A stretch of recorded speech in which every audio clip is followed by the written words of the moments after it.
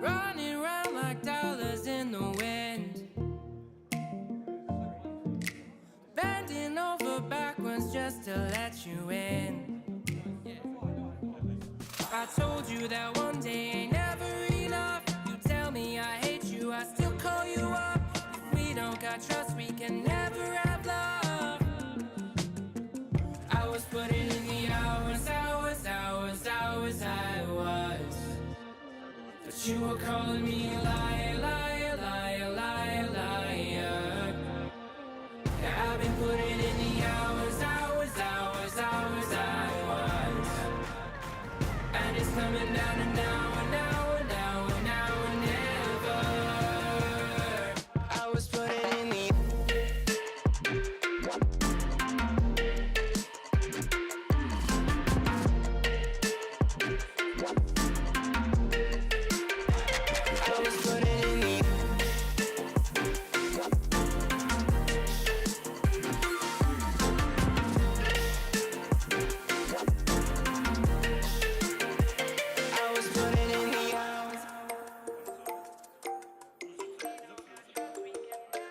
I'm sick of fighting the things that you said. I don't wanna burn all our bridges ahead. I'm tired of going to bed when you left me on red just to turn up the noise in my head. I told you that one day ain't never enough. You tell me I hate you, I still call you up. If we don't got trust, we can never have love. I was putting in the hours, I was. You were calling me a liar, liar, liar, liar, liar. Yeah, I've been putting in the hours, I was. And it's coming down to now and now and now and now and never. I was putting in the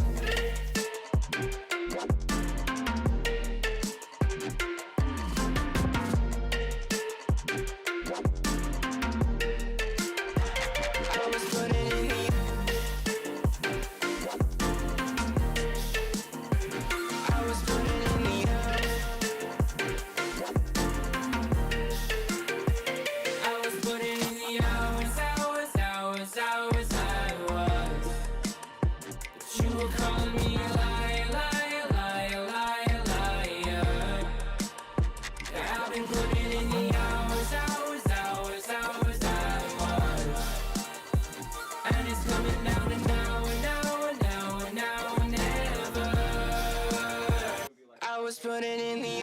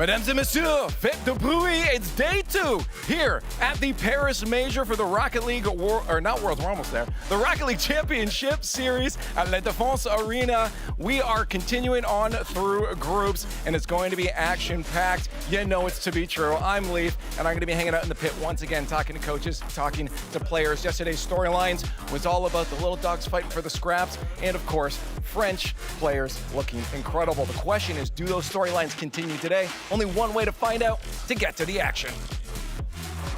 Day 2 of the Paris Major. The French did look excellent yesterday, but so did the NA boys. NA having a great day on day number 1. We'll see if they can keep it up. Every other region looking to bounce back. Yeah, North America and Europe go 8-0 versus the smaller regions, and we'll see if there's any bounce back. Yeah, by especially Mina. We got a little bit of a tease of it on occasion. You know, we had the 2-0 or MIBR almost got it over the line against NRG, but that seems to be the case, doesn't it? This was almost not good enough. So close on that one. Twisted Minds also going to Game 5 against Shopify Rebellion. They've got a match here right at the start of our day, going up against Ninjas in Pajamas. So Group C action going to be hot here on the presses. And we got every group. We're going to close out the groups today. We'll know which teams are going through, which teams. One team out of each group will be eliminated here today. So we'll be saying goodbye to a few teams here. They're playing for lots of points. They're playing for lots of money at the Paris Major. We are on the road to the World Championship. Leaf alluded to it there, and these points are important for those teams, either for seeding, maybe for qualification for some of them, for last chance qualifiers. We'll talk about it a little bit, but also Bates, $102,000 doesn't hurt. Oh, it definitely doesn't hurt. Listen, I'll take a little bit of that, put that away, and then also spend a little bit. Actually, you're not going to get any of it. That is only for the team in first place. I was just saying, if I was in that position, of course I'm not going to get any of it. Thank you for the clarification there, Wade. Yeah, it's our job. We've seen you play on stage before. It's not pretty, so. Speaking of pretty things on the stage, though, the map rotation. A little bit different. We got the Parc des Paris. Yeah, it's basically been absolutely lovely to have that opening up every single series. And then, of course, we haven't seen Sovereign Heights yet because we haven't gotten to the best of 7s, but it's the first time ever that is in the Rlcs rotation, so it's nice too. And I do appreciate Manfield Dust. Not using Manfield Night, that is a Game 1 map, so, you know, get a little bit of change of scenery there. I like how we are going from, like, the lighter maps all the way to it's nighttime now, as we get towards the very end. Well, but Sovereign Heights, it's also like, it's that middle ground. So we kind of like the sun goes down and it kind of comes back up a little bit and then goes fully down. I'm kidding. We got 5 days of Rocket League action here at the Paris Major. We're on day 2. This is the 21st of this is May, I think, so this is the month we're in here. Group stage action concluding today. We'll have the playoffs the next 3 days. The door is going to be opening tomorrow at noon local time. If you haven't gotten your tickets, you can get them now. You can walk through those doors if you're within range of the building. I hope you are. Get the codes. Get the tickets, folks. There's a few left there. I'm really excited for you to be in the building when that one happens. It's gonna be a lot of fun. The matches kick off at 2 p.m., so you got 2 hours there after doors open. We got some great Rocket League action yesterday. Hopefully we'll get more of it today. Let's walk through the top 10 plays presented by Progressive Bates. Take it away. Exactly. We do have 10 great plays. You know why? Because we had a lot of rock being played yesterday on the RLCS. Started at number 10. You didn't see this much on MIBRs. A little tiki taka bam bam, a little give and go. Raiseball, Astro, back to Raiseball, back to Astro. And that's what you needed. This is a good play for them. This is also the best goal of this series against Man City. And if you're a Sam fan, this is what you want to see out of your number 1 seed. Just being creative, being just special with the ball and get into the bottom right corner. And we just didn't see that at all yesterday from them. We need to see that more and more. Over here at number 9. This is also a classic shot. A little classic play. Now both bar down. Keep going. That usually doesn't happen. Overtime winner. I think this is for the Hattie in Game 4 against Shopify Rebellion. It pushed this to Game 5. And it's just a simple classic bang. A lot of players don't do that. You can hold your flip for that long, folks at home. So you can do that. Try that out. You can actually have a better chance of pulling it off than your little resets that you'd be attempting. Over here, game number 5, MIBR versus NRG. Raiseball, great save. Beast Mode is too quick coming out the inside of the net. And it's just simple play right there. Dan just gets a little dribble. By the way, he's on the Fennec. Put the Batmobile up because I wasn't looking that good. Raiseball, incredible save by him. He thinks he does enough. Over Beast Mode. He's made a name for himself. He comes right back in and then slams the door. And after that, NRG ran away with that one. Look at number 7 here. A wave like this one. This happened at about the 4:42 mark of game number 4. Shopify Rebellion towards the minds. TRK holds his limit and just beautifully caresses it right back to the bottom right corner. That's what you like to see about the greatest player from Mina in his history. Just beautiful touch right there. And listen, if he keeps on doing that, Twisted Minds don't be in a good spot. Number 6, you got Big Edgeby punting up high. Edgeby off the seal, brings it back down. Rainbow, decent challenge. Edgeby just a tad bit better. This opened up the scoring in game number 4 for Man City versus MIBR. And at this point, This is the first time in the whole entire series where Man City was actually leading during the actual course of the game. Over here at number 5, SSA. We don't really see him too much on the mainstream, so you know I had to put him on there. And they got some talent. Goes over to Tekos and gets NRG by the way. Top right corner. Tekos pre-jumped and guns will wave that scoop to get by beast mode. This is the beautiful setup the whole time. Daniel, he's too scared to challenge. He's on the Batmobile. Tekos says, I'll jump my brother. Top right corner, slammer, jammer. Looking at number 4, by the way. We've been talking a lot about Daniel on the Batmobile because this is the one thing the Batmobile can do. Look at the speed. Oh, good, almost all the way to the net. I mean, it feels illegal because that's the only thing the Batmobile can do. Every other touch Daniel had yesterday, not the best, but this one was great. And that's exactly what you need. Beast mode at that point just taps it back in. But Astro, I mean, the speed off the Batmobile, it just almost feels kind of glitchy. Looking at number 3, Zach took about 7 months off the game and said, I can come back. I can still be top 10 in NA, maybe even top 15 in the world. Gets a double reset right by R8. And this one, R8 was leading a comeback. SSG was up 3-0 in game number 3. R8 has just scored 2 goals back to back. And Zach said, no, sirs, you will not gain any momentum. Let me do it all by myself. Cross map. Double reset, gets by 3, and that's just simple and plain for the young man from America. Looking at number 2, the match of the day. In my estimation, shot by Rebellion, Twisted Minds, when the game got tight, when Twisted Minds felt like they were taking the momentum. Gopher gets bumped and then right back into the top right corner. It's a beautiful play. And listen, sometimes you need a little bit of luck. Put yourself in position, take your time. At that point, just let the ball come and sit right on top of you, and that's your top right corner. And then number 1, Atto, I was talking to him yesterday. He said, if Beast Mode hit this shot, you can call me the best in the world. Well, Atto, it's a great shot. I'm not calling you the best in the world, but it's a beautiful shot, though. It opens up the scoring early on against Vitality. Just dunks it in right by the whole entire team. That's your progressive top 10. It's great plays from all the young men. And everyone's got to be afraid because Atto, he's back. He's looking like he split oneself, and that was a fantastic goal. That was great. How much higher does Daniel's skim go if it goes straight in? It probably goes to number 1. Because it was so fast. Yeah. I would have to go. I actually would have went and got the number for it. See how fast it would have went in. But because it was kind of glitchy. That was a pretty cool one. That was the best of the action yesterday, the best moments. But if you watch that and you're like, okay, I saw some cool Rocket League, but I don't know what happened because I didn't get to watch it yesterday. Let's get you caught up on kind of how the groups unfolded. We're about halfway through. These are the major contenders. They're all the teams who came to Paris with the hopes of holding the trophy and being crowned Paris Major Champion. You'll notice Wildcard's logo is sort of preemptively grayed out here. They are going to play today. We're going to see them play Rocket League in the tournament, but they have been eliminated from the contention. Yes, no matter what, they will get 4th place in their group, unfortunately for them, because they play K-Corp and they lose the head-to-head to Vitality plus Foot. So even if they go 1 and 2, they would still be in 4th place. And OC has also lost their LCQ spot because of that as well. But this is how the groups unfolded. The Group A was the only group we really kind of dove into the second round of yesterday, so kind of cover some of that action here. Wildcard started their day off against Vitality. I mean, is it fair to say we had any hopes here, Shogun? I mean, Vitality's have just looked so good.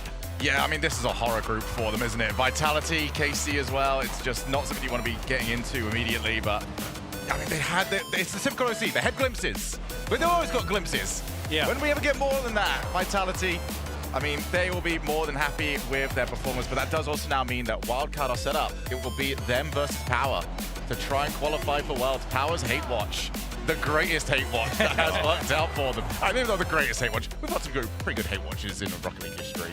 I know, but now the Canterbury Bankstown Bulldogs are just not going to be able to play in the potential what's that, the last chance qualifier. Yeah. It's my boy Gus. Because you kind of want to see him, but in this match in particular, KC, Vitality, KC came in EU number 4 seed games. You talk about that. Vitality number 1, KC got the revenge. Yeah, they've already clinched top 6 for K-Corp. That was a huge rematch from the Boston Major where they were both in the same group as well. That Vitality won last time. So we know they went all the way to the grand finals last time. Can K-Corp do the same here? Yeah, we'll see. Okay, K-Corp again. Yeah, this is like a big bounce back for a team that's has been considered the final boss of Rocket League for a long time, but there's been some big question marks for coming in the back half of this season, so they're looking to turn those question marks into exclamation points here in Paris. Let's talk about Group B and how things went over here. Made in Brazil versus Man City was our first match of the day. This one's sort of a very different group with NRG sort of de facto we're thinking is going to claim that top spot. So for the other teams, when they're not playing NRG, these matches are so important. Yeah, this was a big 2 versus 3 matchup here and a lot of defense on both sides of the field. The problem was Made in Brazil played fantastic defense. The problem is they had to play about 90% of the time on defense. They could never get onto the offensive side of the ball, so they got shut down pretty hard by Man City. Yeah, and then going into the NRG set, and Made in Brazil, I mean, they came out swinging 4 goals in particular. After that, kind of got shut down. I mean, we said that, hey, you know, it's NRG's match to win, not if they lose to someone else here, right? If Made in Brazil were able to win this 1 in 5, oh my God, it would have completely changed this group. And with 1 minute left in game 4, it looked like they were going to be the ones to win it. 1 goal up, and then, well, yeah, it just sort of went away. NRG happened. The plot armor is just too strong. It came out, and then after that game, number 5, I mean, you see the scoreline. Daniel back on the Fennec. Batmobile got put up. He's been labbing. He's been testing it out on the main He needs to get rid of it. And then I've seen him play once in that. Let me go back to the main car. Let me settle down. Let's get back to winning here, guys. NRG, of course, plot armor like Shogi put it. Yeah. It's that simple. No, they are inevitable. It does not matter how good the opponents look. Somehow NRG finds a way to win, and that's why they are world champions. They are continuing that domination here in Paris. We'll get to see them play a little bit later on today. Let's talk about Group C here. This one's the most exciting group for a lot of people, and this was arguably the match of the day. Shopify versus Twisted Minds, a shootout back and forth, lots of overtime, and Shopify finding a way over the #1 seed from Mina. Momentum, momentum, momentum. Rebellion split 2. They look like a new team compared to Boston split, and they showed it here versus a very good Twisted Minds that a lot of people have going very far in this tournament. They got blown out in game 2, but they battled back to take the series.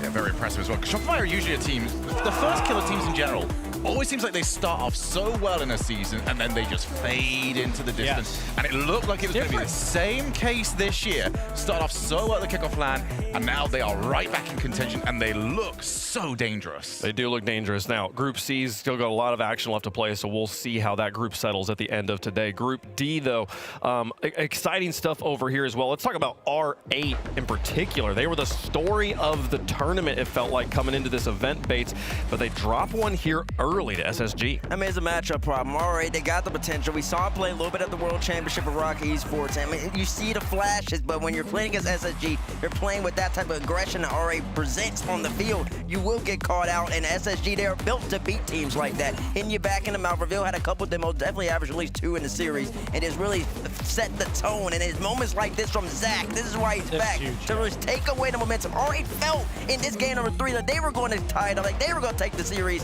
and then Zach just put them away. Very high-scoring match, but a lot of wide-open nets from R8. They got a little bit too antsy to tie up games, and they gave up just a little bit too much, and Space Station walks away champs. Yeah, Space Station looking poised to take this top spot in the group. We'll see if they can finish it off here on day 2, get that #1 spot, the bye in the playoffs, not have to play on Friday in front of the crowd there. But Group A, we've talked about it a few times. Let's kind of like make it clear for the people at home why this wild card being locked in last place is so impactful for their region. Yeah, so again, for tiebreaker purposes, it goes to head-to-head. Wild card, the only team they can beat is K-Corp, but they will never be tied with them. They'll be at 1 and 2, so they are eliminated in 4th place, and that is also why K-Corp is in 1st place, because they win the head-to-head versus both of the 1 and 1s. But wild card being in 4th means they lose their LCQ spot, and we'll bring up those numbers here in a second.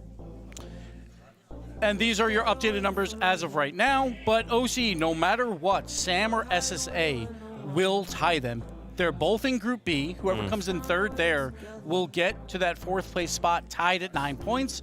OCE actually loses the tiebreaker to all other regions here as well. Wow. We won't go deep into that, but so no matter what, OCE has lost their LCQ spot. So because Made in Brazil and Five Fears are in the same group and only one team can be eliminated from Group B. Exactly. One of them has to make it out of that group, which means that they'll take that that spot. So then they will be in charge of the 4th place spot. There's still more to be worked around, but that match in particular is huge. Made in Brazil versus Five Fears could be for an LCQ spot. Okay, cool. Well, let's folks, we've been talking about a lot of fun things here on the show, some maybe not as fun things for OCE fans in this particular situation, but let's talk about a thing that's good for all of you, though. The Ratatouille bundle is in the shop right now. You can go and get the Anyone Can Cook Goal Explosion. This is the Let Them Cook moment. Let's talk about Shopify's physical play yesterday, Bates. I mean, Shopify, we talked about it. It's just that they're playing so consistent, and they're really just making it to where they're making it so tough for you. That's a great fit. The Kofer in particular really leading the charge in those avenues. Dribbles right here, taking the space, being physical by FK. CRK gets up, and it's simply not going to be quick enough. And if they're playing at this type of level, they really do have a great chance of winning this event. This is the best, honestly, I've ever seen a first killer team play in all 3 phases of the game. And just physical right there, trusting one another. It's going to be tough to beat. It was a very difficult group, and Twisted Minds were the favorites, slight favorites over all the other teams in that group, but now a Rebellion's in charge. First Killer still looking for that first major win. Is this the squad to do it with? We're going to only one way to find out to continue to play here in Paris. We've had some crazy days yesterday, some good gameplay. If we had to put some spotlights on some players here, Gibbs, who were the players of the day on day one? Well, you have to look at K-Corp first, and you got to look at the captain. You got to look at Vatira. He has looked so good. K-Corp has already qualified top 6, the only team so far to do that, and a lot of that is because of Vatira's play. Setting up his teammates, getting them confident. That is what Vatira does. He's been Mr. Consistent on this team for what feels like 5 years at this point, but plays like this, the pass play down to Atto, get him confident, and this team is a different beast. That's exactly what Vatira does. Look at that brilliant catch into a flip reset goal. Such a great mechanical player that gets overlooked at times. And it took them some time as well because they were looking at a sweep to the very start of the day. They were really looking poor, but Vati switched it on and the team looked great. He felt very good yesterday. How did you? Who was the spotlight for you, Shogun? Oh, well, I'm going to stick with Europe on this one. I've Okay. got to go for my boy Seiko over on Man City. And it all comes down to me to one big moment because this is a team that was struggling in their series against MIBR. Everyone's struggling against MIBR. That's not necessarily a new thing. But right here, you've got OTs, you've got him trying to get these demos. He's just finding ways to make a difference. But this is the play that locked this in for me. The 0 seconds, great outplay. Launch forward, get over to it. But that's not enough for this guy. Let's go and win that overtime as well. Clean as you like. Seiko, the story of the season right now over in Europe. His re-emergence, his entire season, the trades, doesn't care, does he? He walks up and he's too busy trash-talking CJ. Didn't even want to talk about the series itself. He's got his priorities right. I mean, he's got them right indeed, Show, because when you get traded from GK, you're like, oh, he can't perform, even though he did perform in Boston, but they still let him go. He's clearly won that trade. Man City's won that trade. He's been playing sensational the whole entire season. You know he's hungry to get back on that stage, get that win again here. Is Europe going to sweep the players of the day here, Bates? Who you got? Oh, no, they're not going to sweep the players of the day because, of course, the winner of the Twisted Mind shot by Rebellion, at least one of these players has to be on there. And if not, it's the greatest player to ever play in day ones in all CS history. My goodness, I don't think there's a guy that can match this guy on day number 1. And they couldn't match him yesterday. He opens up the score, but it's just a simple clanger. I mean, I'm loving how players are just shooting the ball off the ground. Ground shooting is coming back. It's a lost art, and that's what you need. And then when you combine that with the great recoveries, a little chain dash, you get the TRK off the wall, setting this team up to be great. And then once again, he also can play defense too. Monkey Moon, LJ buys the time. FK says, don't worry, I'll cover everything else. And at this point, game number 5, I got to make the plays. You versus me, Monkey Moon. Mano me, mano. Who's going to win this one? FK sets him up. Easy low 50, dribbles it, tied up yet again. SR needs to make another play. FK beats one, sets up LJ. LJ's been quiet, gives him a chance. LJ makes the play. Monkey Moon there. FK slams the door. 2 big goals in game number 5 to win it, leading his team to victory. First Killer's looking great. Honestly, other than that final clip there, I feel like you could have almost. I think you may argue you could put almost any of those FK clips into the top 10. Like even that first goal is the perfect placement. It's just a ground ball, but like it's like you said, like it's a fundamental that doesn't get played enough. I feel like we should highlight it more. So maybe if we put those in the top plays more, maybe they'll go for them more often there. First Killer looked great on day 1. Can he keep it up on day 2, folks?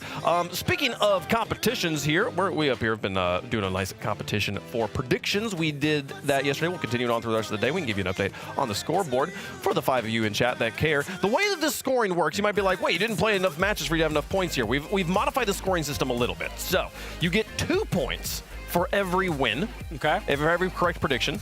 You get 1 point if you make an incorrect prediction, but it goes to game 5. So if you made a prediction, you're like, I think this team's going to win, and it goes all the way to game 5, hey, you know what? You were almost right. You get 1 point for that, right? And if less than 5 casters predicted a match to go a certain way, they get an underdog pick bonus, and they'll get 4 points. Okay, and we didn't get any underdogs yesterday yet. But that also works for chat, too. It does work for you too, chat, yes. When there's underdogs, chat, because right now you're not looking too good, but you know who's not looking too good?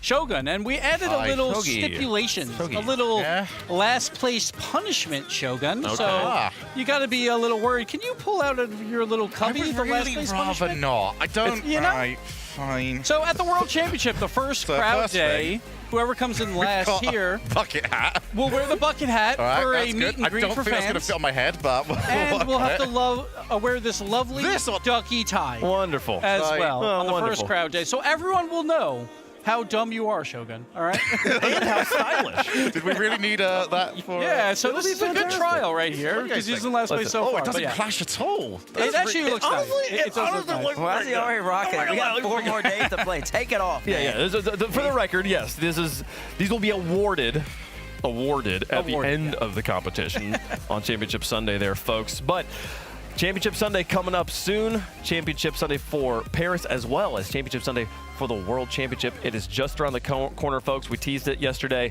Let's give you some more information about the World Championship. Only five exotic. Argument again with a breaker rotation. Brings Rally into the play. He misses. Oh, no, it's a massive mistake.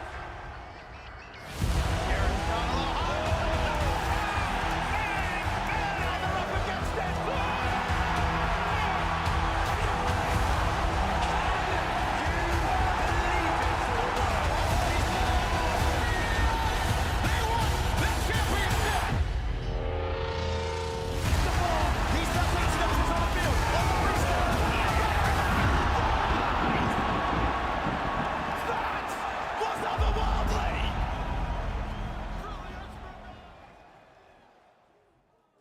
September 15th through 20th, you can watch us crown the Rocket League Champion of the World for the RLCS 2026 in Dickies Arena in Fort Worth, Texas. We're going back. We've been there. It's tried and true. And there's a lot of history in this building. There's a lot of history, especially for one player in particular who's going to be incredibly happy about this announcement. That's very true. I believe I'm being told, yes, I'm being told we got his live reaction to finding out that it was in Dickies. He's very happy. He's a 2-time world champion in that building. He is undefeated. Yeah. He is undefeated. Monkey Moon wants a third. We'll see if he can get it there, folks. But yes, that is where the location will be. The rumors have been confirmed. We will be going. And then they finally do it at home. I got trauma from that building.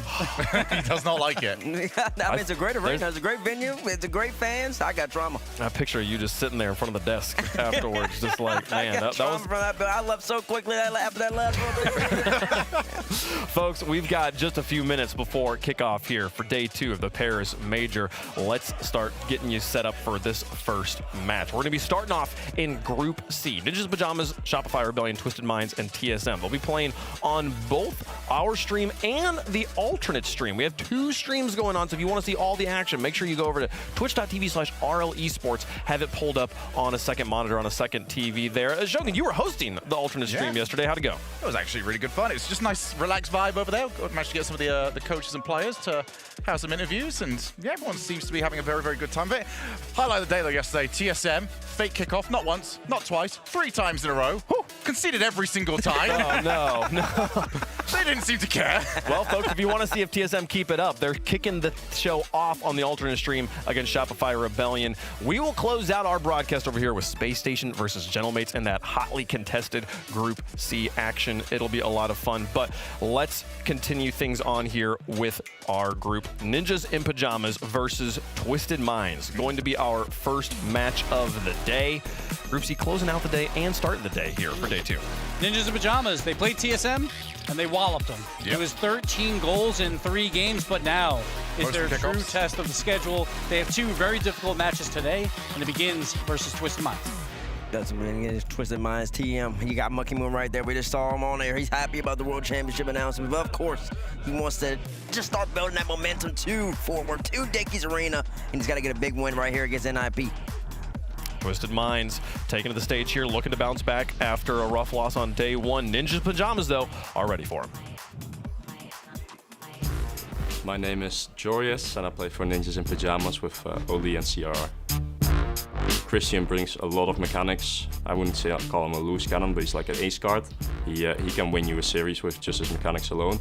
And Oli, when he's on his day, like I think he might be one of the best players in the world. I think he might be top 3. He has such a read on the game when he's feeling like it. It doesn't matter who you put him up against. On his day, he'll beat everyone.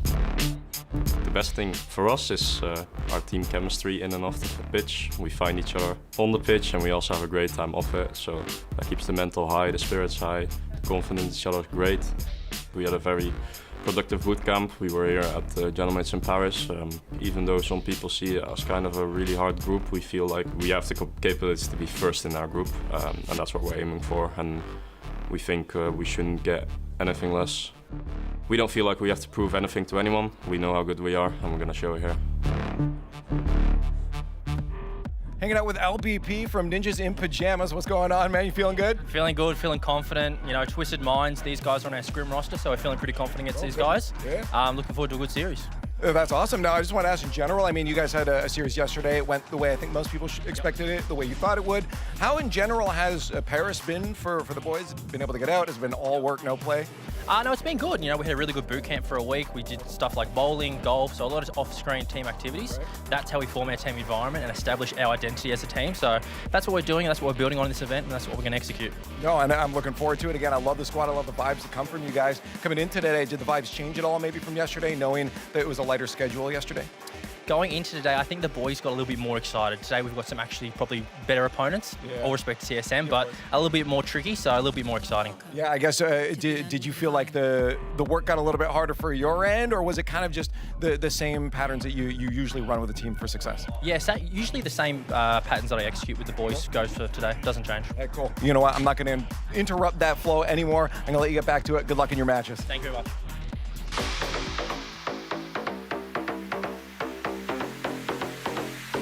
It's been a hard journey. So we were seed 1, but we won the last 2 regionals, so we are happy about it. We did like top 12 at the Boston Major, so it's bad, obviously. Even if we had Vitality and Current Cup in the group, we have to win against a great team. So we were focusing on playing our games. We have to play our gameplay. So we practice a lot, like maybe 7 hours a day. Sometimes, like when I play ranked, I just feel like they maybe think I'm the GOAT, so they respect me. I don't think about it. I just try to stay humble as much as I can. Even if it's maybe easier than the Boston Major, we still have to stay serious and play at 100% all the time. Yeah, I just want to still win. Major, worlds, regional, everything, so yeah, that's my goal. At the Paris Major, Twisted Minds will show at the world who's the best.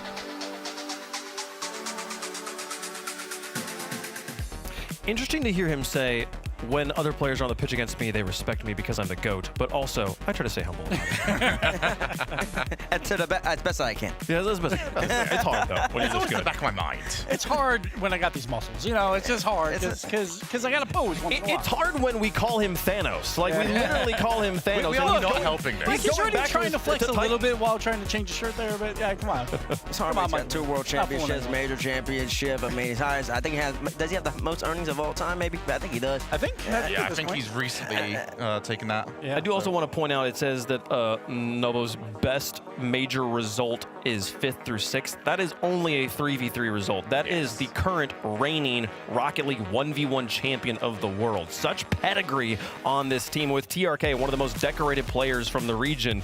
You'd think Twisted Minds has got all the pieces they need to win here in Paris. Yeah, and they're used to bouncing back. I mean, this was not an easy split for anybody over in Minas. Stallions and RA coming ahead and getting a grand finals at the very beginning. You would have thought, all right, maybe Twisted and Falcons. A lot of people thought Twisted were going to lose out because Falcons are surely they're going to bounce back here.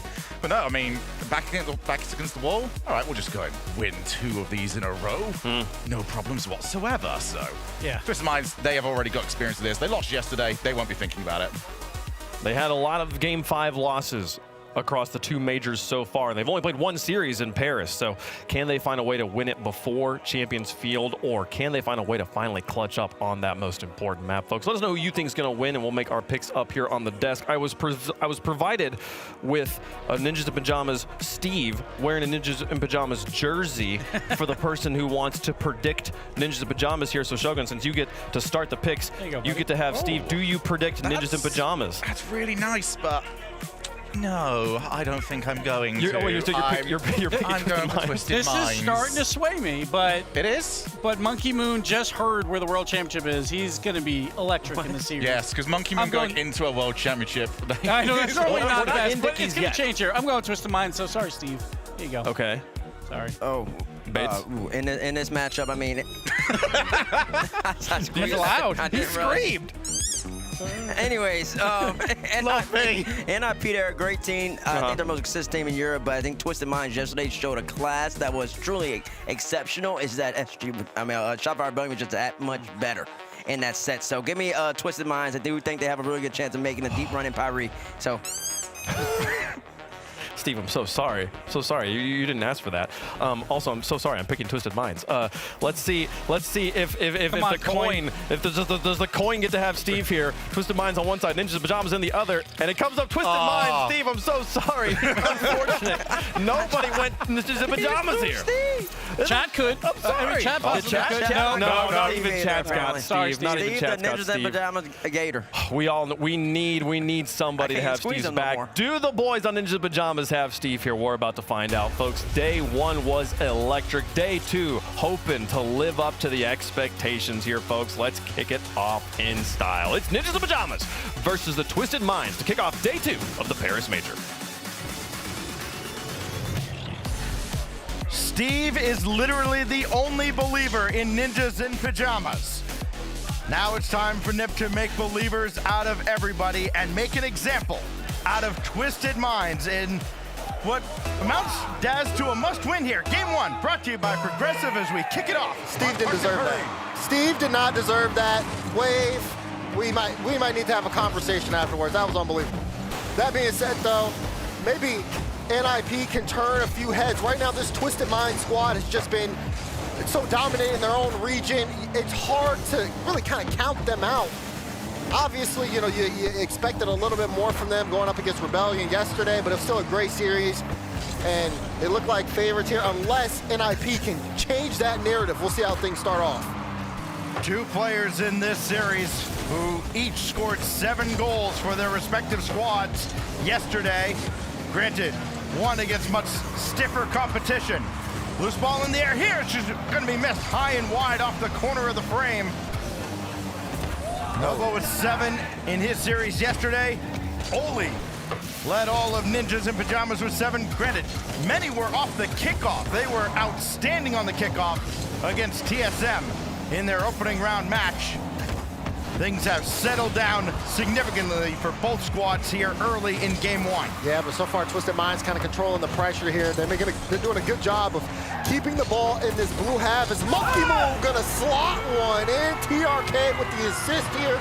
You watch again that speed. Jorius with that heavy touch, he can't follow it.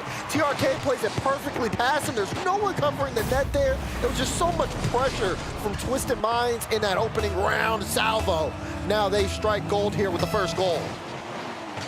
Anytime a ball comes cleanly off that back wall, you're just asking to concede a goal. Yuri is trying to get a quick answer back. Nothing brewing there, and now it's going to be Monkey Moon looking to add the pressure on now for Twisted Minds. Much better defensively yesterday than they had been in their previous LAN performance. That was their weak point in Boston. A little bit of a double commit there. That was also a weak point in Boston. Oli's trying to wants to cut this, but it'll be a free ball for Monkey Moon. Not a lot of boost here, just plays the beat. Wants to get out. CRR looking to follow this up, but I mean, the hit's a little too heavy. So he ends up chasing it down. Wants to turn, keep this in. Nice chance there for a pass, but Jorius, the pre-jump just a little off. Not enough boost to course correct there. And IP trying to find each other in the midfield, but this offense not too, the execution's just lacking, a little slow here. They'll have to try again. Pre-jumps, high risk, high reward. Here's TRK though, met by Oli. Where's the counterattack? It comes in the form of a shot from Jory. It's easily dismissed by Monkey Moon. Here goes the 1v1 world champion, denied by Jorius. And the follow-up there from Monkey Moon didn't have any pace behind it at all. Yeah, but you see, again, just that level of speed when it comes to getting close to the ball here. NIP getting some beats out, but a lot of these 50s are coming through. Whenever NIP are on the ball, they don't necessarily have too much boost to do much with it. They're expending all their resources to just get contact, and that's not going to be enough here against Twisted Minds. Execution just has to be a little bit better, because look at the physicality, forcing the error, and TRK will get credit with the goal. but this is really like just an off-ball play. Look at Noble just getting that bump out, and CRR had to go high. He just couldn't get that follow-up touch he needed to get the save. Give CRR all the credit in the world. He just about got back, but not enough. Now Monkey Moon looking for a third for TM. Won't find anything towards the center that time. But they have done a great job, Daz, of just kind of controlling game one here and forcing Ninjas in Pajamas on their back foot the entirety of this game. Finally breaking out here in an opportunity with the ball jumping out cleanly off the corner. But even though 2 go, it works out perfectly for Twisted Minds. I mean, this is really going to be up to NIP to kind of turn this around as another shot goes through just high. Won't go in, but still the pressure here just mounting. And you can see Ninjas in Pajamas just struggling to really get just a foothold here. Just again, every time they get to the ball, that first at least make contact, force a 50, but they never win it, and they never win it handedly. That second man coming out from Twisted Minds has always been so effective. Look at Monkey Moon here as third, just able to get a perfect cut. His timing has always been so well, and it works here, buys enough time for his team to get back. Jorius had a little bit of room there, but not enough to get past Twisted Minds once they get set on defense. Plenty of offense to go around for Ninjas in Pajamas in their first round yesterday. Ole adds to his impressive tally, his 8th goal of the event, and it's the first in the last minute here for NIP. And you can see Twisted Minds all in the corner. I think they wanted to kind of keep that possession close, trap the ball, but everybody shouldn't be there. And CRR, great read on the situation, hit the ball off the corner, and Ole just banked the shot. Maybe CRR can get another. He's going for the bump, and it'll go on Monkey Moon's hood. Great flick out. Boy, it looked like he had it all lined up. It looked like Ninjas in Pajamas are going to do it again off the kickoff. Now they're swarming around the Twisted Minds net, but a powerful clear from CRR gives them a glimmer of hope.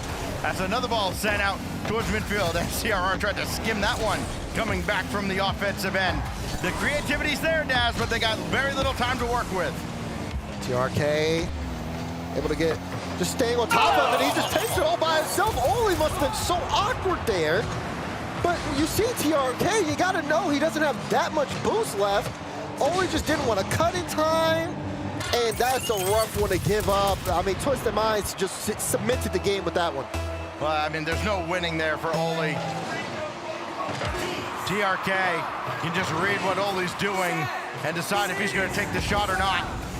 That's exactly how it played out.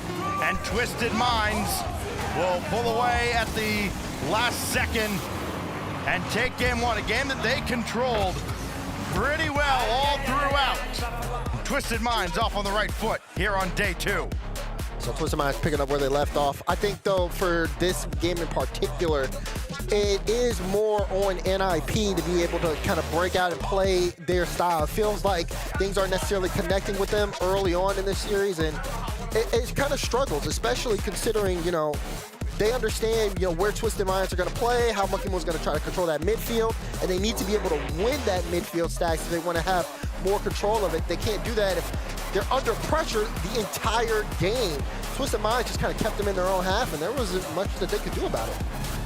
I mean, when you just look at the tangible statistics and you didn't actually watch the game, you'd think, okay, I mean, reasonably close. Shots were 8-5 in favor of Twisted Minds, but it did not feel like Ninjas even had that many shots. It just, you know, the high quality opportunities they had, maybe 1 or 2, one that they slotted in. So, you know, for Ninjas in Pajamas now, I mean, they're not going to get gifts off the kickoff like they did yesterday. They're going to have to fight, scratch, and claw, and earn it here, Daz, against a Twisted Mind team that does look significantly more improved from their last LAN performance. Yeah, and I think that, you know, there's a big focus there, too, on, like, how Twisted Minds have looked, where, okay, they seem to be able to play their game. They can get aggressive and put themselves really in that upper third part of the map. You saw Monkey Moon, again, just knowing when to go on the third man. It just feels like Twisted Minds as a team have a lot of trust in what they're able to do offensively, and it kind of garnishes them some benefits. I remember talking to Sad Jr.,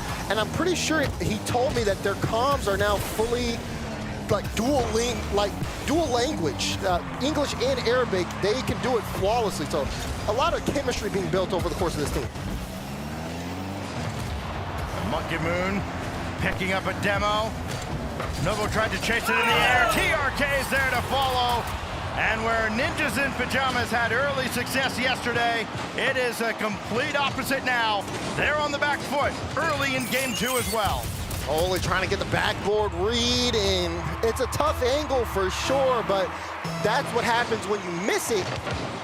Just unfortunate. Defense can't recover. He's trying to get one back quick, and he does! Well, how many times are they going to do this weekend? This is how they lived yesterday against TSM. A very quick response off the kickoff. So all that work that Twisted Minds put up in the first 30 seconds to gain the advantage, all washed away, and Jory is threatening again. CRR trying to dance around one, but Monkey Moon, final boss at the back, there to slow it down. TRK off a great 50 by Monkey Moon. Right. Will give TM the lead again. I mean, you see the off-ball bump there to start the play, but it's really Monkey Moon just knowing how to position his car for the 50. That's just experience there. And again, straight middle, that's a communicated 50, perfectly executed from Twisted Minds to take the lead. 4 goals already for TRK in this series. Now CRR. There's TRK again! Under the bar, thread the needle. And you could just see it. I mean, first of all, Monkey Moon going for that. And TRK believing Monkey Moon's gonna win that and go straight to him to set up the shot. He doesn't get that ball unless he's perfectly positioned for it. Wow! He is, in fact, inevitable. Oh, and he's looking for more. Oh, God! And the mayor of Fort Worth runs interference again. Look at this. Great stuff for the kickoff. Monkey Moon says, I don't need this ball. Come here. No, you can't get away, Oli. You can't get away. It's sad. Look at him. He's laughing it up. These guys are having a great time here as this game and this series is fully in favor of Twisted Minds right now. Well, it's real easy to laugh when you scored 4 times in just over a minute. TRK just plays that off of CRR to himself, throw it downfield again, and force Oli and CRR to work from their own back corner. The good news for Ninjas in Pajamas, you still have almost an entire game to work with. Another one. Another demo, another open net, and another goal for Monkey Moon. This is unreal. And again, a lot of this off-ball work, you see Nobo just getting the bump on the demo to kind of create the space to set it up. He also got another bump to stop a rotation going back in the last goal. Everybody's getting involved here, getting physical. NIP have no answer for this right now. And it's a big cause of concern here for them, not just, you know, in this series, but as the tournament moves on. You heard the interview from Jorius. He said Oli on his day, top 3 player in the world. Well, it's back towards their net. That's about as close as Ninjas in Pajamas have gotten outside of that one kickoff goal to getting anything at the Twisted Minds net. Another it's one. Wide open again. He's Monkey running Moon's stats. gonna steal it. He's stat pad. Get the Paris Major bundle now. As if he doesn't already have enough. Nobo was gonna get his first goal of the series. Instead, nah, just 4 assists. Come on, hang with him, kid. 6-1, and still just a nightmarish amount of time remaining. I mean, at this point, you have to look forward if you are NIP. See what works, see what doesn't. At this point, the rest of the game's a timeout. That is true. That is one of the benefits of if you can take any silver lining out of getting just absolutely blasted off the field is, well, you got 3 minutes of timeout time, and then you can even take one to get an extra minute if you really want it.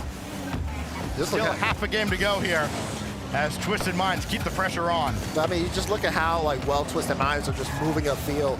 This is a team that has great communication, great trust in each other, and they play like it. Their positioning shows it. Not only that, just the way that they approach moving the ball upfield. And you almost, wow, that's it. Wait, that's what is going on, man? This is how Novo gets his first goal of the series after having one stolen by Monkey Moon. TRK was up. He let it go. You know, sometimes it's just not your day. Right. But it's not your game. It could still be NIP's day, but right now it is not. Honestly, if you turn this around from this point, you're having a great day. It's really your day, for sure. Otherwise, it's a great day to go visit Brazil. Well, no, we're in Paris right now. That's fine. CRR looking across. Jory is a little slow getting there. Try to keep possession. Try to at least get it off this score line. If for no other reason than pride. Problem is, TRK might do it for them. Oh my gosh, it came off the backboard clean. Jory has missed on it, and TRK slams it home. Yeah, another one. This one just all free from TRK. Beautiful goal, big goal to bring the lead to 7. Minute 37 to go.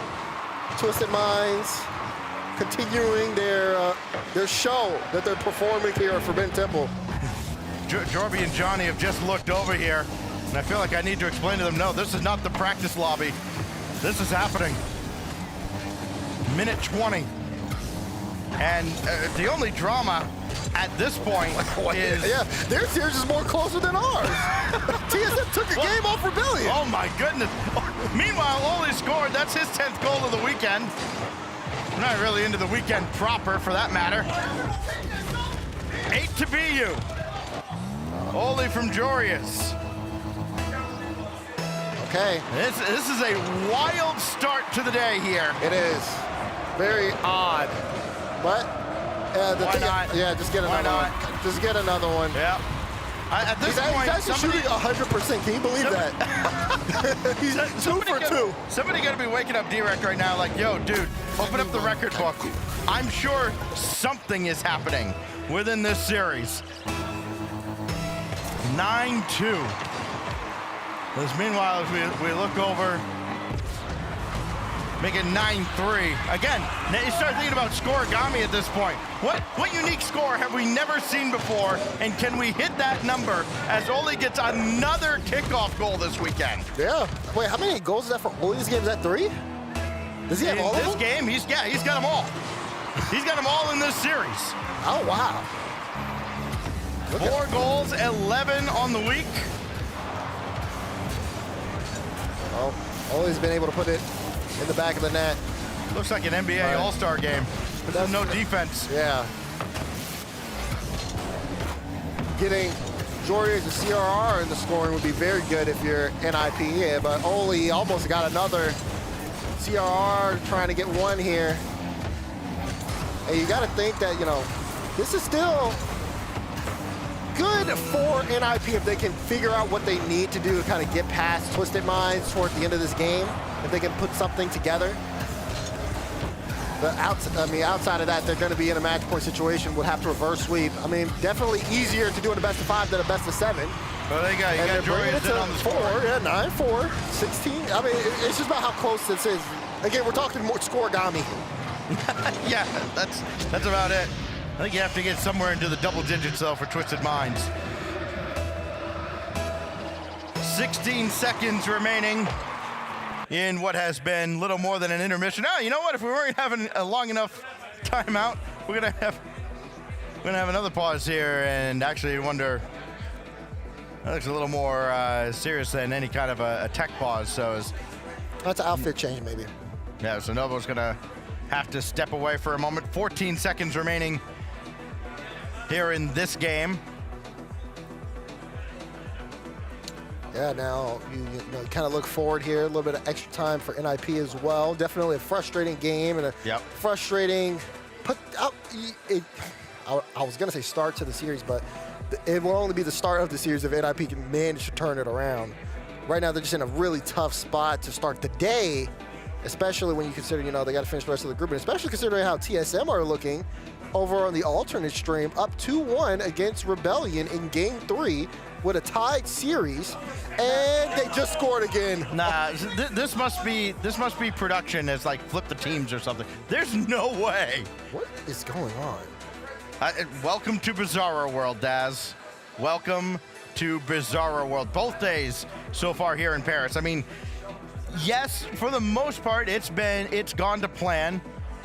The favorites have won almost every match, but how we've gotten there has been quite entertaining.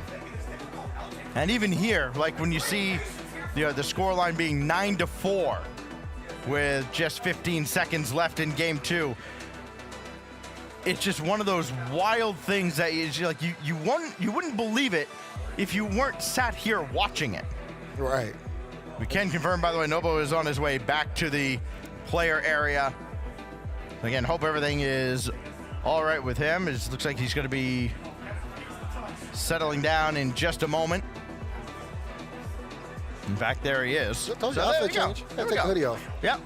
I don't know for sure. I mean, it does get I'm speculating. incredibly hot up here. Like there are fans going. It was very cool when we first got up here this morning, and then all of a sudden, all the lights are on, all the people are around. It heats up real quick. Yeah, I had to take my jacket off too. But think about what it's going to be like tomorrow in the arena with tens of thousands, which sounds incredible to say for a mid-season major and not just the World Championship, but tens of thousands in the arena to watch the best in the world do what they do. It's gonna be amazing.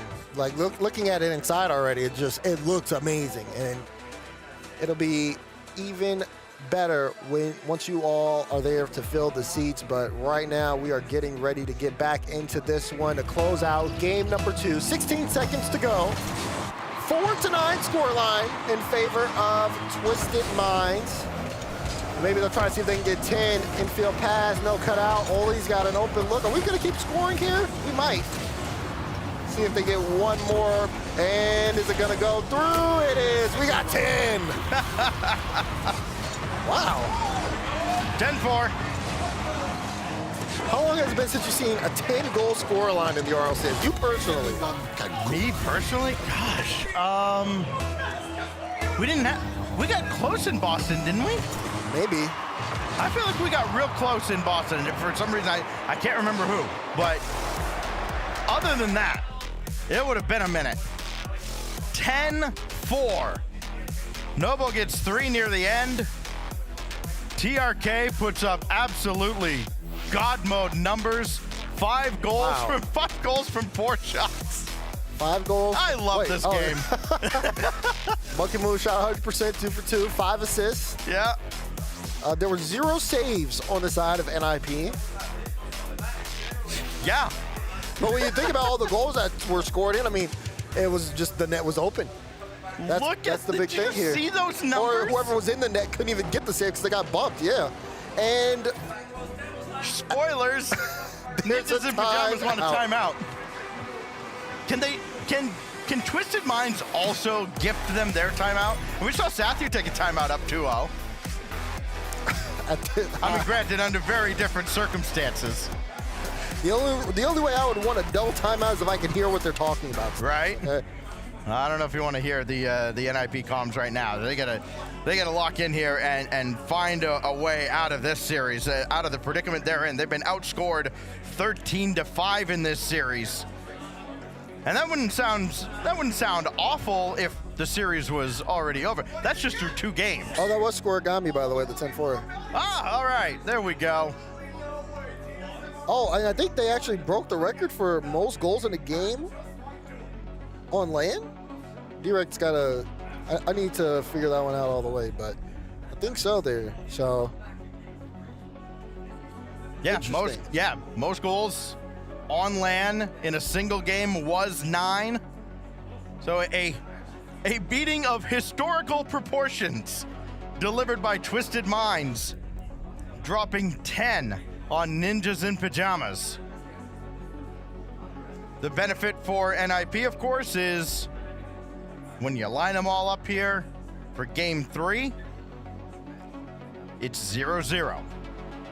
And we've seen teams look completely dead inside, get to triple or quadruple match point in best of 7s, and suddenly something clicks. You get one opportunity, you convert, change the momentum around. Coming out of the timeout, here we go. Twisted Minds on the verge of a dominant sweep. But first they have to survive the kickoff where Ninjas in Pajamas have thrived, and that continued even in that last game. Yeah, this is going to be big here because now you're looking for the adjustment. You've had time, you've had more time than most to be able to at least talk this over. Now, what can you bring to the table? Nothing. You can't bring in anything because Monkey Moon's inevitable. Well, we told him he's going back to his home to win another championship, and he's like, all right, well, I guess I'll start trying again. Monkey Moon's got 4 goals in this series, and that just looks like a kind of pedestrian number compared to what TRK has added. Wow, what a legend. Oh, look, he's going up for this too. He was last back there. No hesitation. He's going to leave it. Try to get out. Pass upfield. CR gets cut out. They got to stop the bleeding here. They got to get something on the board here soon for NIP. It just feels like they cannot get their play style moving the way they want to. Pass again. That shot's just off. CR was looking for the top corner. Wants to follow it. There's a demo on the play. NIP doing a much better job of kind of controlling the ball. Now just got to build that consistency. Can't let these beats come through. Can't let those shots go through. CR just barely made it in time. Right place, right time. NIP's going to need a lot more of that. CRR through the corner. Beaten handily by Nobo. Now Oli. Good 50 to get that deep into the corner. CRR can chase it further. Monkey Moon not able to get out of the zone very cleanly. But a powerful clear there. That's forced an awkward flip from Oli. And now a free ball off the backboard. Almost twice. Would have back twisted minds to score 9 times out of 10 there. That's the one, and Ninjas in Pajamas will get it back. CRR perseveres. This is the only downside for that trust that you see out of Twisted Minds, because Nobo just leaves it. He's expecting Monkey Moon to have a free ball on the clear, but Monkey Moon last back. Even though the team has trusted him to make the play, if he doesn't, then that's the risk that comes with it. NIP, great pressure there on just squeezing the space from Twisted Minds and getting a goal and being rewarded for it. Jory's now going to work as Ninjas in Pajamas have renewed life.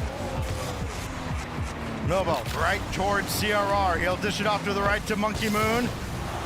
Oli's played it hard off that angle on the side, and it almost worked out for Nip.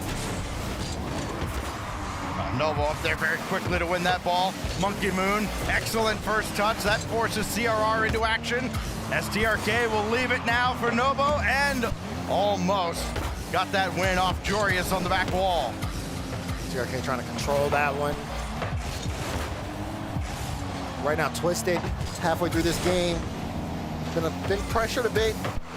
NIP looking for a way in, but Twisted going to work to get out. TRK, high ball. Monkey Moon wants to keep this in space. Couldn't find the mid pass, and Jorius will be able to make the stop here to get a long, clear downfield. NIP's attacks haven't been as strong, but it's because, or Twisted's attacks haven't been as strong. It's because NIP has done a great job of just getting those cuts. They've moved so much more efficiently on the field. That's a big miss, at least to a shot though. You could argue that was a fake there, but not enough to get past the defense. Demo downfield, trying to open things up for Ninjas in Pajamas, but Jory's effort only leads to TRK coming back for more. Great adjustment. He's been unusually silent here in this game after putting on an offensive clinic in the first 10 minutes. Yeah, I mean, Jory is great. Just great ability to control his car when he needs to. TRK low boost here. This won't amount to much for Twisted Minds unless NIP let this ball get away from him. Oli knows he wants to play a close 50, so he does. And pulls out 2 as well. But look at Monkey Moon, no fear, just knows when to go. And it just amounts to NIP having to stretch on things defensively. Monkey Moon's been a key factor for Twisted Minds so far this series. Oli, good center ball, actually almost on target as well. It just kind of skimmed the crossbar. But now it's Nobo with Monkey Moon behind him in support. It's like pick your poison with this Twisted Minds roster. You've got world championship pedigree all over the field. Nobo with a great win. Get this downfield, dunk it deep into the corner, steal the boost as well. Now TRK calling his own number, but Oli's there to intercept that ball. Can Monkey Moon get around on this? No, he got nudged off the wall there by CRR. That's an excellent job by him. He's been outstanding defensively. I know it's hard to say anybody has been in a series where they've conceded 14 goals, but CRR has done all he can to keep this manageable. 15 seconds remaining. Monkey Moon on the crossbar. And he was lining up. He didn't have much boost, but he used what he had to try to make something work. Hold on. Nobo's up. Plays fifth. Reset pass one with the bump, but no, it's not enough. What a stop defensively. That was CRR. Keeps NIP alive in this series. Are we going to see overtime here? That has to hit the ground. It will. They're done playing around. Ninjas in pajamas with their backs against the wall. Twisted Minds trying to pull level with them in the standings in the group at 1-1. Oli adds support behind him, but there's Novo to follow the play. And Jorius will boom it out only as far as TRK, and this time they do not let him get a clean rebound off the backboard. Monkey Moon was just waiting for the right moment to get involved. Hits that one off the corner though. Not the best use there. No one can get the follow. TRK, great double. Oh. Just one left. Whoa, TRK looks awkward. Wait, but it works. Can he get it center? There's the bump. No, it's not the Moon! Come on!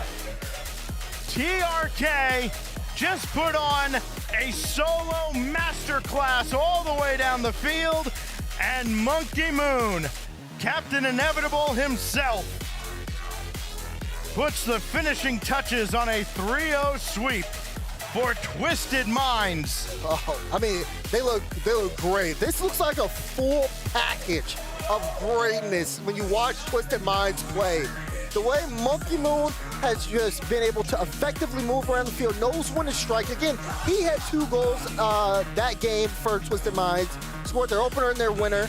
But Novo just being able to just decide, okay, do I want to make an on-ball play or off-ball play? And when he does, it's so effective. He knows his timing. TRK knows exactly when to use his mechanics. Even when it looks like he's off the ball, he's still able to make a play happen or throw you off. He'll test your backboard if he leaves it open. I mean, it feels like a perfect recipe for success. Meanwhile, for NIP, for the rest of the group stage, it's going to look a little tricky for them. This was not the start they wanted. A sweep here to start a group stage where, I mean, with TSM taking it looks like it's going to go 5. You never know. Twisted Mind scores 15 times. By the way, that 10-4 scoreline, first unique scoreline set on LAN since season 1, 10 years ago. Leaf standing by with our winners. Wow. First off, Monkey Moon, I gotta say congratulations on that win, and also congratulations now on winning Worlds again. Félicitations déjà pour la victoire, puis félicitations pour les Worlds, vu qu'on retourne officiellement à la Dickies. Ouais, merci. Je pense que c'est mon endroit, donc on va chercher la 3e étoile. Well, thank you very much. I mean, yeah, I think it's my place, my arena. So yeah, I think just going for the 3rd World Championship now. Yes, you got to go for it. Hopefully, I mean, that'd be an awesome thing to see here. But we got to talk about this, of course, because this is what's happening now. This matchup here, very specifically, talking to LBB before, they said they played you guys in scrims quite a bit, and they felt confident. Clearly, that changed when it came to game day. What do you think was the difference between scrims and now? I know scrims, you know, can be very different. C'est vrai qu'en discutant un peu plus tôt cette semaine avec LBP, qui est donc le coach de NIP, ils nous ont dit que vous avez battu plusieurs fois en scrim, que ça s'est plutôt bien passé pour eux contre vous. Il semblerait que les choses aient changé sur le terrain. Comment est-ce que tu expliquerais peut-être cette différence entre les scrims que vous avez pu avoir avec eux et comment ça se passe en match officiel, quoi? Je pense que quand je scrim contre eux, souvent je suis avec TRK et Nobu, mais eux ils sont en Arabie Saoudite, donc ils ont du ping. Et du coup, quand on arrive en LAN et qu'eux ils n'ont pas beaucoup de ping, forcément ça change. Et puis je pense qu'on est en ce moment bien meilleur sur le terrain qu'eux. Well, you know, usually when we scrim against them, I am usually in Europe and they're in Saudi Arabia. And so obviously they have a higher ping that they have obviously on LAN. And I think that currently right now our level, individual and team level, is higher than them. Right. So I think that's really what made the change today. Well, I want to ask about that level too, because I talked to Sad Jr. yesterday, and he said, there were difficulties trying to connect different languages together in that, and the play styles. Do you feel like it's at its peak now for yourself? Do you feel like the team is exactly where it needs to be? C'est vrai qu'en discutant aussi bien sûr avec Sad Junior entre autres, il y avait peut-être un peu ces difficultés au départ de vous rejoindre différents langages, différentes langues, et puis aussi bien sûr des régions différentes, donc peut-être des fois des pings différents. Est-ce que tu as l'impression que maintenant vous êtes tranquillement en train d'arriver peut-être à ce niveau, à ce pic de performance de ce que vous pouvez pas atteindre en équipe? Pour l'instant, je dirais pas qu'on a notre pic. Je pense qu'on s'en rapproche vraiment de plus en plus. Mais c'est sûr que maintenant on est, je trouve, très très fort. Je pense que ça s'est vu sur le split 2 avec les 2 régionaux qu'on a gagnés. Et moi individuellement aussi je me suis beaucoup amélioré. Je pense que j'en avais besoin, surtout pour l'équipe. Donc moi je me sens bien, et puis l'équipe, si on joue comme ça jusqu'à la fin, on pourrait peut-être aller chercher le titre. Well, yeah, I don't think we reached the peak yet, but we're very close to it. It's clear that we're improving a lot, and I think people saw that during the second split, since we won 2 regionals, obviously, and even individually, I definitely stepped up. I think I needed that, and I think the team needed that as well. So I think if we continue to play like that, we can definitely even win it all, maybe. So honestly, truly, yes. I mean, and you looked again incredible. So I agree with you today. Keep that up, and you're looking for a championship Sunday for sure. But in terms of this matchup here, I have to ask. I don't know what exactly happened. There was a timeout when it was already like 10-4 or something. Was that to get in their heads, or did something happen? Okay. No, it's because Nobu had some medical issues, so we had to pause. But at least we use that as a timeout as well. Sure, yeah. We don't need that, but we use it Clearly as not. a timeout. Yeah. Now, I guess for you, the rest of the day, where does the goal for the team? It's very sometimes hard to overthink, or easy to overthink when you're playing well and get worried that it might fall off. What do you do to make sure that you stay at this level? Because this is a winning level. C'est vrai que du coup là pour la fin de journée il vous reste encore un match. En plus actuellement c'est serré sur le stream B, et suivant ce qui va se passer, peut-être que tout va se jouer sur le dernier match. Comment est-ce que vous arrivez à pas trop surpenser cette victoire, à rester concentré et à pouvoir aborder le dernier match avec une bonne approche et une bonne confiance? Moi, je pense qu'on va faire comme aujourd'hui. Ça veut dire qu'on arrive quand même avec de la confiance, même s'il y a beaucoup de stress. On a beaucoup d'expérience aussi dans l'équipe maintenant. On a fait beaucoup de LAN, donc on sait à quoi s'attendre, on sait quoi faire. Et je pense que c'est vraiment juste l'expérience, et on va tout donner quand même. Well, I think we just continue as we did for this game. Have the same approach. We quite confident, and we know we have the experience for that. And so just keeping the same mindset, the same mentality. Just we know what we're capable of. We have the experience. We have the LAN experience. So just continue like that. Honestly, good choice. Continue like that, because this was looking great. Dominating your opponents. Congratulations again, Monkey Moon, on that win, and good luck going forward. A reminder that we also have the B stream going on today. Lots of Rocket League matches in group stage. Have them all up, and keep enjoying some great Rocket League.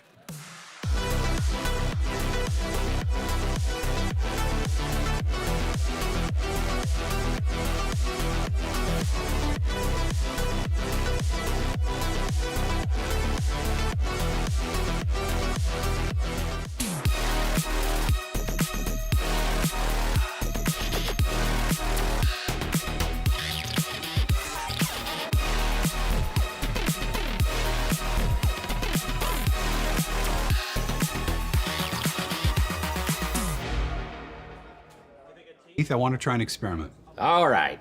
To help you unbecome your parents, I want you to try a game called Rocket League. Ooh, is it a puzzle like my crossword? No, picture soccer. Okay. With a car. What do I hang my feet outside the window? No, not your car. But you said think of... It's a video game. Oh, okay, I get it. Where's the cartridge? No, it's an online thing. Is there a joystick? Not like the ones you're thinking of.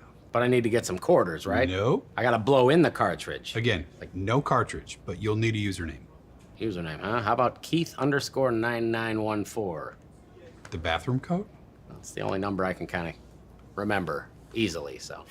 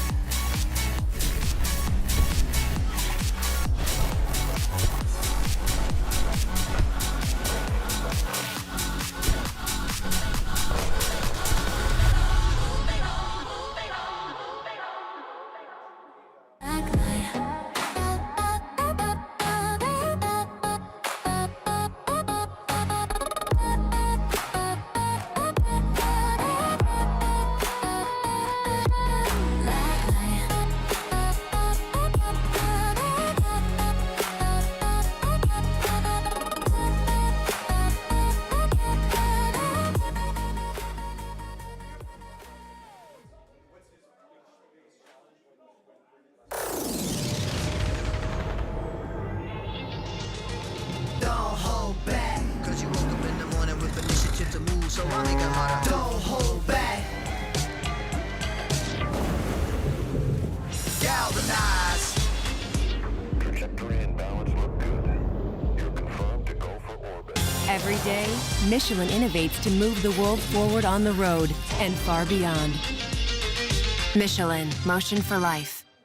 And I don't know how to feel about it. You're not used to losing. Getting beaten? Not like this. These players are just so locked in. Could it be the milk? Mm-hmm.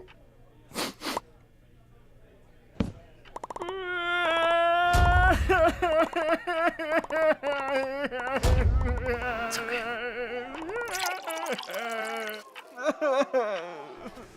Stay there.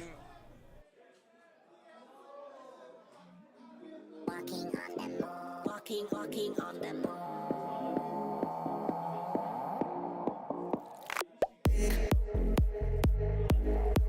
One moment to escape.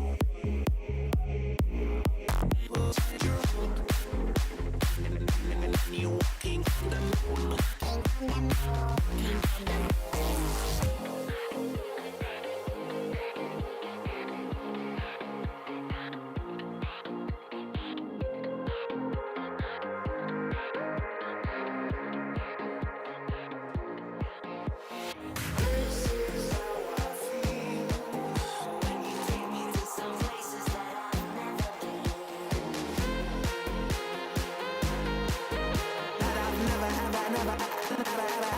I've never been.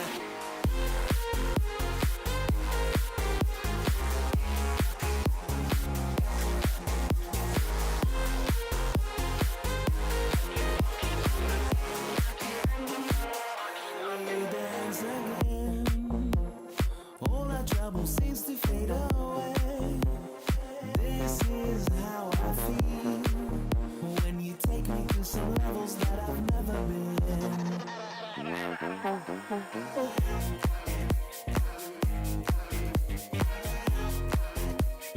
All our trouble seems to fade away. When we dance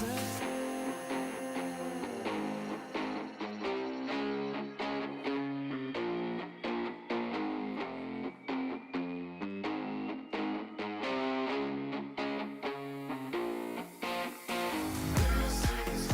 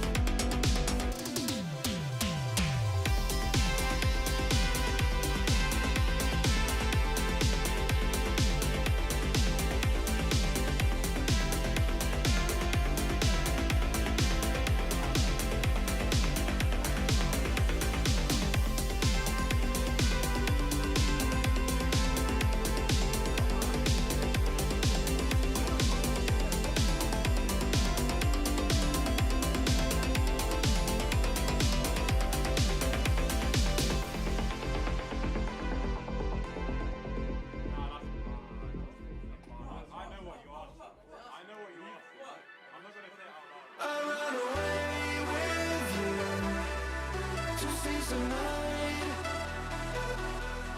When ashes dropping down, we step aside. I'll run away with you to seize the night. When ashes dropping down, we step aside.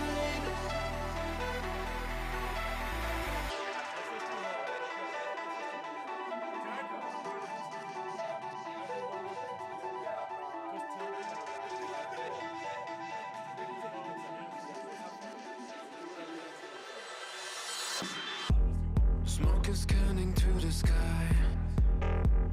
You can't believe your senses. You think you've seen it all until you open your eyes.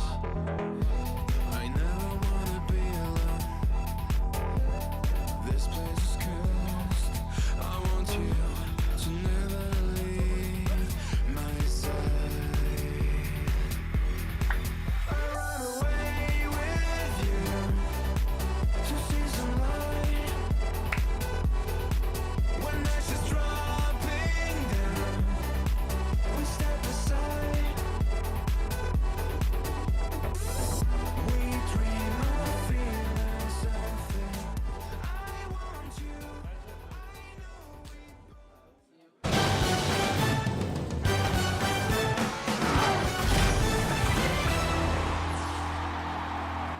We could not have started day 2 off with 2 more different series. An absolute barn burn of a blowout. TSM annihilating the Ninjas in Pajamas. Meanwhile, Shopify Rebellion put to the brink by APAC. TSM losing on a heartbreaking buzzer beater. And if that's what we're starting day 2 off with, I am so excited to see what else we get. We handed the scripts to the wrong streams at this point. It was supposed to be the opposite.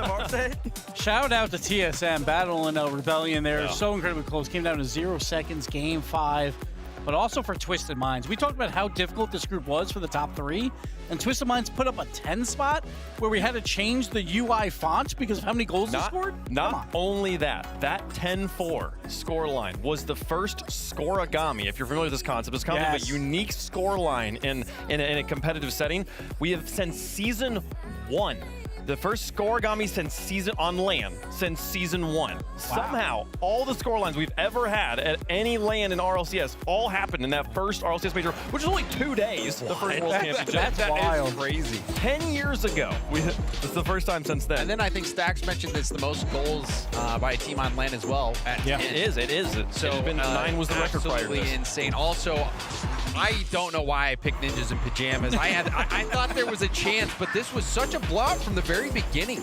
It didn't really feel like there was ever a chance. They did have that overtime game in the end, but finally it did. Like, I did not have much to point to positively for NIP because of how dominant Twisted Minds was. Listen, I know why you picked him, James. He wanted that upset. He wanted that underdog. He wanted that bonus. I thought this one was a good chance. I thought they at least win the game. You were wrong. Why you picked him and you were wrong. Twisted Minds yesterday, they played a great series, a really great series against Shopify Rebellion. That Shopify Rebellion truly was just that much better. They almost playing perfect Rocket League. So going into today, I mean, it should be comfortable for Twisted Minds in this moment. NIP is a little sloppier. They have a consistent floor in EU, but when it comes to playing these truly great teams that can win the tournament and these type of matches, I think you see the difference. But it's still so wild to think because every day in Rocket League is brand new. We talk about Twisted Minds looked so good against Rebellion, and we saw Rebellion win that match, but then they had to go to Game 5 against TSM. So on any given day, it can be different. But Ninjas, today is the day that they are tested, and so far, they have not looked good. And now, they can't even win the group because of that 3-0 loss. There could be a 3-way tie for first, but they will lose out on head-to-head game differential no matter what. It's crazy looking at these match inside stats because even in some categories you see Ninjas Pajamas winning. The only one that they are completely out of is time spent in the lead. They at no point led in that series. It felt close otherwise, but when it came down to actually scoring opportunities, completely outclassed here by Twisted Minds. Listen, in that round 3 of Twisted Minds versus TSM, Twisted Minds don't get comfortable because TSM, Kinda true. I think they're playing with free spirit at the moment. They're moving that ball left and right, making Shopify Rebellion work, keeping them uncomfortable, and if they can do that, TM, you could be in trouble. And not only that, like if TSM wins that and there's only 2 teams at 1 and 2, TSM would move on and Twisted Minds would be out of the tournament. So they still have to do what they need to do in round 3. It's going to be close, but again, like if there is a 3-way tie at the top, Twisted Minds automatically will get it because of their game differential so far. It's pretty fun too. This being a global competition, there's broadcasts in multiple languages happening in this space right now, and kind of in this same space in front of us, we have the French broadcast, we have the Arabic broadcast, we have the German broadcast in front of us, and Catalysm was putting up some numbers for TSM there. Catalysm, the only German player here, according to the German broadcast here, and they were popping off every time he scored. So cool to see the way that the world gets to celebrate Rocket League all together here at these majors. Oh yeah, it's a huge celebration, and this is going to be a huge event as well. If you are in the area, if there's a way to get out here, you have to. I mean, this will be the biggest crowd we've ever seen. Yeah. And I'll be honest, when I was in Lyon and commentating that K-Corp Team Falcons match, it was probably the most magical moment that I've ever had casting in front of a crowd. So it is truly going to be insane. I'm just glad you had a great cast, man. Listen, that's good. Now we know he loves the cast as K-Corp Falcons. And he can listen, James, he's been satisfied. He's been satisfied. He's feeling good. He's feeling that little tied him over for a while. Except for his picks, but we don't talk about that. I was near the top. Now you're near the bottom. I might be challenging Shogi for that tie. We'll see. That's a stylish tie. You know? It was. Here's how the groups look right now. One more round to play there for Group C. We'll play that a little bit later on today. Groups D, B, and A still need to be concluded, and we're going to start heading over towards Group D next. So 2 different matches going to be happening simultaneously here. Again, we got 2 more rounds to go. R8 Esports going to be taking on the Gentlemates, and Furia taking on Space Station. I believe that Furia Space Station match, they're getting ready for that one right now over on the alternate stream, folks. Drops are on all weekend long. Make sure you have both streams here pulled up so you can get that Drop Rush decal. Beautiful thing from Mr. Brainwash. The alternate stream is twitch.tv/Rlcs. They have their own little desk as well, having a good time over there, kind of as a different flavor. They're gonna be heading into that Furia versus Space Station matchup. Here in the mainstream, though, quite a few more matches before we close out day number 2. Let's start talking about the next one. The story, the next chapter for R8 Esports is right now. Yesterday's story was a bit of a stumble. Not this way they wanted to start here on day number 1, but again, such new players here in the Rocket League LAN space. Every single match is going to be a notable increase in their experience. But this one, going up against the Gentlemates, the reigning major champions, going to be a huge one. Notable increase in difficulty as well. Boston major champions in the mates. Everyone considers them favorites to win this tournament. So can R8 pull off the ultimate upset here, or will the Gentlemates take control of this group? Well, they came in with high hopes. The first team to take a spot away from Falcons at a major for MENA here. R8 Esports are ready. أنا زيزونكس مدرب منظمة أرايت ولاعبيني محمد وعبد الله وغازي ومنظمة أرايت منظمة كويسة. شعور مرة جميل إنك تتأهل ميجر لأن الميجر صعب بالمينا لأن 2 سبوت وفي أفريقيا مرة كثير فالكون تويستد ستالينز فشعور مرة جميل والحمد لله إن تأهلنا ولكن إن شاء الله بإذن الله نقدر نجيب الميجر. يمكن كل الأفريقيا كويسة لازم تشد حيلك لكن يمكن الفريق اللي بيكون أصعب كارمنكار. طبعا بيكون هجومنا قوي لأن ما راح يخاف غازي ولا محمد لأن في وراهم عبد الله فمهما سوى غلط يقدر يعوض عبد الله فبيكون هجومنا مرة قوي. بنفس الوقت إذا غلطوا وجت الكرة ببابنا يقدر يرجعون ويساعدون عبد الله. يعني أنا أشوف تيم متكامل حابب يثبت نفسه وتشوفون إن شاء الله أن المينا مو بسهل. Hanging out here in the pit with our next matchup with R8. With the coach, I want to ask just a couple questions before we get into it. For you as the coach, having such new talent coming to one of the biggest Rocket League events ever, what have been the challenges for you getting them prepared? معنا حاليا الكوتش زونكس من فريق R8. المقدم حابب يسأل من ناحية التحديات اللي بتمر فيها أنت ككوتش الفريق مع تواجدك أو تواجد لاعبين جداد معاك خصوصا في أكبر ميجر حاليا في تاريخ اللعبة عندنا يعني مثلا في الاستاد كبير جدا فهل تقدر تحكي لنا على التحديات اللي بتمر فيها إنه تجهز الفريق لينافسوا في البطولة؟ طبيعي في تحديات خاصة ضد الأفريقيا الكبيرة زي كارمن وإنرجي وسبيستيشن كلهم أفريقيا عالمية فنحللهم ونشوف وإن شاء الله نقدر نسويها ونجيب الميجر. Of course, there's a lot of challenges, especially when you're facing some of the biggest teams in the world. You're talking about Carmine, NRG, Vitality, SSG. Those are very big names and they're very experienced. But we try to do our best and analyze and break down every single game one by one. And at the end of the day, we're hoping to do our best and get the major. Well, now I'm curious what that is. Of course, everyone wants to win the major. Are there any smaller goals you've set up for the squad just to make sure you have milestones to hit along the way to that you can be happy no matter what the results? هلا من ناحيه الاهداف اكيد كل فريق حيكون الهدف تبعه انه يوصل للمركز الاول ويفوز بالميجر، بس خلينا نقول هل في اهداف مصغره، اهداف بسيطه حابب تحققها؟ ان كان مثلا فريق حابب تفوز عليه، حابب توصل مثلا المركز الاول بالمجموعه، هل في اهداف صغيره حاططها في بالك؟ اي طبعا هدفنا الاول ان ستيب باي ستيب اللي نخلص من المجموعه ان شاء الله نطلع فيها السيد الاول اذا فزنا على جنتل وفيوريا نقدر نوصل السيد 1 ان شاء الله، لكن اذا ما قدرنا نعوضها بسيد 2. At the moment, I'd say the main goal is trying to see if we can get seed 1. Hopefully, we'll be able to take down Gentlemates and then Furia from there, and we'll see how it goes. Basically, just step by step. But if we're not able to make it first seed, we'll do whatever we can with the second seed then. Hey, well, either way, good luck in your matches, but it is time to take a look at your opponents.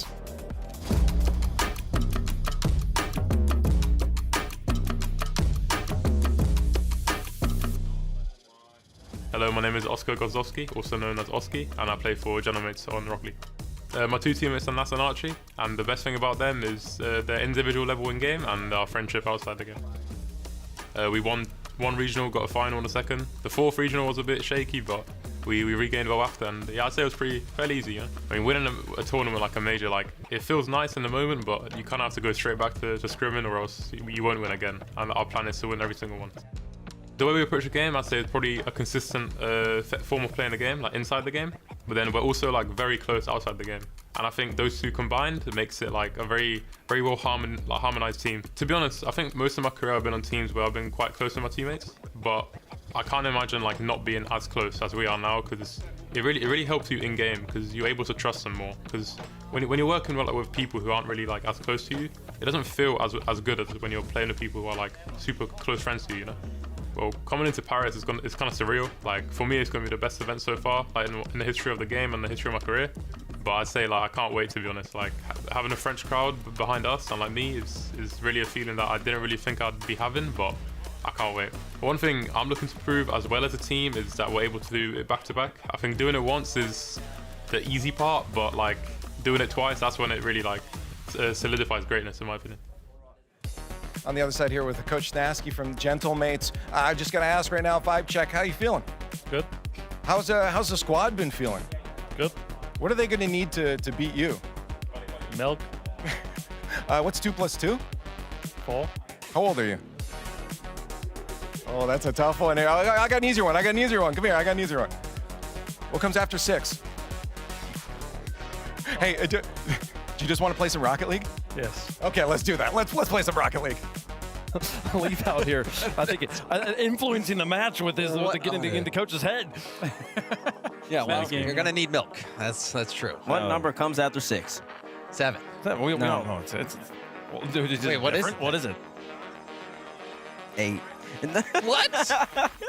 Anyway, let's move on and let's talk about Oski, one of the best players on the Gentlemates, I would say. Probably split one MVP online, and then obviously we saw what happened at the LAN. And really, at LAN, I thought he was the best player I thought for his team going into the final. Obviously, Nas took over that final, but Oski was so important to get him to that point. Well, and talk about that a little bit more for me, because I feel like a lot of people coming out of Boston, when they think about the Gentlemates, they're like, oh yeah, Nas, he's so good, and that's the reason they won. Like, yeah, it was the last impression that you're left with, obviously, is the grand final. And you know, that's the biggest point to play. So, you know, you have to give credit to Nas, but you got to get to the grand final for Nas to even have a performance like that. And I think Oski was the one who got them over the line. He was playing so phenomenally well. You saw that pancake shot that he had as well. Like, he was on fire, couldn't be stopped. So speedy, so consistent, so mechanical. And so, you know, it's hard. It's funny that he says the one is the easy one.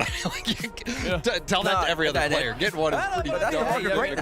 Look at the number of players that have won 1, and now look at the number of players that won 2 back-to-back. That's true, but there's a lot that would be happy with just 1. I mean, but that's the mark of greatness. Exactly. So Oski feels like he wants to be one of the greatest players to touch the game. Winning is the floor.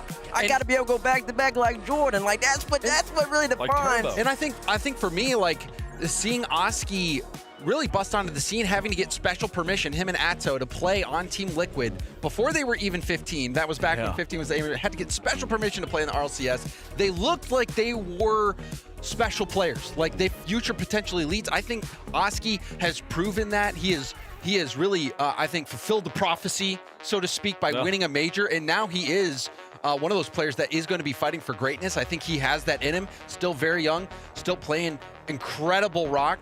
But, you know, he gets one more. He's on the way. Absolutely. No. And can he get it done right now? Folks, let us know who you think is going to win in the fan vote. We'll make our picks on the desk. James, you picking Oski? I'm picking Oski and Gentlemates here. I think they're the favorite. But hard to imagine them going down here. I like R8 Esports. I do.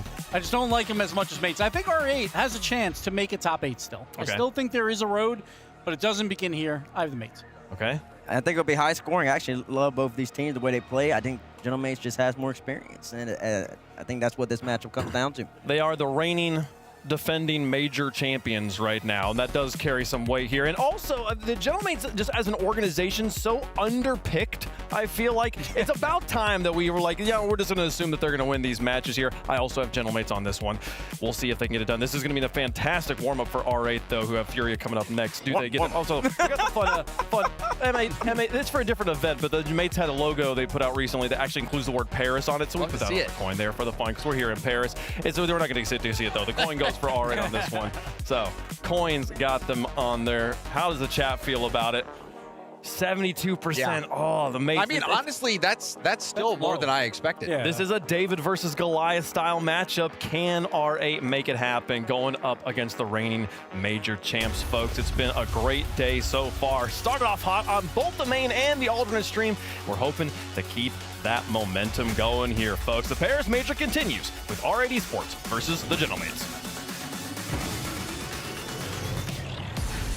Group D about halfway through here, and we come to Paris to see Rate take on Mate. I am Stumpy, he is Cole, and this is going to be basically to decide, are Gentlemates going through in that #1 spot? I love the whole Rate v Mate thing, but I think it is R8, unfortunately. So we're going to have to, I know, we're going to have to nip that one in the bud early doors. All that fun is squished by me. But hopefully we'll have plenty of fun over this next up to 5 games of Rocket League. We've heard so much about this R8 roster.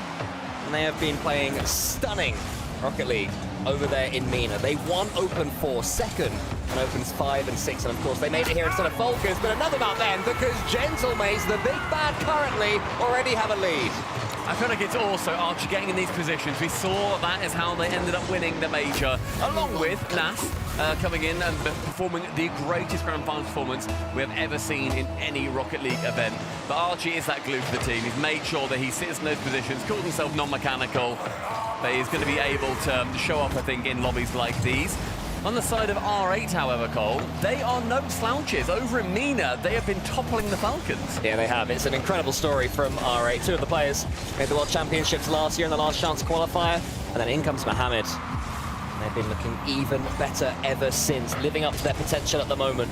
A few scary moments defensively, so we'll see if Gentlemates are able to punish them there. And actually, Gentlemates are having all sorts of pressure so far in this one. Ghazi gets himself a couple of touches. And I think that's what R8 need. They need to get hold of this ball as soon as possible to feel as comfortable as possible. Yeah, comfortability, though, is going to be coming at a premium, especially when you play against Gentlemates. They play very fast, they play very aggressive. They'll let in a few goals if that needs to happen for them to still win, so long as they win that war of attrition. And the war, or rather the goals that we have seen Gentlemates score are truly fantastic. At the previous major over in Boston, the one that they won, as I said, incredible performance from all of the guys. And they're going to be a tough challenge here again, Cole, you know, with the theoretical home team. Oh yeah, absolutely. I mean, we know that the French fans will get right behind Gentlemates no matter who is representing them. Doesn't matter these players themselves are not French, especially when they're playing like this. Infield pass, another one to Archie, one of the safest players in the game when it comes to slamming the ball in the net, but there's the chance here for Mohamed, the newest boy for R8. Can't quite bundle his way through this time, but Abdullah steals that boost, as Ghazi in the center does. Abdullah follows it through himself, and we're just starting to see what R8 are about, that when Gentlemates emerge with the ball, they look dangerous. Yeah, I think Gentlemates as well. They're taking good control a lot of the time until there's a little breakaway. Slowed down by Abdullah. Mohamed a chance to shoot. Archie saving away. I think that's a team bomb coming in. Awkward chance.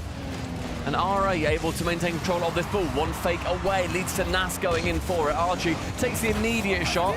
Ghazi can take it away, but Archie low on boost, had to go for the safe option. Yeah, I mean, maybe he could have taken a touch and forced a 50-50. It depends what was behind him. It seemed a bit safe to me, but you can see why. They don't want to give RA any freebies. A team that got one game in their opening series against Space Station Gaming, and they looked okay, you know, but it was these key moments they couldn't quite score. But their defending, to be fair, has been solid so far. Yeah.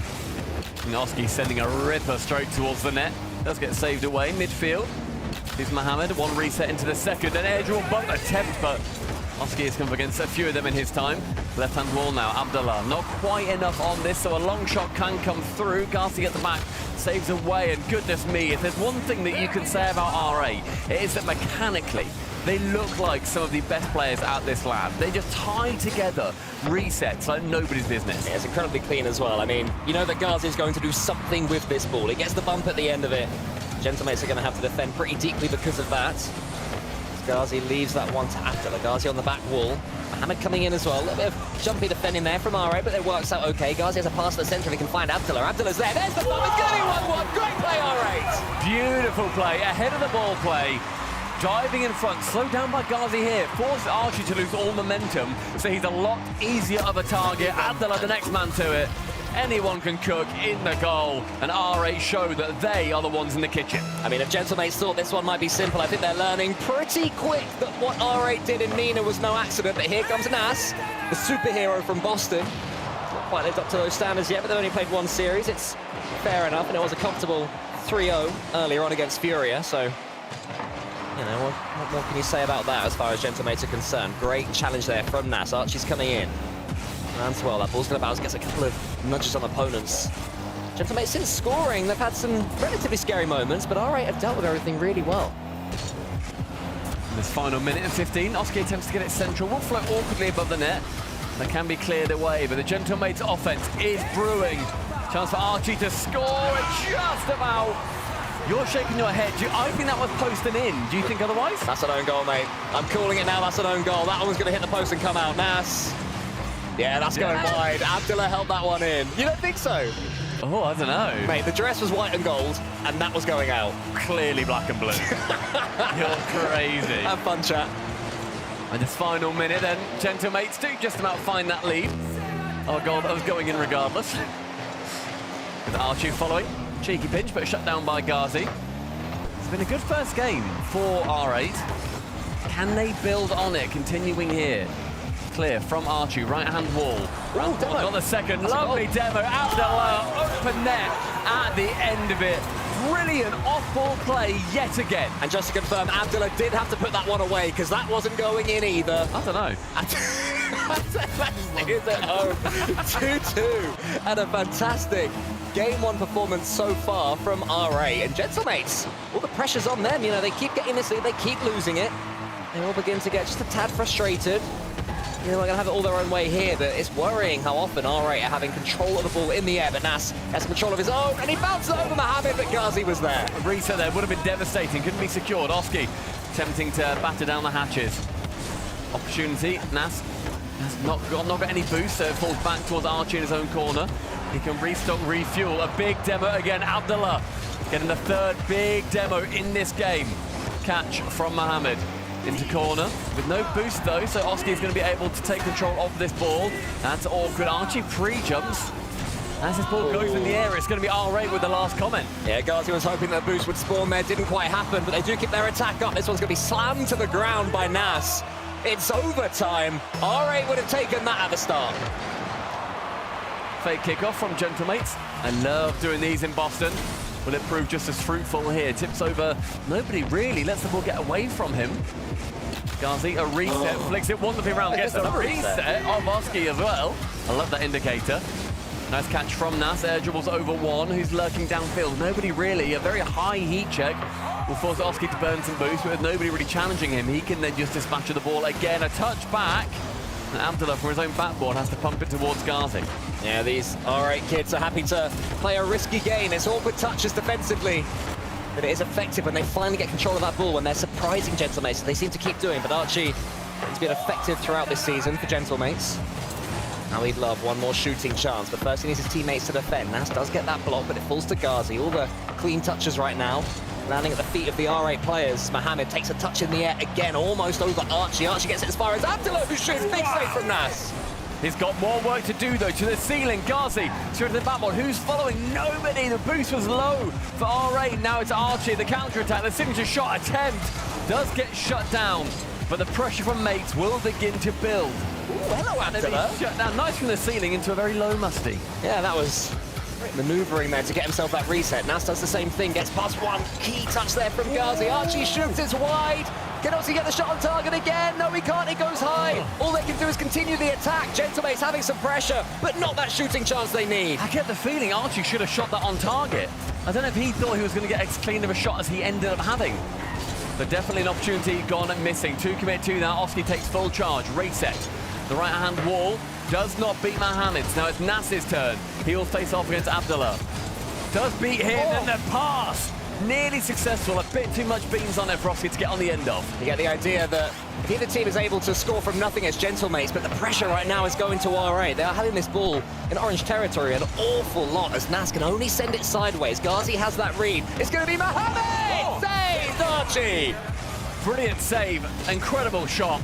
And I feel like right now, either of these teams is going to need that bit of perfection to sneak past the defense. Still at the top of the series, it could have been that awkward defense from R8 that could let them down. So far, it absolutely has not. And it's the first game that will mean a lot more to R8 if they take it. The amount of confidence they will feel will be insurmountable.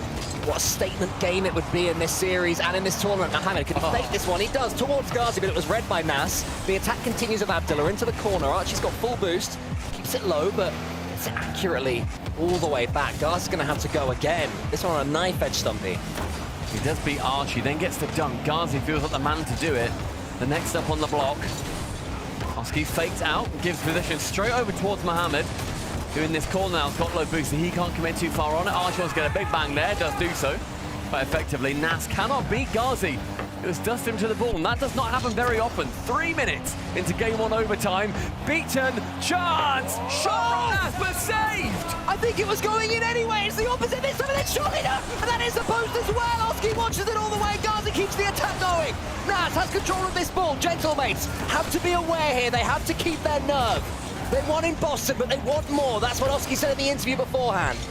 Abdullah catches. Mohamed waiting. Slightly awkward moment here for R8. Mohamed, he's up, gets another flip reset. So consistent, something that they're all being read. Pass the central, does get read. As R8 to continue this attack, it has been very little in favour of the mates here for the last 30 seconds or so. Attempted bomb right above the bar yet again. R8 looking more likely to score. Gentlemates have got such danger on the counter-attack. They wouldn't have been expected to have to counter-attack, but that's where we're at. The clearance from Nas only goes as far as Mohamed. Ghazi is waiting to see what Archie will do. It's a couple of lovely touches there from Archie. Strings along. Some clean hits. That gets a dunk at the end of it. Great play from the Englishman. This one's going to go high. Is there going to be a shooting chance for Nas? Nearly. It's a little bit too far away from it. The save is fruitful. Chance, Oski, double. It's on target. Nas actually jumps for it. So Oski's the third man. A very brave dive in. Works out for now until Ghazi has a shout. Pass central back to Abdullah. I don't know how much of that was needed. I think he could have just doinked it in. Yeah, I think that would have been the goal, but pro players never go for the doink. A separate round. We'll get to that one later. Here's Abdullah. He goes for the shot, but it's blocked again. Every time shut down at the depth of all of these chances. A pinch central, first man to it, will be from R8. Abdullah dunked. Oski low boost. He's going to jump, forces Mohamed to do so as well. Then Ghazi has to react fast. Does get it over towards Nas and Abdullah. 5 minutes in game 1 overtime. These teams split by nothing. It's a battle of mechanics as well. So few bumps, so few demos. They are just taking turns, lobbing grenades at each other. Here comes a dash grenade! Well, that's the explosion that they were looking for! Sends a mortar downrange. Lands in the trenches. And the plans for a game 1 victory end there for R8.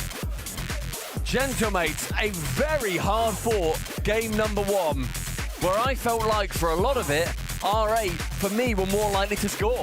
I would agree with you completely. I think on the eye test, R8 looked a little bit better, but Gentlemates used their experience and Nas. You cannot give that man any time and space on the ball. Every single player was hugely involved in that one. R8 have to take the positives from it. Look across the line there. Lowest score of 432, and Mohamed was hardly not involved. Were these shots going in? Could they have been taken better? I think for me, there was a couple of opportunities where there could have just been a nice little tap in, maybe have it a little bit simpler. I don't blame the players for thinking that they need a bit more. Those goals so well crafted for R8. And the off-ball bumps were integral. Straight to the ceiling there for Nas. The reset round 2, absolutely beautiful. Very hard-fought goal, by no means an easy goal or an easy game for either of these teams, but mates do come out better. Yeah, closing in on the 5-minute overtime as well. What a start that is to this series. It's going to be a fun one. I think we knew it was going to be. When a team comes through the MENA gauntlet in the way that R8 have, you know they have something about them, and I just hope they can continue this up throughout this series. Yes, same. You don't just beat Falcons by luck, especially not twice. Like, these guys are the real deal. They just took the reigning major champions to a 5-minute overtime in their first outing against them, despite also conceding so early on. Brilliant mental from them so far. We've got a long series ahead. Let's hope so. As Abdullah pushes that one down, R8 have to build upon the positives and momentum they did have from that first game. Gentlemates, I feel now, are going to try and be as controlled as they possibly can. That game was a bit frenetic, a bit chaotic, questionable decisions from both teams at times. I think they both made own saves. The Gentlemates will just be thinking, okay, let's be a bit more chill here. We've got the control if we are able to take it. Pass central, does get shut down by 2 defenders from R8. And I think their defense so far has been astonishing. Maybe a couple of chances so far that I've seen for mates that maybe could have been slotted, that one Archie shot in particular. But mechanically, they are having to pull out every single trick in the book to get anything past R8's back line.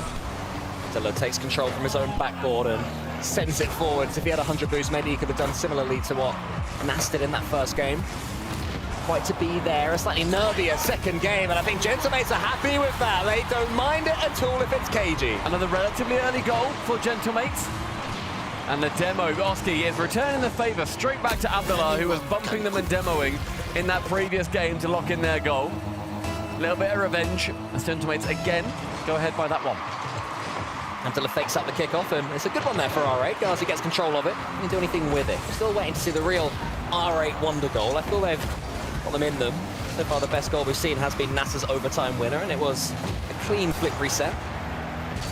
Mohamed, control of this one. Can he wrangle as he goes forwards? Ghazi has to get something on this one because Nasser's coming in. Yeah, that was low boost and risky, but it was the right decision in the end. Yeah, you saw the foreign defender for R8 starting to rush back again, being like, Ghazi, mate, if you miss this, it's going to be very hard for me to do my job next. Thankfully, Ghazi did make contact. He's been very fast in the air. A massive threat against the mates. Abdullah, who was identified in the interview beforehand with their coach as being the secure third man, the one they turn to for security. He is there, and now he can begin to put R8 back on the front foot. Gentlemates having to do some defending here. Oski actually gets a lovely clearance as far as Archie. Slams it out wide, then gets a fake. Great play there from Gentlemates at their best. Dancing around the pitch, finding each other. Archie fakes this one, has no intent of shooting. Mohamed has full eyes on him. Ghazi just has to sit and watch with the best seats in the house as Oscar slots it bottom right. And I saw a big old smile from Nas as well, which is always a scary thing when an assassin bares his teeth. You better run! Again, off the kickoff. Their kickoff strategies have been a lot better. The fake out Oski into the immediate new Gentlemates kickoff, as it has been dubbed, with various apparently chat videos that I have heard. he calls go new Gentlemates, and I love that kickoff. It's very cool. Don't know if it's got a better name for it, but 3-0 so far, not even halfway through the game. This one's starting to run away somewhat. I quite like the new Stumpy Goblin kickoff, where the ball slams in over your car, bounces into our goal. That's my favourite. 2016 kickoff will never die. Here is Oski. Lovely touch here from him. Into a flip reset as well. As Archie following this one could be a bit of a special goal here from Gentlemates, who, in the blink of a couple of eyes, have made this game look pretty comfortable, he said, ... Gentlemates are laughing. Nas makes no contact here. He just completely misflips. He dives into it at just the completely wrong time. It's because I mentioned the Stumpy Goblin kickoff. He was showcasing to everyone what it looks like. I mean, that is a very silly play from Nas. They laugh, don't mind it, but R8 suddenly may well have a confident maker. Yeah, definitely. 2.5 minutes for 2 goals is fine. An ocean of time. And all they need is a few drops to drink. Are they able to take it? Here comes Mohamed, wants to get the flip reset and does. That one's tipped over the goal line by a Gentlemates player. It's risky, but Nas has to expel all of his boost. Anything on the next touch. Zaptova keeps the attack going. He seems to be the linking man for R8 for sure. He is the one that starts these attacks and hopes that Ghazi and Mohamed are able to finish them. Here is Mohamed, wants to get the fake. Zaptova coming in as well. More risky play. I think R8, this is where they need to know they have got plenty of time. You know, it's tempting to rush in these situations, but 2 minutes is okay. I feel like any given team from MENA is going to play fast. I think that that's going to be their default. That's how they've always played. And if then you're competing in a region with Falcons with Twisted Minds, you will be playing very quickly. So far, I've not really seen that overwhelm Gentlemates particularly. The only real big difference maker for me so far has been the off-ball play. Oski here, chance for that double, does find itself central. With 90 seconds now, time is running out for R8. Can Gentlemates lock in an early qualification? Well, let's see, Nas is stumbling the ball forwards as well, and now we will see R8 really start to go through the gears because time is beginning to tick away. Mohamed might win this one, leaves it to Oski. A smart play. She's going back towards his own goal. It's a little bit awkward again after the first goal that R8 got. Gentlemates might want to concede another silly one. Just trying to push that one forwards. A big demo comes in. It's something we've not really seen enough of, in my opinion, from R8, as you mentioned, Stumpy. Such an annoying demo there too, because he immediately makes contact and then his car just goes flying. Actually, really does not help him out. I think it was Ghazi, so unfortunate for him, but good idea. 50 seconds, 2 goals to chase. The right-hand wall with Ghazi. It's a bit more awkward with his corner plays. Chance for a double!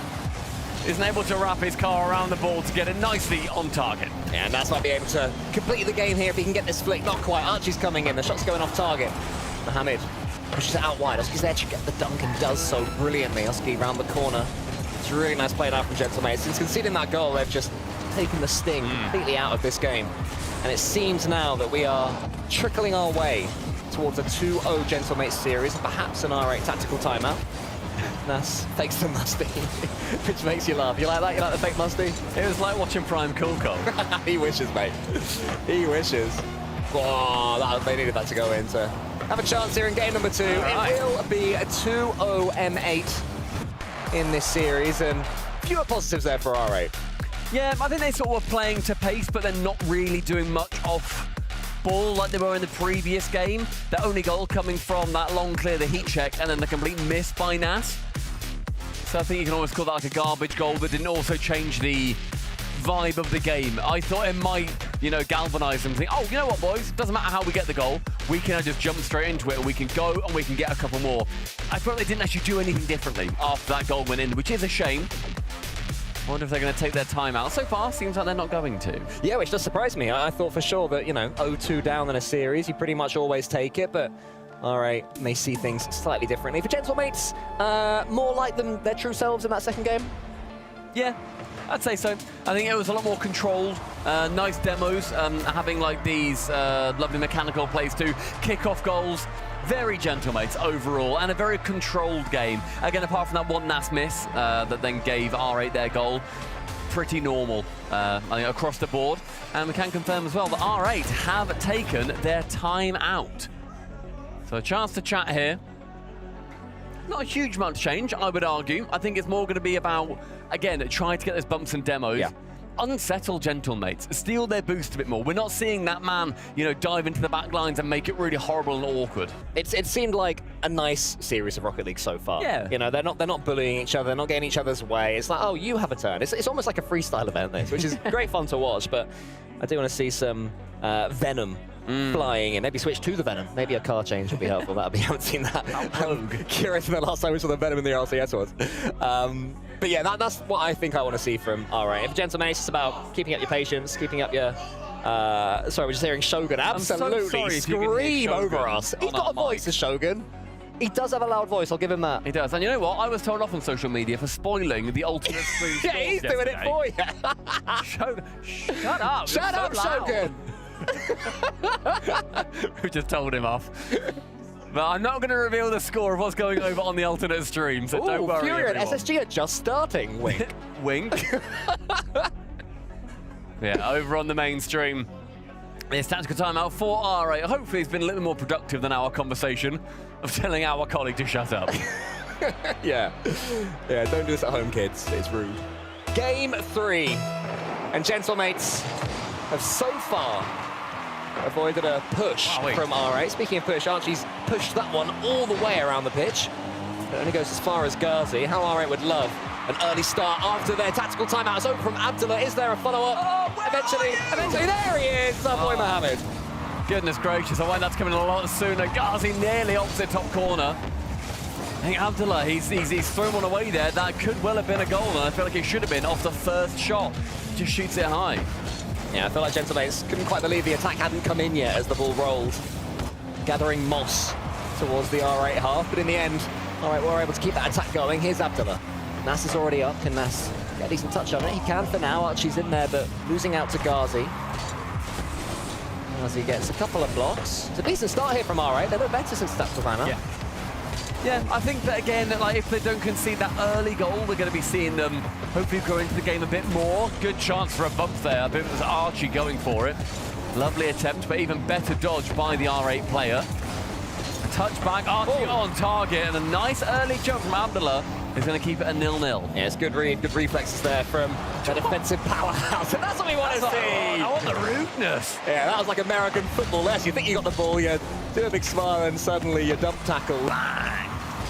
It won't lead to too much for now. Oski might be able to change that here if he can flap that shot into the top corner. Quite able to. For a throw-in, unfortunately. Oh, hello, Musty. Nearly there. Lovely idea there from R8. Oh, Nas then skims it along. Archie wants to return with another one. Nearly the skim into skim. I mean, that's the kind of play that you can see happening when Gentlemates are playing at their absolute tippity top.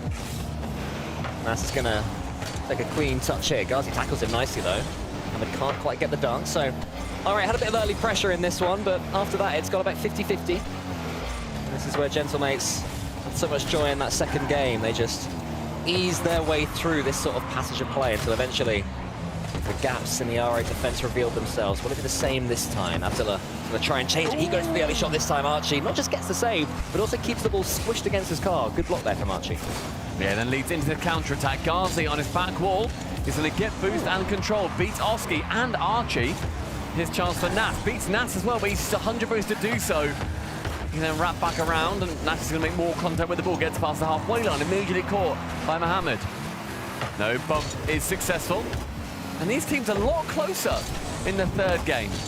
Yeah, this is a really close game of Rocket League, this one. This one looks like it could finish 1-0 to either team, which is waiting for that little moment where players able to break through the defense, because the defense is deep as well from R8. They're having that third man sit back, covering the backboard, because they know when they come forwards, they're able to chain these flick resets together and really cause some damage. Mohammed thought about going in, but didn't in the end. Archie's flick is only as far as Mohammed, and R8 content to keep the ball in the center of the pitch again. No, it wasn't too gone. Oski blended in with the floor. Couldn't see him. Nas, a great pass to the ceiling. Oski takes it low, nearly bamboozles every defender. And we're seeing these more ingenious, more unique plays come through from the mates. Up high, beaten out by Mohammed, caught out by Oski in the midfield, and this is just passing the ball back and forth. So far, R8 have had a couple of chances to score, but Gentlemates have kept them at bay and vice versa. Mohammed gets that ball forward. He wants to follow it up himself again. He does. He's waiting for this one. It's a tight old game 3 here. Will there be heartbreak for R8? Are Gentlemates able to continue spoiling the Meenan party? Abdullah uses his 15 boost just to tee up Mohammed. It's a nice play from him. Ghazi in the center. I'd say the ball has been spent more in the Gentlemates half, but R8 haven't really done too much with it so far this game. Archie takes control of this ball. Nice low touch, but couldn't tell if he wanted to keep control of it or maybe pass it instead. Up high again with Nas, still has his flip, use it to beat one. Archie's next to it, chance for a double, fakes it, Oski shoots! Final 50, Gentlemates break the deadlock. Yeah, just in the last 20 seconds, Gentlemates finally had that ball in the blue half, and they had boost, and they were able to string some passes together, and it's not going to be missed. And now R8 have to go full attack, dog. Are they able to do it? 45 left. They lose the kickoff. Oski has a chance here to kill it. He goes to the ceiling. He's got the reset. Is he going to use it? Yes, he is! Large Oscar shows up and towers over Eiffel. Gorgeous tap down from the ceiling read into double. 2-0 for the mates. Looking to be clear of their group. Over the Eiffel, and that was not an eyesore. That was a beautiful goal there from Oski. Worthy of winning any series. It might be a third. Nas of the redirect. And Gentlemates just give the reminder But these newbies ain't the only ones who've got mechanical skills.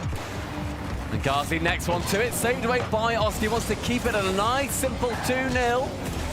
So a chance for Archie. Final 20. Can R8 bring anything back? No! If Oski has anything to say. We had Nas in Boston, and maybe, just maybe, Paris is looking like the domain of the Oscar. He is looking mechie out there. Another 3-0 game so far. Reminiscent of the second. Will there be a cheeky goal for R8 as a parting gift? Doesn't look like it. Gentlemate with a hard-fought, ultimately, 3-0 series, especially game number 1. And I think R8 have got a lot to learn from this game. Yeah, Gentlemate's looking like, as expected, the favourites from this group. They take the victory there. It wasn't easy. R8 put up a good fight against them, but wasn't going to be enough in the end. I feel like looking back, R8 had to take that first game. In hindsight, you lose it and you think, man, was that our chance? Yeah. A couple more shots that we saw in the next couple of games. They seemed a bit more floaty, not quite as much intention. Low scoring overall for R8. Not fully clinical by Gentlemate, but they got the job done 3-0, so it's hard to criticise. Yeah, job done. That seems to be the story here from Gentlemates. But it's not easy, you know. You win your major. We saw in Open 4 for EU when Gentlemates went out very early, top 12 or whatever. But it's possible that if you just take your foot off the gas pedal for 1 second, so many other players and teams overtake you. And Gentlemates have learned that, and now they're able to deal with series where they're maybe not at their magnificent best, but they still have moments. Oski there, he was the one who had those moments, and that's what got them that series. And that is going to mean that Gentlemates are going to be going through from Group D into our playoff bracket. We don't know what position yet, but they have secured top 3, Cole, so we will be seeing them later on this week. Exciting, exciting. They'll be able to make the crowd as well. That'll be so exciting, seeing these players in front of a French crowd that will be there to adore them. At least some of them will. I'm sure the KC and Vitality fans will be saying the same thing. But speaking of people saying stuff, here's Lee to say some stuff. Oh, we are going to say some things. Archie, congratulations on the win there. Thank you, man. I got to ask, first off, talked to your coach before. What's wrong with him? Everything's wrong with that guy, you know. He thinks he's like too cool to do interviews. He said he's been in the game. He said he's been in the game too long, like, but he's never been at the top level. So why is he not taking interviews now, man? Yeah. It's kind of weird, but. Yeah, and he's at top level, but it's through you guys. He's just riding on your hard work. Exactly, but we wanted to do some interviews for once, because, you know, he never does them, but he says, nah, he wants us to shine, but we want him to shine, man. That's true. Hey, well, we'll get him out here one day. We got to lock into the game that we saw here today for you guys coming into this. I mean, you had to feel confident, obviously, coming off the Boston Major before. People looking at you as kind of the favorites here. Are you guys feeling that as well? I mean, we don't really care about being the favorites, but we obviously know we're strong. When we play our game, we think we can beat everyone. Yeah. So, I mean, this group, like, definitely has the hardest teams, I think. Like, I think it's definitely the hardest one to go first seed. But how'd you feel about R8 then? I mean, I don't know what to expect. I mean, I kind of knew they were getting overrated by the fans a bit. I saw Johnny Boy maybe putting them top 4, top 5, 6 world. Like, they haven't really done anything. Like, respectfully, like, the MENA region's, like, good. But they haven't really performed that well in the past few lands. We're analysts. We don't know what we're talking about. You should know that by now. But I mean, they're like solid, but I don't really know what their playstyle was. But they definitely put us under some pressure, especially which game was it? Game one they played good, like, to be honest. Like, but after that it was a bit like a easier series. Do you think that's just land experience maybe for you guys? Maybe they can just hold it together as much as you guys can? For sure. I mean, I think it's Mohammed's first land and the other two second land. So and second for the others, yeah. I mean, the issue is that it's probably hard for them to make lands because Falcons obviously usually are so good. Yeah. But I mean, it's good experience for them. And I think they can definitely beat Furia in the next game. But we'll see what happens there. Now, I got to ask, just looking towards the weekend with like fans and stuff, because we know this is going to be one of the wildest lands that we ever had. How are you feeling like internally, right? Because like that's got to be a little anxiety-inducing, knowing how many people are going to be watching and making noise out there. Nah, honestly, it's not really anxiety. It's more just like excitement. Like, it's just cool to see, you know, for a Rocket League tournament that this many people could actually be here. And I think it's going to be insane, man. It's going to be absolutely insane, man. Hope to see you there. Maybe you guys can get another one. All right. Hopefully. Congratulations on that win. We got a lot more Rocket League coming your way. Remember, A stream and B stream going on. But up next here on the A stream, we do have Man City versus NRG. You're not going to want to miss it.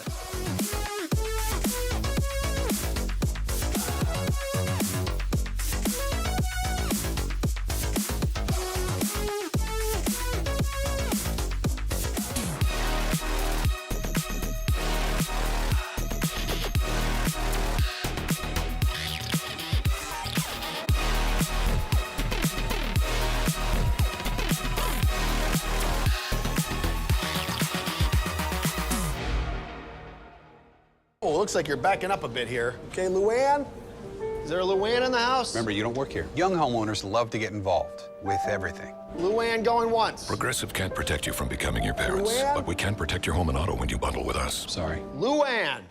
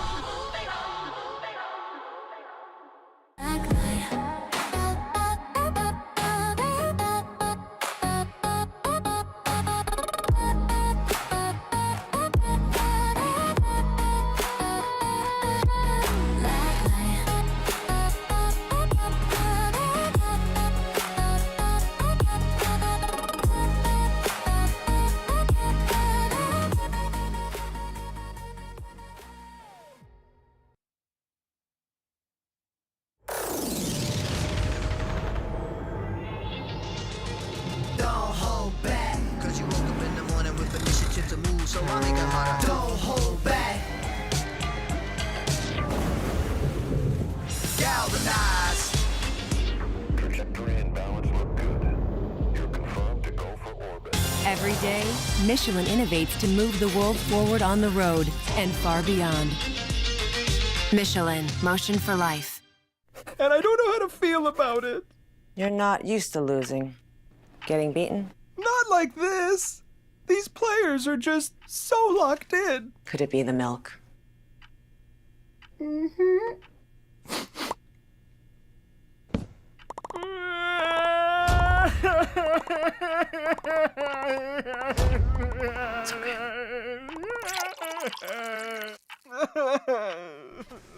Stay there.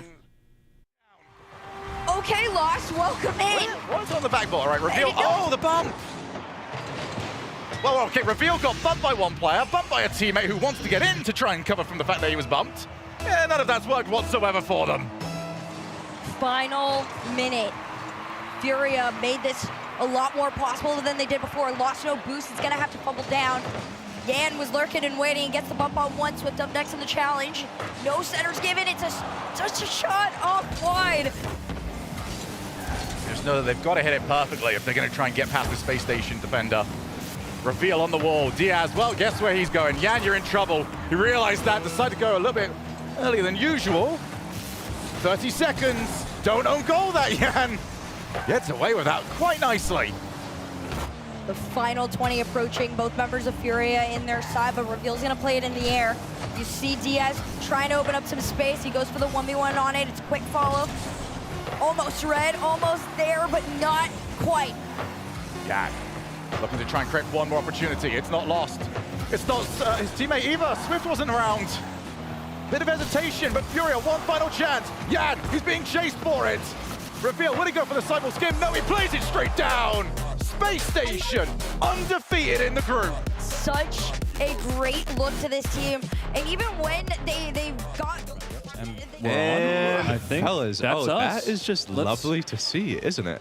Oh, we are. We are on live stream right now. What's going on?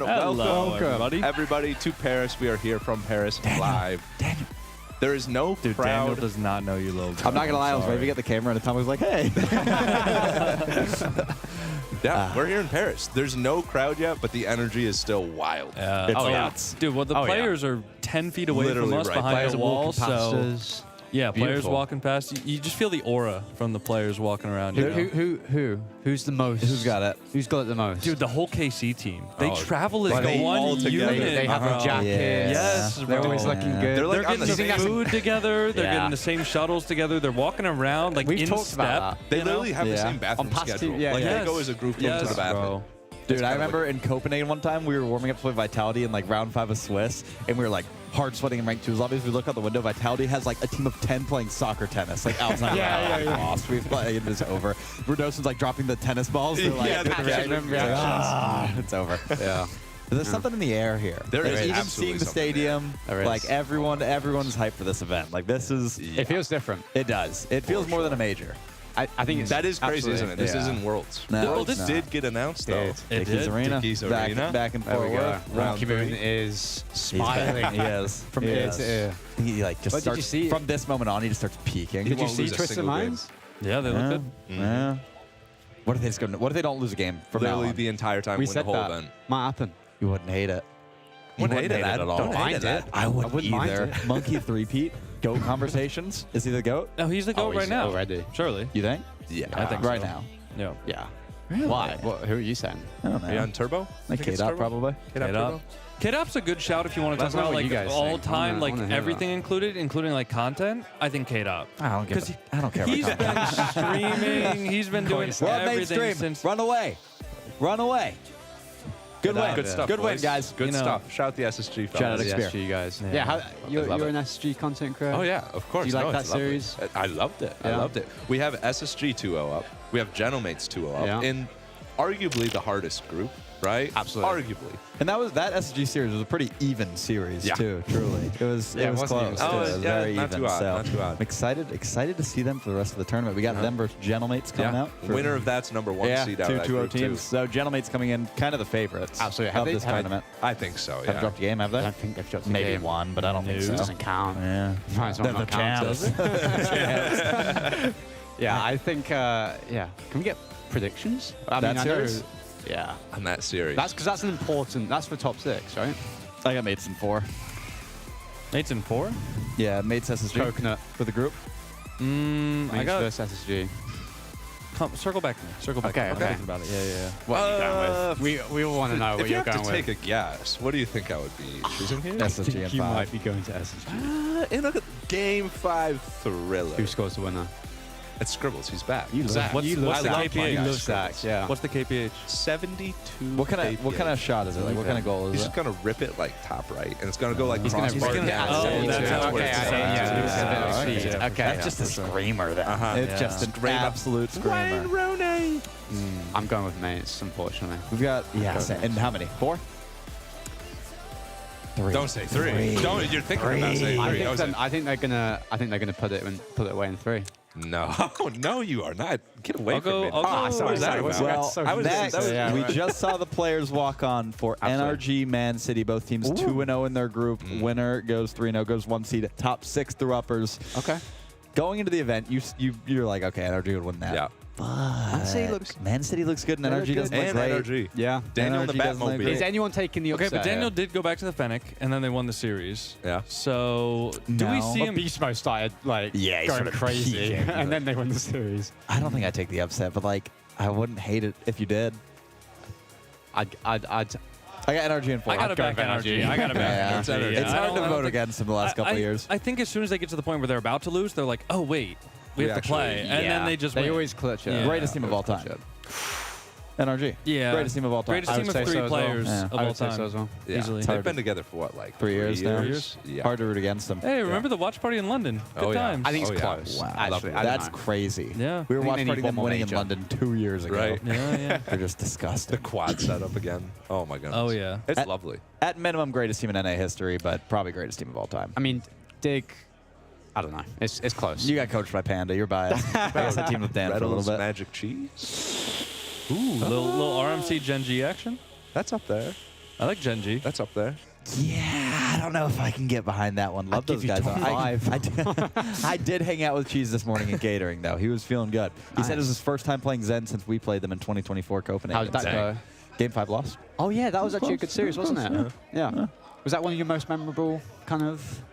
Probably. Yeah. Yeah. It was a good that moment. was, yeah. It was a good match. Round It's not 5, a good game moment, but 5, like Yeah. midnight series, last series of the day. that's hard. Yeah, it was. That's hard to play. Because we were first match, too, so we put like 4, 8, 12. I've had a couple of those. Yeah, long it's rough. days. But that's what the players have to deal with.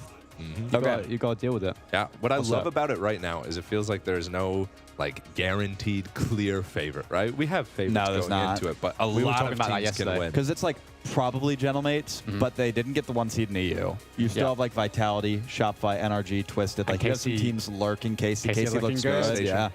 So, yeah, Space Station, of course, Genji. So I think, okay, let's go through who do we think is winning each group? That was mean. Okay, Group A. I got NRG or City. NRG. Yeah. NRG. We good with that one? Yeah. Yeah. Group B is the... Is it the K-Corp Vitality one? Is it that one? I know Group D is SSG. Should I hang it Yeah, up? you should pull it up. Yeah. Quickly. I can think of the teams in each group, but I can't think of like... we don't know what this is. Which group it is. Okay, let's go to Group D. The SSG. SSG Gentlemates. Who's taking that? Okay, we It's got it gonna wrong. be We got it wrong right off the bat. Group A, Carmine Vitality. Cheers. Well, Carmine have already... Vitality have already kind of... Oh, yeah, Carmine have already topped it. Oh, because they're about to play wild card. We've got Group B, the Man City, NRG. Are we going with NRG across the board? NRG across the board. Group C, we've got a very biased man on the other side of the table. Shopify. Shopify. Are you going with Shopify? They're also the only one up 2-0. Yeah. Oh yeah, they played Nick. Yeah, I'll go with NIP. I've got to go with Shopify. Yeah. And then Gentlemates, SSG. We've spoken about that. So we're kind of looking at a split. 2 EU, 2 I'm NA. going to stop us right there because someone said, did you ever? No, nobody ever circled back to me. You guys Oh, I'm kept sorry on the about it. We didn't conversation. It's circle okay. back. It happens. I mean, I'm not worried about it. I was going to say Gentlemates at 5. Okay. I So wouldn't mind Gentlemates taking 2 top NA, nine. 2 EU. Top 6, 2 lives. It's looking lively around here then. That's not bad. Crowd comes in tomorrow. Wouldn't mind that. Wouldn't mind it. Kind of a rough season so far for Mina and Sam.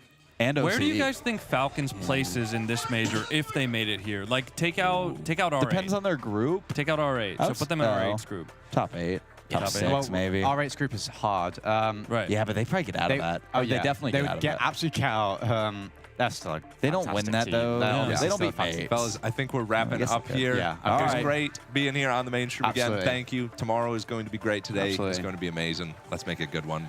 Take care. Goodbye. Peace.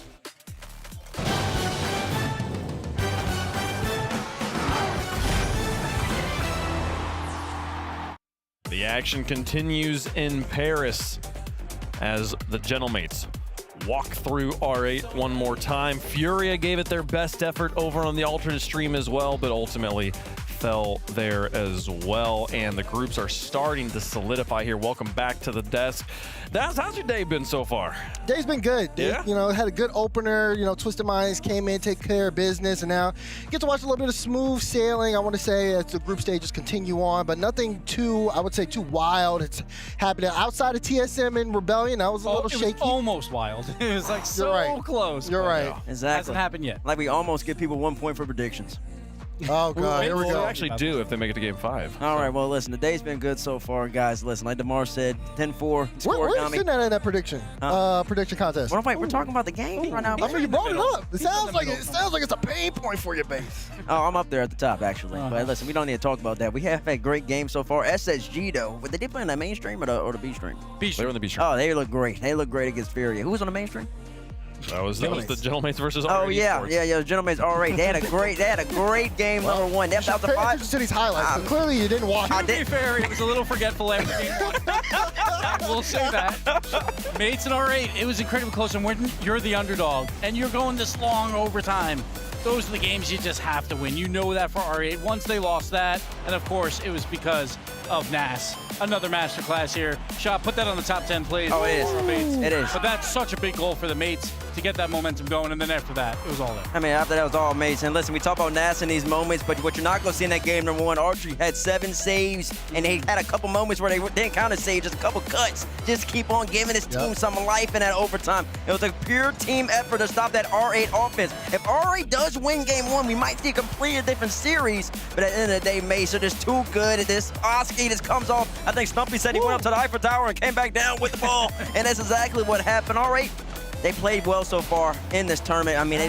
just had some class games against Gentlemates, class game against SSG. That's gonna be It's just tough. though. Yeah, it's just tough. Having a tough road so far. R8's having a tough road here, but the Mates come out on top. But they are supposed to win this group. They sure are. Pretty comfortable 3-0 there outside of game 1. I mean, two kickoff goals in favor of the Mates. R8 notably no time spent ahead in the series, so they never felt once that they never had Gentlemates have to come back against them. They were always trying to make a comeback against Gentlemates, and that's a hard position to be in. Their young team, though, I know they played Mina well, and they still have the chance, man. Like I said, Paris is the participation trophy, so all they gotta do is play one more match, win that one, and then they'll be playing tomorrow. Exactly, playing Furia, that's gonna be a big one. Both teams 0-2 right now. So yeah, and hard to kind of get an idea of like who's the favorite there. Just just going off of the results because both teams have gone to game 4 against SSG, and both teams have gotten swept by Gentlemates, so who knows? You know, it's really that bottom factor of the groups that's starting to get more interesting in both the groups we have left because, again, TSM looked good against Rebellion. Are they going to keep that up in their matchup later? And then, like you said, the way we saw earlier with RA, again, they're looking also a very aggressive team. It'll be interesting to see how they do against a South American team like Fury, who we know can also be just as aggressive. So lots of interesting matches we'll have to round this up. It's not a participation trophy all the way, Bates. They still got to earn something here if they want to play in front of that French crowd tomorrow. But it does make this group very easy at this point. We got the 2-2-0s. They will battle in round 3 later today for the number 1 seed. That is what you want. And the 2 0-2s. But for Fury as well, they're fighting for one of those LCQ spots. If Fury wins that definitely helps their case to get that 4th LCQ. Group D, though, going to be done for a little bit here. We'll give them a break. We'll come back and finish that group off a little later on here on day 2. The groups are continuing to solidify as we're looking ahead here. It's going to be Group B action next. And speaking of teams that are 2-0 and 0-2, that's kind of where we're heading here. A similar scoreline up there for Group B. So for Manchester City versus NRG, that is a first place finish. For Made in Brazil versus Five Fingers, that is a win and in to tomorrow. Listen, Five Fingers are sneaky right here. They are. They're a sneaky team. You never know what guns and tech odds might bust out the bag. And if Five Fears does win that, and if both Sams come in last in their groups, SSA would get an LCQ spot. Which is very possible. Which is a little insane. It's possible. That's insane. That would happen. But listen, SSA, maybe you're on the up and up, and maybe all the other regions on the down and down. Well, it is for SSA. I mean, this is such an incredible opportunity, and if they were to win, it would be the most impactful win in their region's history. Not only beating a team from South America, but also getting that LCQ spot. So make sure you got that alternate stream pulled up, twitch.tv/RLEsports.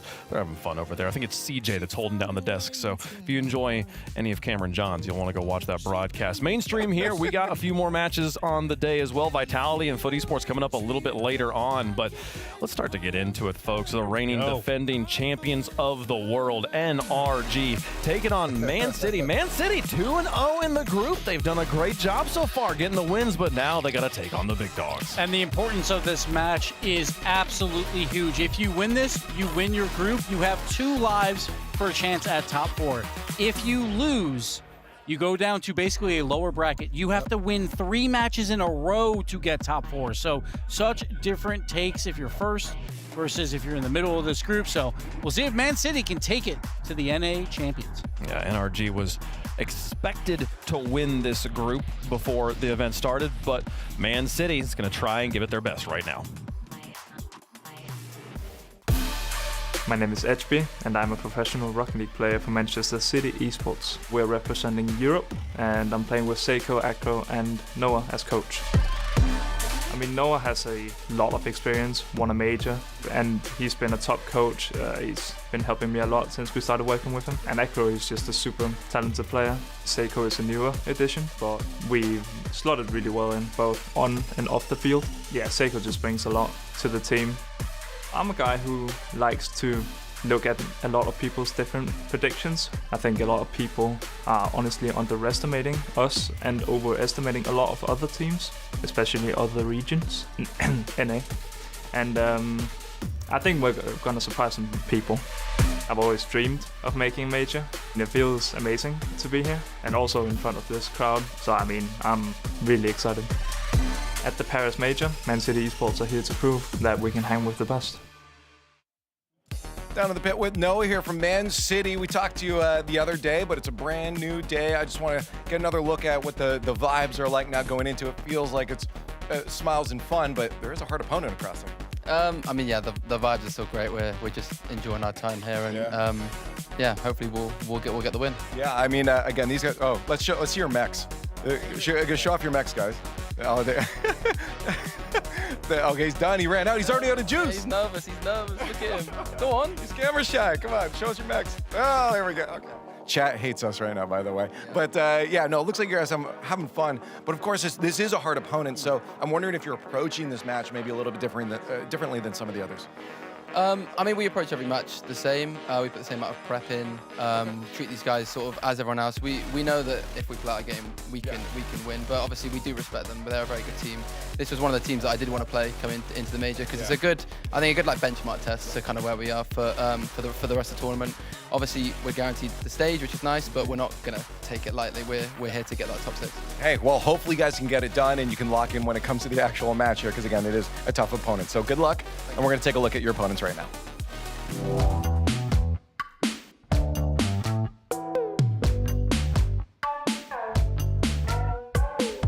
My name is Atomic, and I play for NRG Esports. Right now, we're the reigning world champs. We won in Lyon in maybe 8 months ago, and we're back in France now.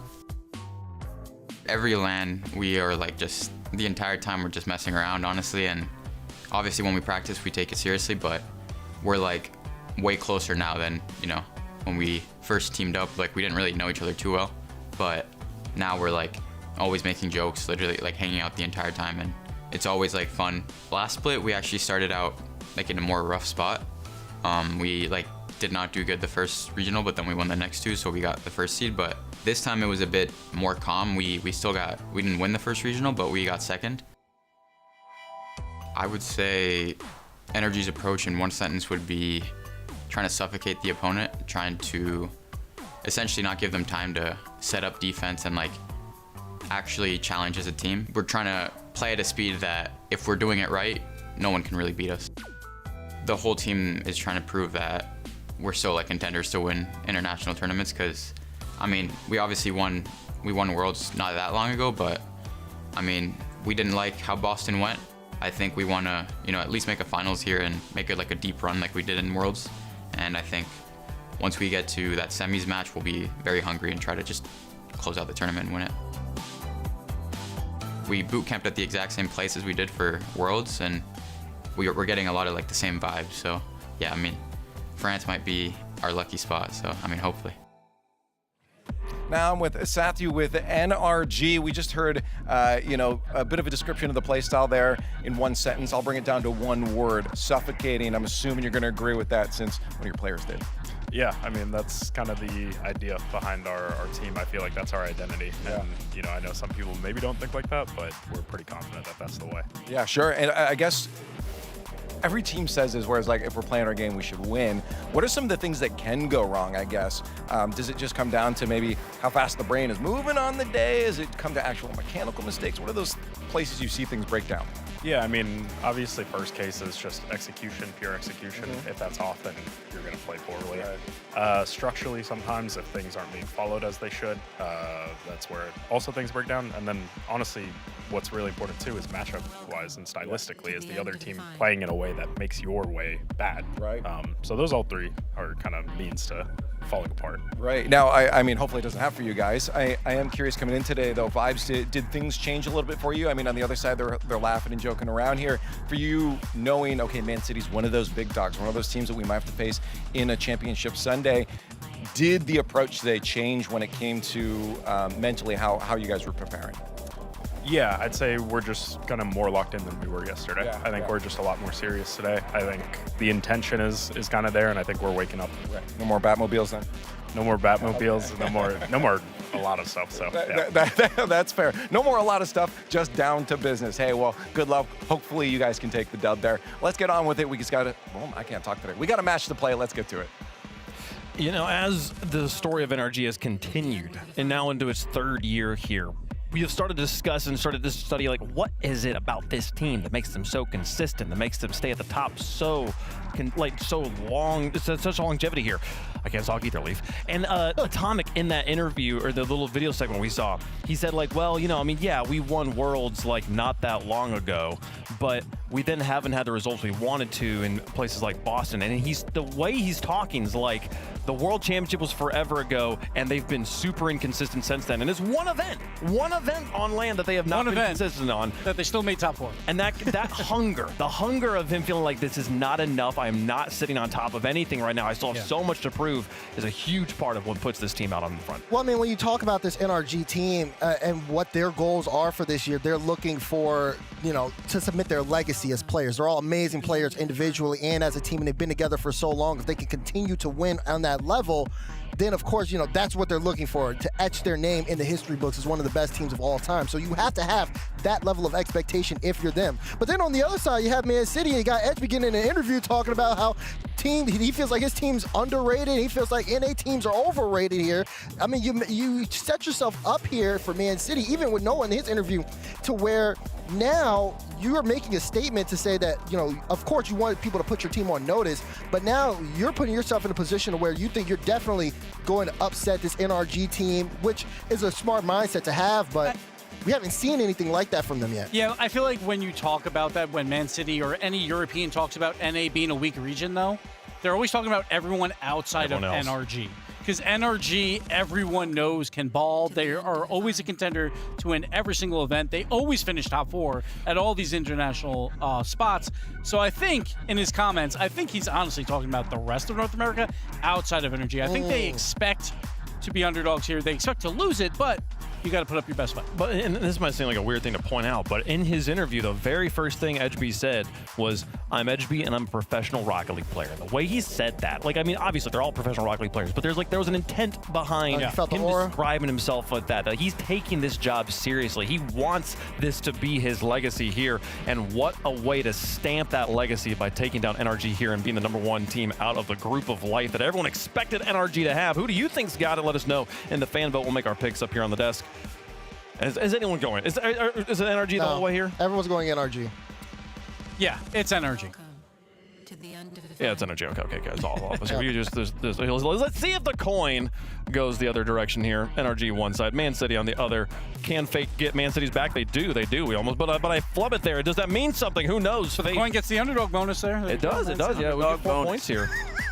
We'll see if it gets there. What is there a recipe for success here? You know this is the obvious question. So Man City is going to be playing a lot of defense. Protect your corner boost. You have to protect your corner boost because you have to be able to counterattack. If NRG plays how they want to play, they're going to take your corner boost, and even if they mess up somewhere, you can't counterattack because you're all going to be on no boost. So protect your back corner boost. How important is it to avoid Champions Field here for Man City? Well, I actually think it's great for them they push the Champions Field because they wouldn't want that. Yeah, they want to push it. The longer this goes, the greater chance they get. Yep. For NRG's going to try to end this quickly. So. You don't want to play a defensive team and go into Champions Field. It's always nervy. I could not disagree more. No, this NRG team, you do not take these boys to a place where their names are etched on the field. It genuinely, the thing about NRG, we describe them as inevitable. It doesn't matter how bad they look. The more opportunities you give them to win, the better chance they have of coming out on top. They've got to end this before Champions Field, in my feelings. NRG, the fan favorite, the desk favorite, the coin's got Man City. Is there something in the air here, folks? This is a big one. A David versus Goliath, but with massive implications. Everything to gain here for Man City. The winner of this goes on and is #1 out of their group, and they'll have the chance at top 4 in the bracket. Man City versus NRG. Top spot in the group on the line. Manchester City's given up 7 goals in 7 games. NRG gives up 5.5 shots per game. Both teams going to try to suffocate the other. Game 1 brought to you by Progressive as we kick off the finale in Group B. And, I think Edgeby, that interview airing at this time, kind of put a target on his back. Yep. Saying, hey, people are not giving us the respect we deserve because we deserve more than NA. Just remember which region does have the reigning world champs, and if Edgeby ever needed a reminder, they're sitting right next to him. This one's saved away, off to the corner, kept close to the vest by Daniel. Edgeby, or rather Seiko, trying to bring this back all the way towards Acro as he makes the save. And Acro again stuffing beast mode in the air and not letting NRG get set up too comfortably on their half of the field. Seiko, the world's MVP, comes to the rescue for Man City again. Another early goal for Seiko. A beautiful play as well. You can see Seiko having full trust in Edgeby on that pass. Goes up to the ceiling. A pass on a dime as well. And this NRG defense is tough to crack. Normally, you look at the stats over in NA, best defense time and time again, season after season. And you heard Sathu and the players talk about how they play that suffocating style. Well, it's not off to a great start for NRG. Beast Mode bullied off the ball by Seiko, who is just having a tremendous group stage here so far in Paris. The resurgence of his career this year might be stunning. He'll bring the ball out of the zone. Just catching a piece of Atomic there. Now Acro getting away from Atomic. But Daniel there to slow up the Man City attack. Seiko's shot dealt with by Atomic. Great start from Seiko. Seiko even getting his World Championship title against Atomic. Back on G2. And where did that happen? At Diggy's Arena. Huh, interesting. A lot of history made there, Stags. There sure has been, and there will be much more again. Would it be this time for Beast Mode? Do you imagine NRG running back-to-back? Of course, a lot of history to contend with. Acro stopped well before that could become a shot. And you're seeing Man City now just, again, trying to control things. That's a great shot, saved away by Acro, incredibly well read. Another opportunity for NRG. They've been few and far between, though, as Man City have mostly controlled the pace after getting the opener from Seiko. Well, you saw that brief moment there where they were successfully suffocating Man City. Kept them low on boost, but Man City held up to the pressure, still on it. NRG, one of the things they do best, one of the ways they're able to suffocate the other team is by adding those extra layers of misdirection. But oh, look at that! No misdirection needed. Telegraph shot to the top corner, but it was unstoppable. That's just a tremendous pass from HB too. I mean, maybe he would have liked to put a little more zip on it, but he served up Acro perfectly. Well defended, but offense beats defense on that occasion. Man City continued to impress on both ends of the field, as they've got now a 2-goal lead over the reigning world champs. Oh, there's redirect attempt. Running that beast mode. Loves playing that aggressive first man, and this dangerous as well. Up and over Seiko. Seiko, though, does land the bump. It's going to give HB the ball. Got a flip reset, didn't get to do anything with it. Acro now to his own back wall, and there's no way anybody on his side could have read that he was going to win that ball through. Daniel waits for this to get right to the goal line. Again, just trying to play a very measured defensive pace here for NRG. Not panicking with the 2-goal deficit, but the opportunities presented to them have been minimal at best. Daniel take a big wide turn on this, put nothing behind the shot, and Seiko just booms it away. And Man City, I think, will be content to do that. I mean, we've seen NRG, again, trying to play a more possessive style on their defensive side. Oh, that crossbar down and in, and it finally pays off for NRG. Bar down from Atomic. Not a lot of boost to make the play. Just a simple shot on net. Places it so well. HB thinking that he had that angle covered. And it was just a great shot from Atomic, who's got NRG a footing in this game, a chance for them to come back as well. And if you've watched a lot of NRG, you know they are good at those last minute, last second, 0-second efforts. Some people call it plot armor. Some people call it skill. That is the best, most accurate description you could have for NRG's ability to perform in this spot. Another pass in! Atomic will score with the demo down in front, and just like that. So much amazingness on this play. The demo, the flip reset, the pass, the shot, how it was approached by Atomic to not rush the shot. Everything so clean about that play from NRG, and now Man City will be tested. They started out the game hot. It looked like it was going to be all Man City. Now they find themselves playing defense. Playtime's over. You got to knock out the champs.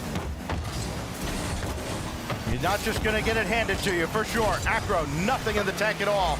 Needs HB to come take over. Tried to get it down towards Seiko, and the demo in the air disrupts the entire play. This is boomed back towards the NRG net. Only as Boost far for as Acro. Daniel. Again, nobody's got any boost except on the side of Man City. Can they take advantage here with the closing? Yes, they can! HB, the hero! It was a skim touch, tried for Atomic. If he makes contact on that ball, he gets it clear, doesn't make contact. It ends up being an open shot opportunity put away by Man City. Kickoff strat for NRG. It's a good one. Oh, and the pre-jump. It looked like Beast Mode had pre-jumped that pass. A little bit too much aggression from NRG, and Man City hold off. An exciting game one. They had a great start. Let off the gas a little bit. You saw Atomic starting things with that bar down shot, and then the team effort, the demo, into the flip reset pass to Atomic. It looked like NRG was going to be surging back, but then that missed sidewall double. Not sure if Atomic had enough boost. Looked like maybe he did, but he was trying to go for the perfect skim touch. Ended up giving up that shot opportunity for Man City. They put it away. Team hat trick for them. Everyone contributing to that win. HB, Seiko, Acro all getting a goal. And it was a great start. Seiko getting things going with a wonderful team play. HB, that pass to Seiko was so good, but even the execution was brilliant. Yep. I think a very promising game one for Manchester City. Very promising game one, really from both these squads too.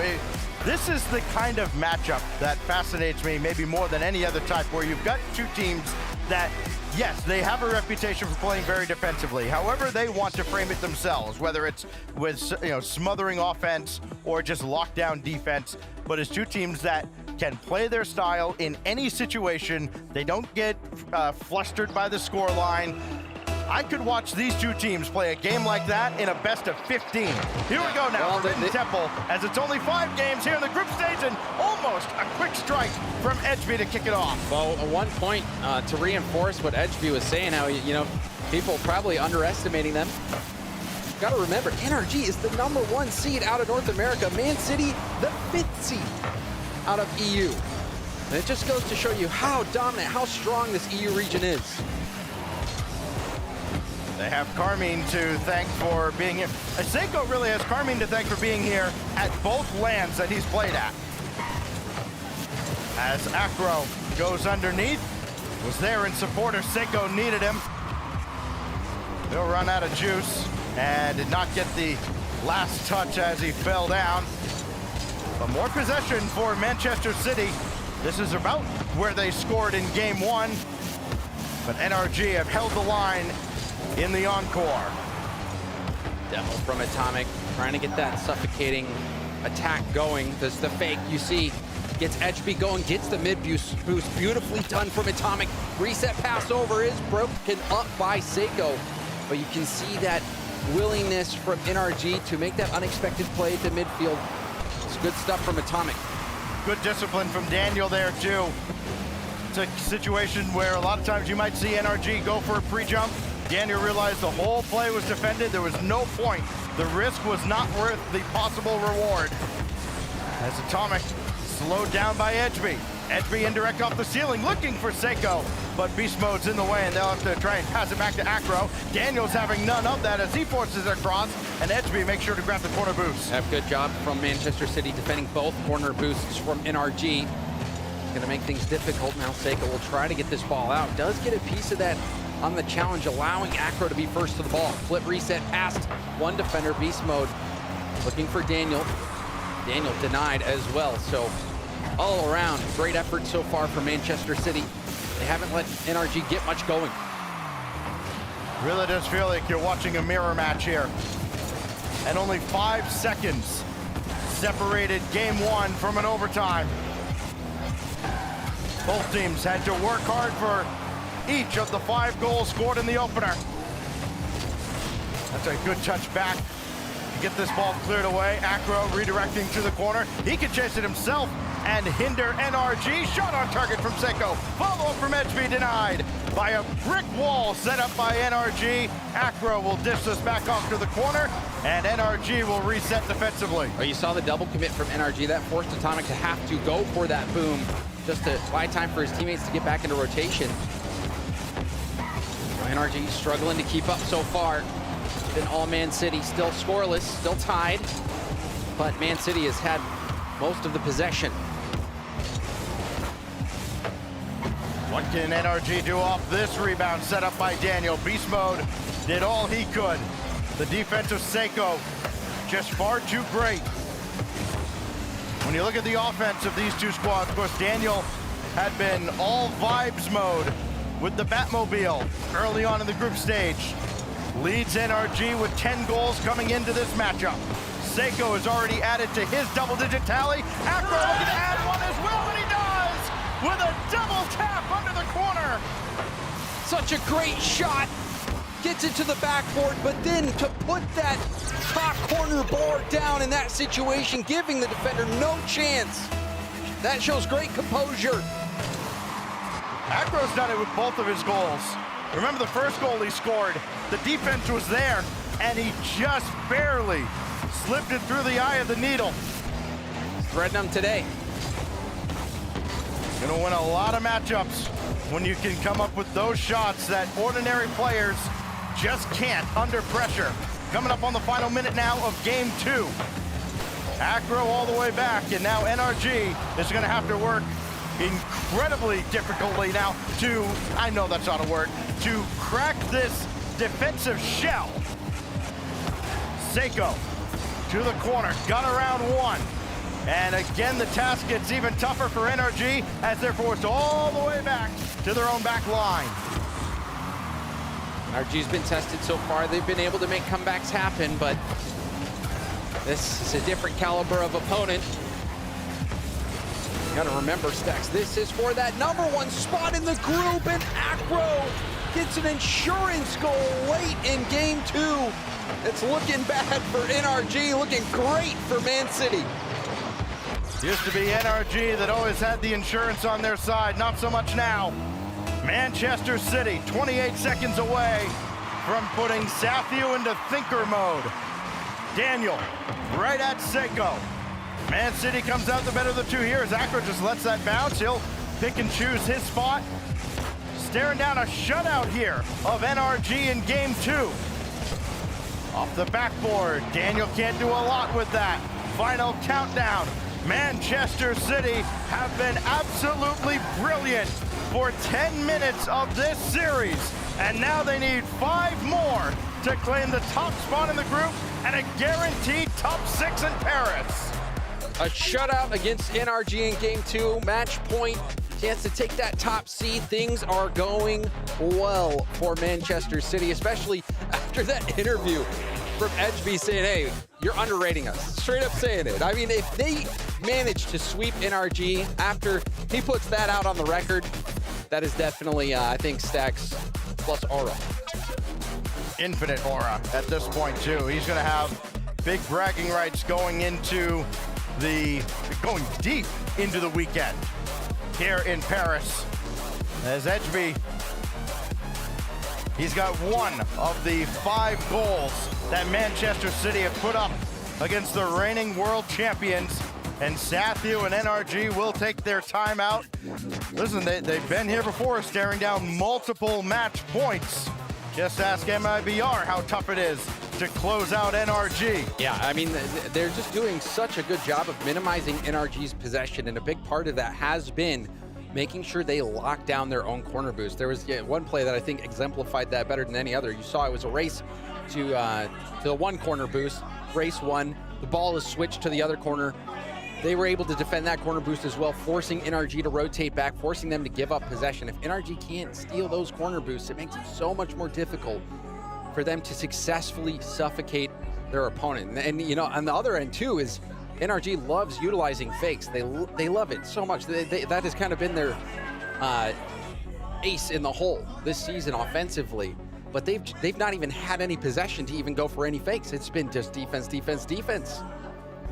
I mean, a lot of times where NRG does overwhelm teams is with their speed. And of course, chemistry does play a huge role in that. You have a lot of trust. Man City have been up to the task, disrupting those plays, intercepting passes, not jumping after the initial threat. Realizing that, of course, NRG, they're used to having multiple options and utilizing all of those. And look at this, you talk about career longevity. How long this roster has been together.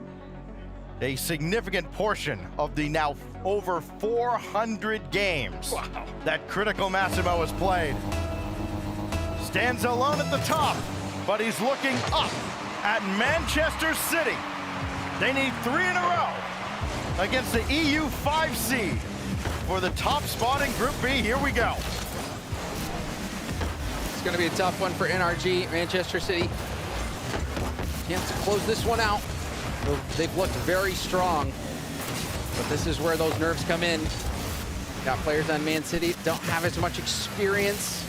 You know, Seiko, obviously world champion, but HB and Acro still looking to get that experience. I mean, when you look in the dictionary of RLCS experience, you see the pictures of all 3 players on NRG.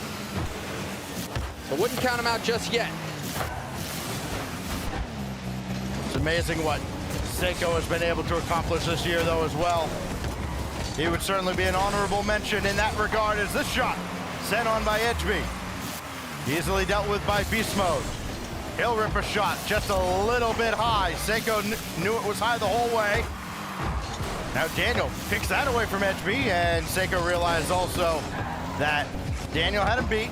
Now Atomic will have a go, and yet Beast Mode charging on. Once again, Man City up to the task. Corner pass, that's a good one. Oh, barely saved. You can see how quickly Man City can go on the attack. Reset, goes for a 50. Dangerous spot, punched in by Seiko. Just watch HB. This is superhuman to set this up. He did everything he possibly could and then pulled another one out of his sleeve. Another great start for Manchester City, and you're right, Stacks. What a play that was from HB. Presence of mind. Oh, we do see some demos here opening up the path. Good tip.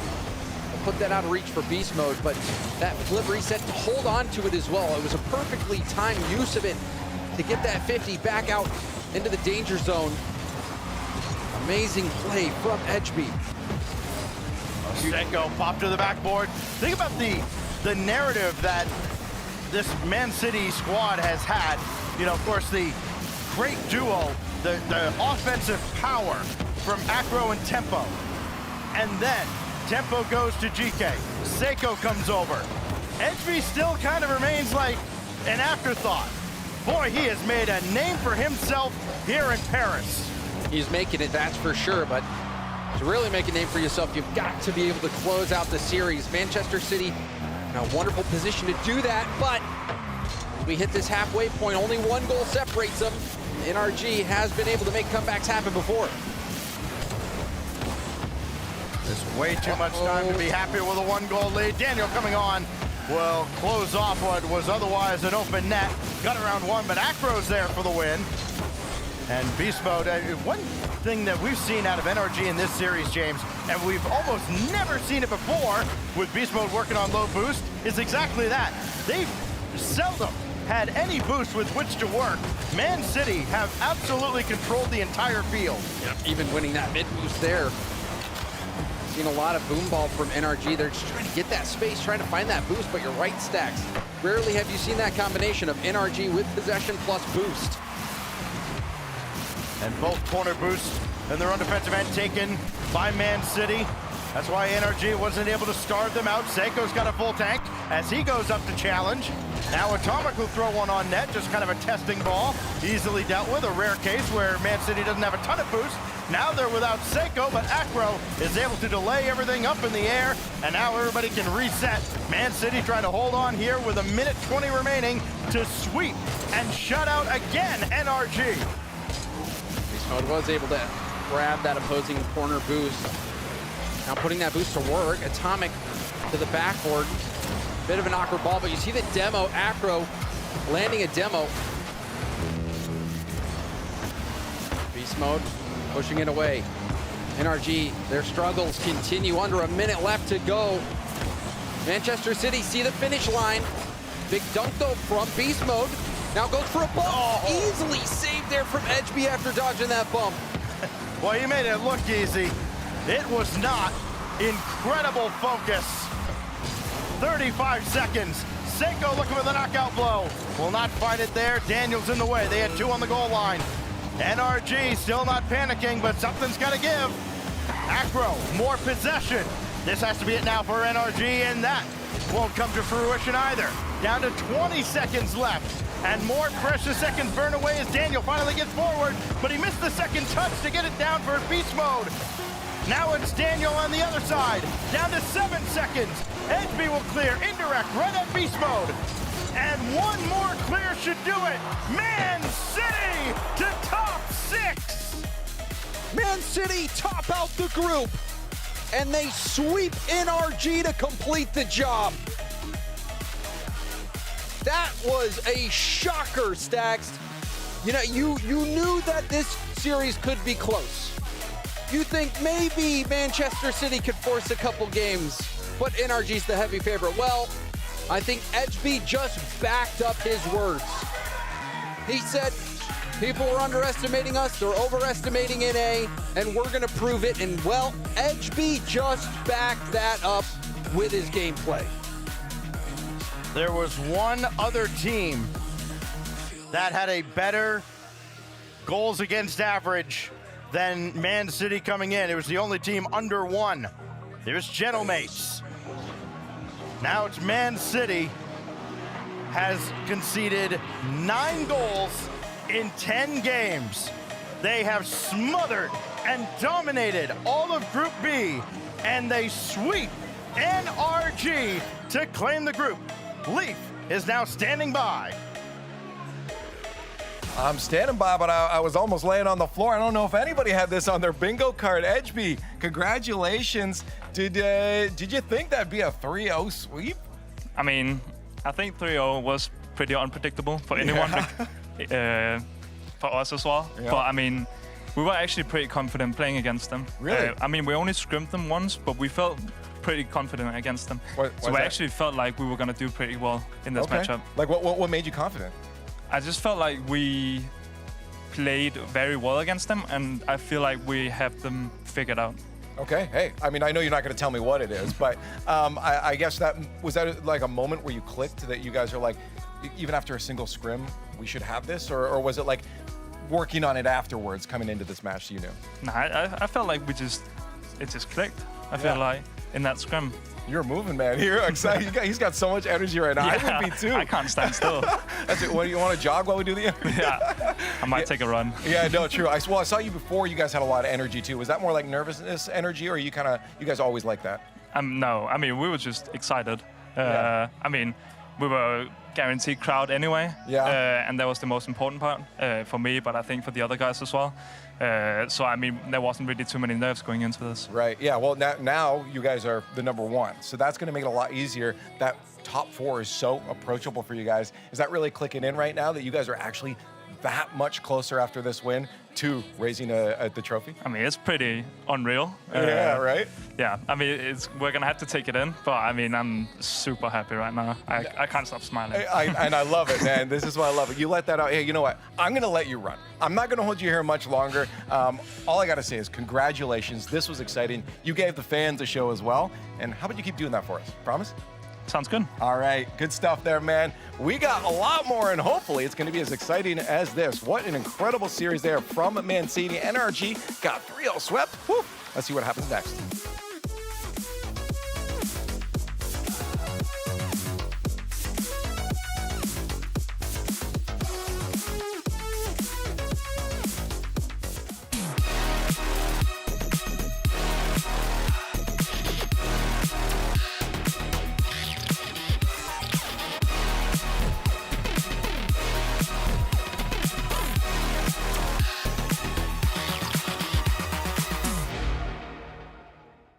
Oh, now this guy's going that way. Now I'm getting the lay of the land. Valets can be a big test for a young homeowner turning into their parents. There's an overflow lot somewhere in the vicinity. If the garage is full, they go to the auxiliary. He said if the garage is full, they'd go to the overflow lot. I heard him. I was right here. Let's just stand quietly. Right. I bet you guys have driven some great cars, huh? Progressive can't protect you from becoming your parents, but we can protect your home and auto when you bundle with us. I think you might have brought the wrong car. We had the red convertible.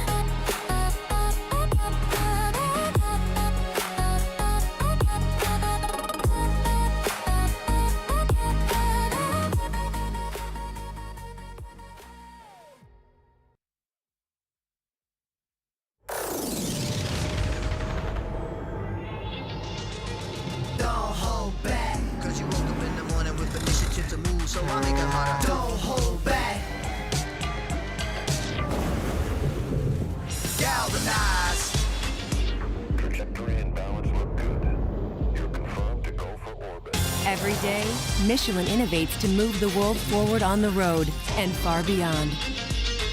Michelin, motion for life. And I don't know how to feel about it. You're not used to losing. Getting beaten? Not like this. These players are just so locked in. Could it be the milk? Mm-hmm.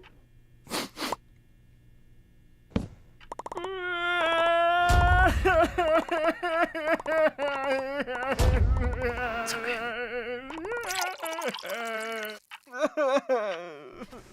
Stay there.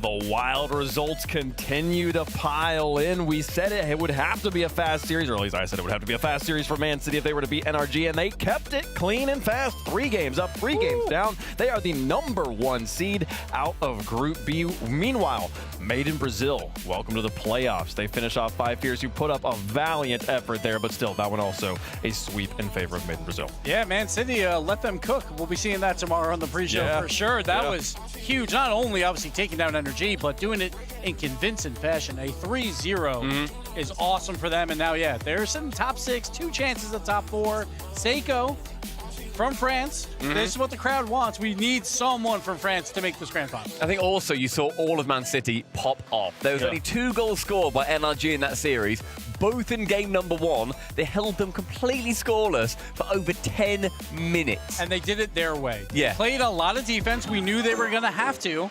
They didn't give up too much boost in the corners, though, I felt like. It felt like the boost control was there. The energy did outpace them, but you always expected that. Man City kept it close enough. They kept a lot of boost in their tanks as well, average amounts. Top 2 were Man City players. Energy just couldn't find a way around this defense after game 1. Yeah, they couldn't find a way, and their attack was lackluster. They had no threat. There was no suffocation to be found. It was very disappointing. Disappointing watching that, but over there on the other end, Man City, they're comfortable winning 1-0, and they are winning 1-0, and they do it their way. And Seiko, we didn't talk about it before the match, but he likes this matchup against NRG because I think that when NRG, formerly known as G2, that was an incredible reset backflip to set up Seiko. But I think they start playing too much Boomer Ball. And personally, Seiko, he knows how to stop Boomer Ball. And he's also beaten this NRG2 roster one time in the grand final back in Copenhagen, and he's beaten Atomic in the grand final again, Atomic Sapu, back in the World Championship in 2022. And that's the perfect recipe for a team that plays a lot of defense. When you clip on them twice in this series, that's all you need sometimes to win these very close games. Yeah, but you got 14 offensive demos for NRG, and you get 0 goals out of it. But you know what that means? You're not playing tight enough next to each other. Where is the follow? 14-3 demos, and you scored 0 goals in games 2 and games 3. That means the third man is nowhere to be found. You're not winning. The tightest we saw them play was when they all had to dive into the top corner to try and save Acro's shot, and none of them could do it. Acro still 14 slotted it demos through. to 3. You score 0 goals. That simply should not be possible. It should not be possible. And yet you lose. And Man City, though, credit to them, #1 seed now, coming out the group, and they're going to be playing the winner. Is it going to be Shopify? Rebellion, Shopify or Twisted Minds? Shopify or Twisted Minds will be #1 in the matchup, so that'll be interesting to see. EU5, and again, this is not normal. We don't have EU5s at these events normally anymore, and now, let's just go and win the group as well. So we might get We're about to have an all EU6, 5 mate. Europeans again in top 8. We're going to have an EU6 as well. Who's the 6th seed? No, Well, when it comes to LCQ, Oh, gosh. Watch this guy There's here. a lot of teams, teammates. A lot of talent over here in Europe. Group B is done. Locked up. Those teams are finished for now. 5 Fierce, thank you for playing at the Paris Major.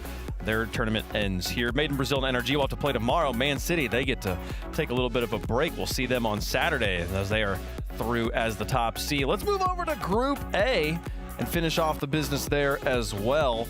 We've got Carmine Corp up on top. They've actually already clinched that #1 spot. They'll do a show match with Wild Card Gaming. And hey, Barker were able to win that. What a way to go out, taking down the blue wall there. But there is still some standings to be solidified. Vitality taking on Foot Esports. For the winner will be the 2nd seed out of Group A. So on the alternate stream, they'll be having that Carmine Corp Wild Card Gaming matchup. Should be some shenanigans as well if Torsas and the boys are to be trusted. Mainstream here will be a lot of fun with Vitality and Foot Esports. Ninjas Pajamas, Shopify, Gentlemates, Space Station, the final matches of the day. Those should be exciting as well. But let's talk about Vitality. Let's talk about Foot Esports. Cheese Chronic and Justin, exciting players with some of the best vibes of any team I've ever seen, but they're taking on one of the hottest squads in Europe right now. Yeah, EU #1 seed. Something you're talking about, mirror match. We just had that EU #5 going against NA #1. Now we got EU #1 going up against NA #4. The question remains, though, will we get a mirrored result when they come out on top? It's going to be tough. Zen and the boys, they lost in 4 against Carmine yesterday, but that was a Carmine Corp that honestly looked the best they have the whole entire split. So still questions to be answered for Vitality. Yes, the importance of this match is seeding. Whoever wins this will get the 3rd seed from Group C. Whoever loses this will get the #2 seed out of Group C on Friday. This match is for seeding, but this tournament for Vitality, it's about holding that trophy. actually, for Foot. It's also about holding that trophy.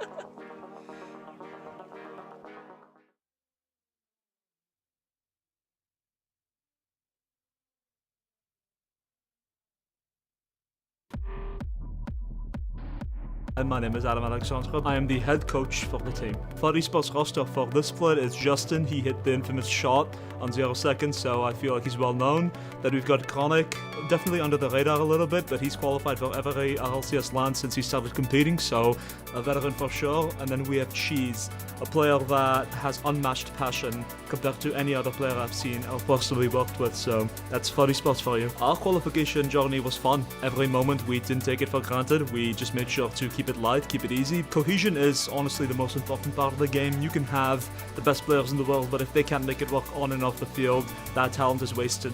The team chemistry clicked from the beginning. The sense of humor is similar. The serious drive of competition is just as enthusiastic, so overall it was pretty quick. The biggest threat is definitely Gelmates. They won the Boston Major for a reason, and they're still continuing their hot streak, so they will be the team for us to beat.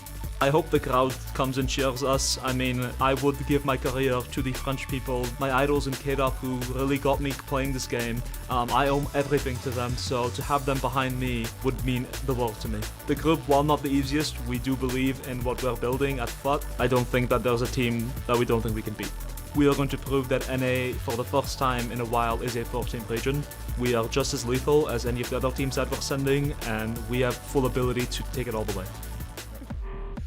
I'm here with Foot and Adam Baguette, and you know, overall, I just want to get the thoughts on the team coming into this next matchup here. Vitality, obviously a pretty difficult opponent on the side. We see a huddle going on right now. Does that intimidate you? Not at all. I'm gonna be honest. I mean, listen, huddles, they're nice, they're great, but I believe in my players and the ideas we got going, so we don't need a huddle. Oh, believe in the ideas, not the actions. I like it. Okay, well, hopefully the actions in the match are good here. Coming in today, was there different prep? I feel like most teams are just like, play our game, or did you guys actually look at this matchup? We definitely are focusing on ourselves a little bit more this event. I think the last two regionals in NA, we lost ourselves a little bit. We were focusing more on our opponents than ourselves. Yeah. But now we are way more focused on ourselves. And obviously, you know, we looked at their footage, kind of see what they do, what they got building up there, but mostly, of course, on ourselves. And then if needed in the timeout, maybe talk about what they're doing. Okay, well, and just for you, I guess, now with we were just talking before you came on to camera here about the arena, how incredible this is, being in France as well. How excited are you about this whole thing? I am very excited. I mean, it's a little scary, you know, not being from here and also not having the home crowd advantage because you're, you know, playing against these teams. But at the end of the day, I mean, this is the community that gave me my job. I owe a lot to the French fans, and I really hope that when we play on the stage, they have some grace for me. Yeah. Hey, you know what? I think all of us owe a lot to the French fans, to be honest, and we're going to see them tomorrow. Hey, Adam Baguette, good luck with the team. Thank you, boss. He says that they're focused on themselves this event, and in the little video, so the team cohesion is the most important thing in Rocket League. Do you agree with that? I think mechanical skill is probably a little bit higher, but I agree. Cohesion does definitely help. But the problem is on the other side, it's Zen, right? It's like it's very difficult. Vitality is obviously gelling. Everyone wants team cohesion. Everyone wants that, but you still have to back it up with the plays. And we'll see if Foot has enough to take on Vitality. They say North America plays a 4-team region now. Well, we just saw EU5 take down NA1, Stumpy, so let's see. It's going to be very hard. I think that I like the idea of, look, we're going to focus on ourselves. If we raise our own floor, then we've then got less things to work on overall. We're not going to try and spec into any one team in particular. We do have, I don't know, it's you're talking about the mechanical skill being the most important thing, and that's what Zen brings to the table. But team cohesion being an important thing, Bates, that's also what Zen brings to the table. He bends these teams to his will by the way he calms in these games. He talks the whole match, telling the other players where they need to be and what they need to do, saying this is what is happening. You will conform to this play style. And it's how they have won so many events. Yeah, Zen's IGL. He's also the best player on the field. He does everything. It's actually one of the few things that we're missing. If we could just have the in-game comms of Zen, and you could just hear for 30 seconds what he does, what he brings. He comms for everybody. He's comms for Stizzy and Exotic. They have absolutely no communication issues, and he's doing it all in English too. His second language that he's just picked up within the last 3 years or so, and he's still being the most productive player on the field. It's just pure greatness when Zen's out there. He really is the best player in the game, and it's up to him when he's going against the dude that was formerly the best player in the game all the way at the end, and Justin. I'm surprised Zen's not in the middle chair then, you know, being that in-game leader. But at the same time, wherever Zen wants to sit, you let him sit there, right? Yeah. Zen can do whatever he wants, right? So, and whatever dinner he wants, you get Zen that dinner. That is how this team works. Yeah. They're going to try and feed Zen, but at the same time, the reason why Vitality's been so much better is because it's not the Zen show anymore. Correct. All three members are getting involved, and that is why they're finally back at the top of Europe. Yeah, and the upswing that they have had towards the last half of this season as well has been incredible. It's been so fun to watch Vitality get back onto that mantle. The EU #1 is such a hard-fought spot. A lot of people would think after Gentlemates come off the back of winning Boston, they would just be the team. They are the ones to beat. No, it's Vitality in a really hard-fought region. I think Foot are going to be up against it here, and Vitality have got a huge amount of work they need to put forward. And we saw that hard-fought region. Vitality had to play K-Corp yesterday in this group of death, and they did fall to them. Yes, K-Corp was the EU 4 seed, but it's K-Corp. They always lose to K-Corp, though. Yeah, they always lose to them. So Vitality, it's really difficult to get EU #1. They did earn it, but now they're falling a little bit back, right? They're playing for a spot tomorrow of who they're going to play. So this match, the importance is not at an all-time high. I don't think that's going to matter for Vitality because you want a good momentum going into the crowd. Exactly. I mean, it's not an easy out either too, because Foot in particular, Cheese has been a grinder. He's very effective with the ball. I think Chronic has really provided his team some structure. You kind of just need somebody who just kind of conforms and wants to be a third man, somebody who keeps the game simple. Gentlemates has that. They have maybe the best person in the game in the moment at that. And Archie, let the two young guns for Gentlemates, but two mechanical guys, I would say, be more possessive on the ball and just make everything more simple. Put Justin in positions to where they can be successful, and they have had success in NA. I mean, I believe they beat an NRG this split multiple times. Multiple times early on. They I can't remember if they beat an SSG, but they've had a great series against SSG and a great series against Shopify. So they've proven that they can contend and beat really good teams. It's just a question of whether they can do it in this moment. I think it's a good litmus test for them. They have not beat SSG, by the way. They haven't beat SSG? 6-0 as an organization. Foot as an organization has never beaten SSG.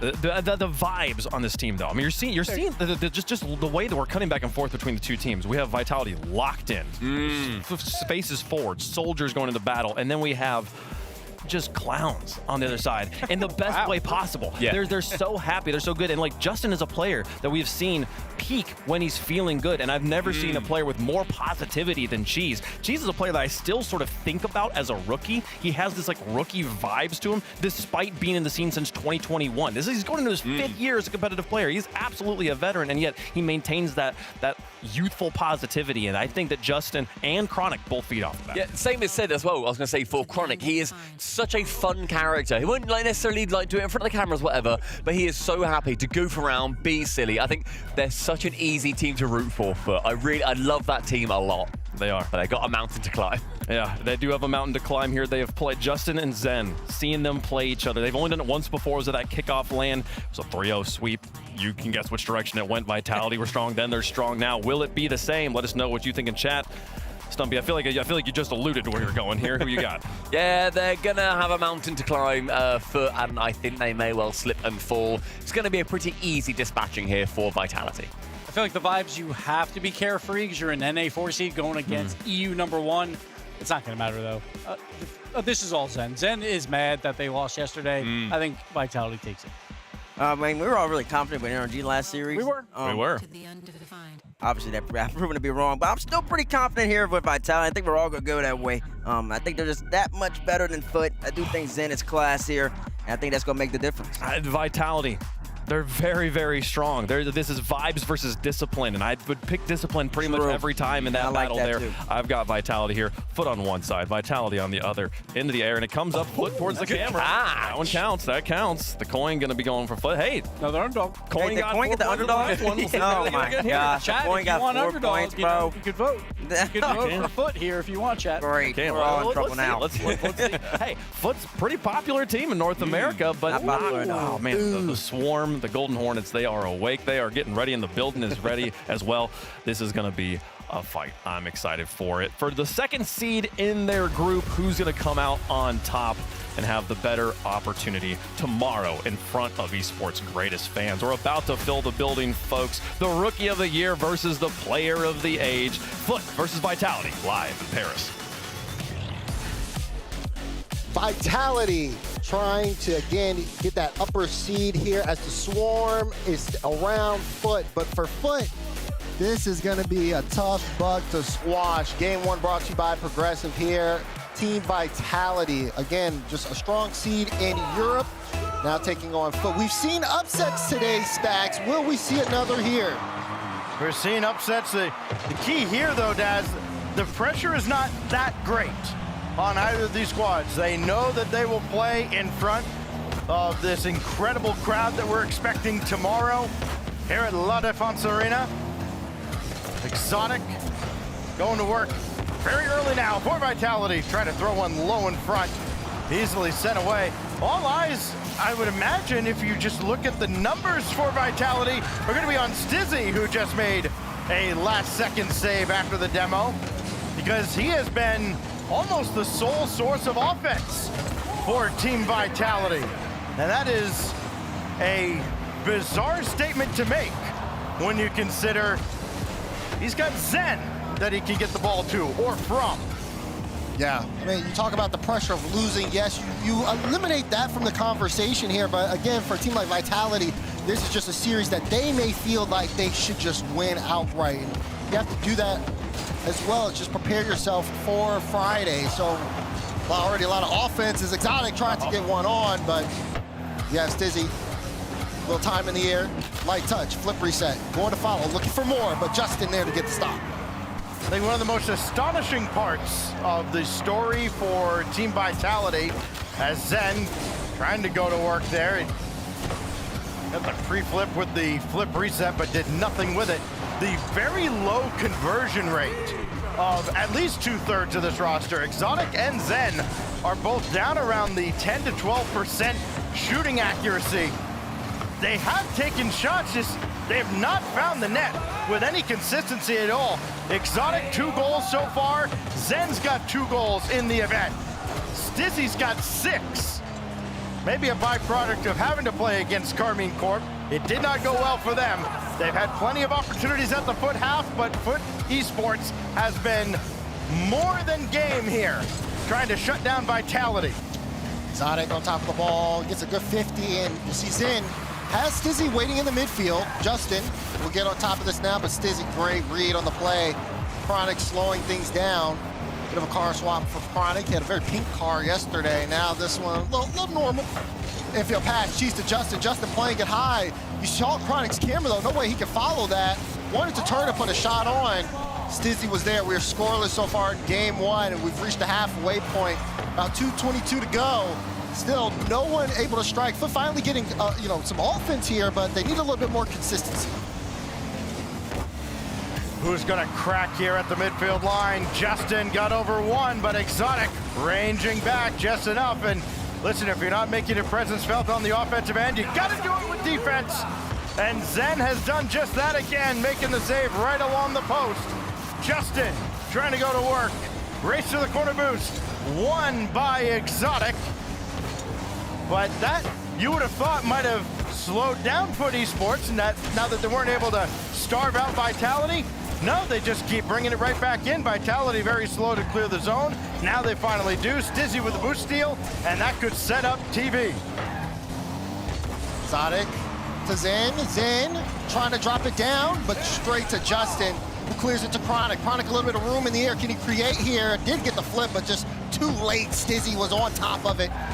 Now Vitality with a chance to move upfield. Get the ball to Zen with space here. Stizzy trying to set up a play. Let's get a bump there, Zen, but it's blocked out by Chronic. Foot, no stranger to making defensive stops in chaotic moments. Able to handle that for now. Ball still on their half. Getting to be crunch time now. Final minute of game 1. And another shot sent away. This time Stizzy tried to crack through the defense. Chronic took his time. That rings off the crossbar from Zen. And the shooting percentage continues to drop. It hasn't always been shots getting saved as. They've been missing just off the frame. Yeah, this is still, if you're watching Vitality, I mean, there was a time in that play Stizzy turned up to go for a bump to try to see if he could separate a lane, put him in a 1v2 situation. Vitality, no strangers. They have a lot of trust in each other. They try to make those extra plays, and Zen pushes that forward. But the risk is that knowing how strong Foot are on their own defensive half, you get a lane here. There's a chance for a strong counter, but Stizzy able to get the cutout on the block. What a save by Stizzy, coming from the back. Now Justin will collect it. Overtime seems inevitable as Cheese will collect. One last venture into Vitality territory, and we go to OT with nothing to separate Vitality and Foot. OT kickoff, goes straight down. Stizzy can take this, tries to boom it straight towards neck. Chronic, nice catch. Has to wrap it around too. Zen able to keep this in the orange half on that back wall. Now to the side here as Stizzy wants to pick it up. You see Exotic waiting on the wing. He's not gonna be able to catch that. Tries to get it to Zen. It was awkward. Zen gonna opt to follow. Does get it beat. This is awkward again, but Justin just there in time. So will not be a quick overtime. Justin right at Zen. That was never gonna amount to anything. See who kind of rolls the dice here between Vitality and Foot. Uh-oh, this is awkward though. We've seen this before. Foot, when they get stuck on their own half and they're under so much pressure, it gets so hard for them to break out. This happened in Game 5 against Karmine Corp, where, again, high pressure situation, if they can't break out and develop offense, it's only a matter of time. They are great defensively, but it doesn't last forever. You kind of misspoke earlier saying not as much pressure as some other teams are facing. I mean, it's still imperative. Foot wants to get the highest seed they possibly can and give themselves the best shot at making this miracle run towards the finals as a shot summarily dismissed. Stizzy, big drive, easy save by Chronic. Gets a cut, Exotic on top of it, still pressure here. Zen was looking for the bump there, but now Cheese can carry it out finally. A little bit of room of offense here for Chronic. Takes his time, gonna stay on top of this one, get a couple 50s, allow Justin to get into the play, but they can't get it center at all. And right now, Vitality can calmly move this upfield. Cheese's demo will get some space here for Chronic, but he's gonna get challenged from Stizzy as quickly as possible. Well, this is well done by Justin. Needs some support from Chronic. The shot's gonna go just wide again, this time from Stizzy. Boy, Vitality have had so many opportunities, and they've been held on the scoreboard half by their own doing as Stizzy has to range back and stop this ball. But you see what happens when you hit the bump there in the midfield where you had, I think that was Exotic just all by itself in the back end because Zen was upfield wanting to go for the bump to see if he could create some space. For Vitality, it requires a lot of trust, and you know, the fact that Exotic's been so solid so far, it's kind of kept them in here for now, but they have to be careful in taking that risk here. Well into the third minute of extra time. Stizzy, second touch, got nothing, and they almost caught Exotic napping a little bit or getting too aggressive coming forward. Cheese hard off the backboard, and Justin's right back at midfield. All the time in the world. Exotic got to meet him. Takes the shot from the ceiling. Stizzy's got the save. That was a great save there from Stizzy, just to be able to recognize the position, play the ball high. But hold on, Stizzy looking for more here. Zen already was upfield. Can he get this drop down? No, Chronic able to knock it away. Zen will turn and carry this up. Does get it past one. Can he make more happen? Looking for the double, but it's blocked out. Cheese able to get there. Cheese with a brilliant read the whole way. Foot doesn't have a lot of boost collectively. Chronic's got the lion's share of it, but it's Cheese who's the first line of defense.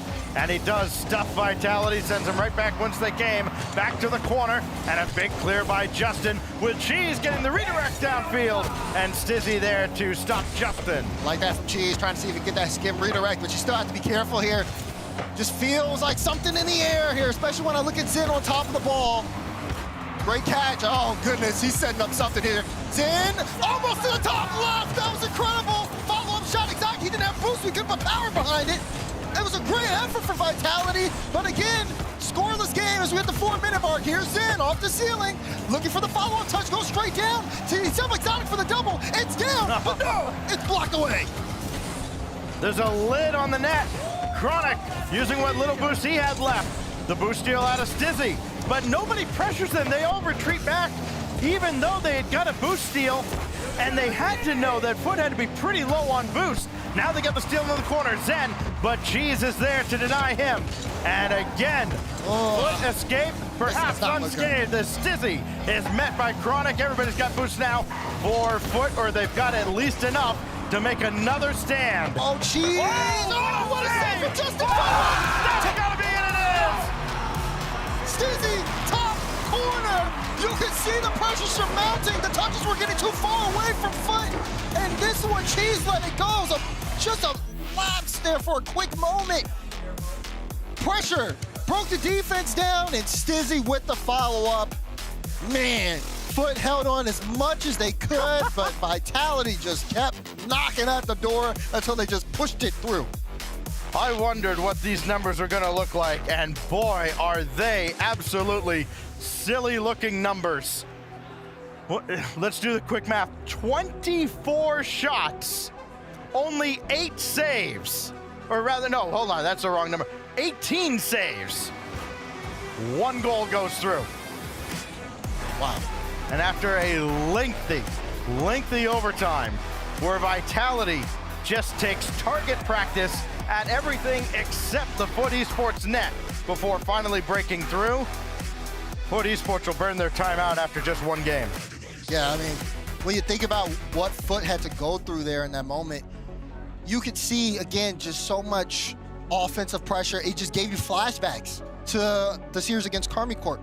And they can't continue to do that, Stacks. It has to be them getting out and being able to play some consistent offense. Those shots were, that's just a number you don't want to see at any stage of the game. Yeah, sure, it's okay that you're able to hold on. When you can't play your own game because you're forced to constantly play defense, it's just a recipe for disaster there. And for Foot, I think they know it as well. You can see there were times where, Cheese would be on the ball and he would just get a heavy touch and the ball just went straight to somebody from Vitality. So many of their clears just went straight to Vitality, and they had so many different solo play opportunities.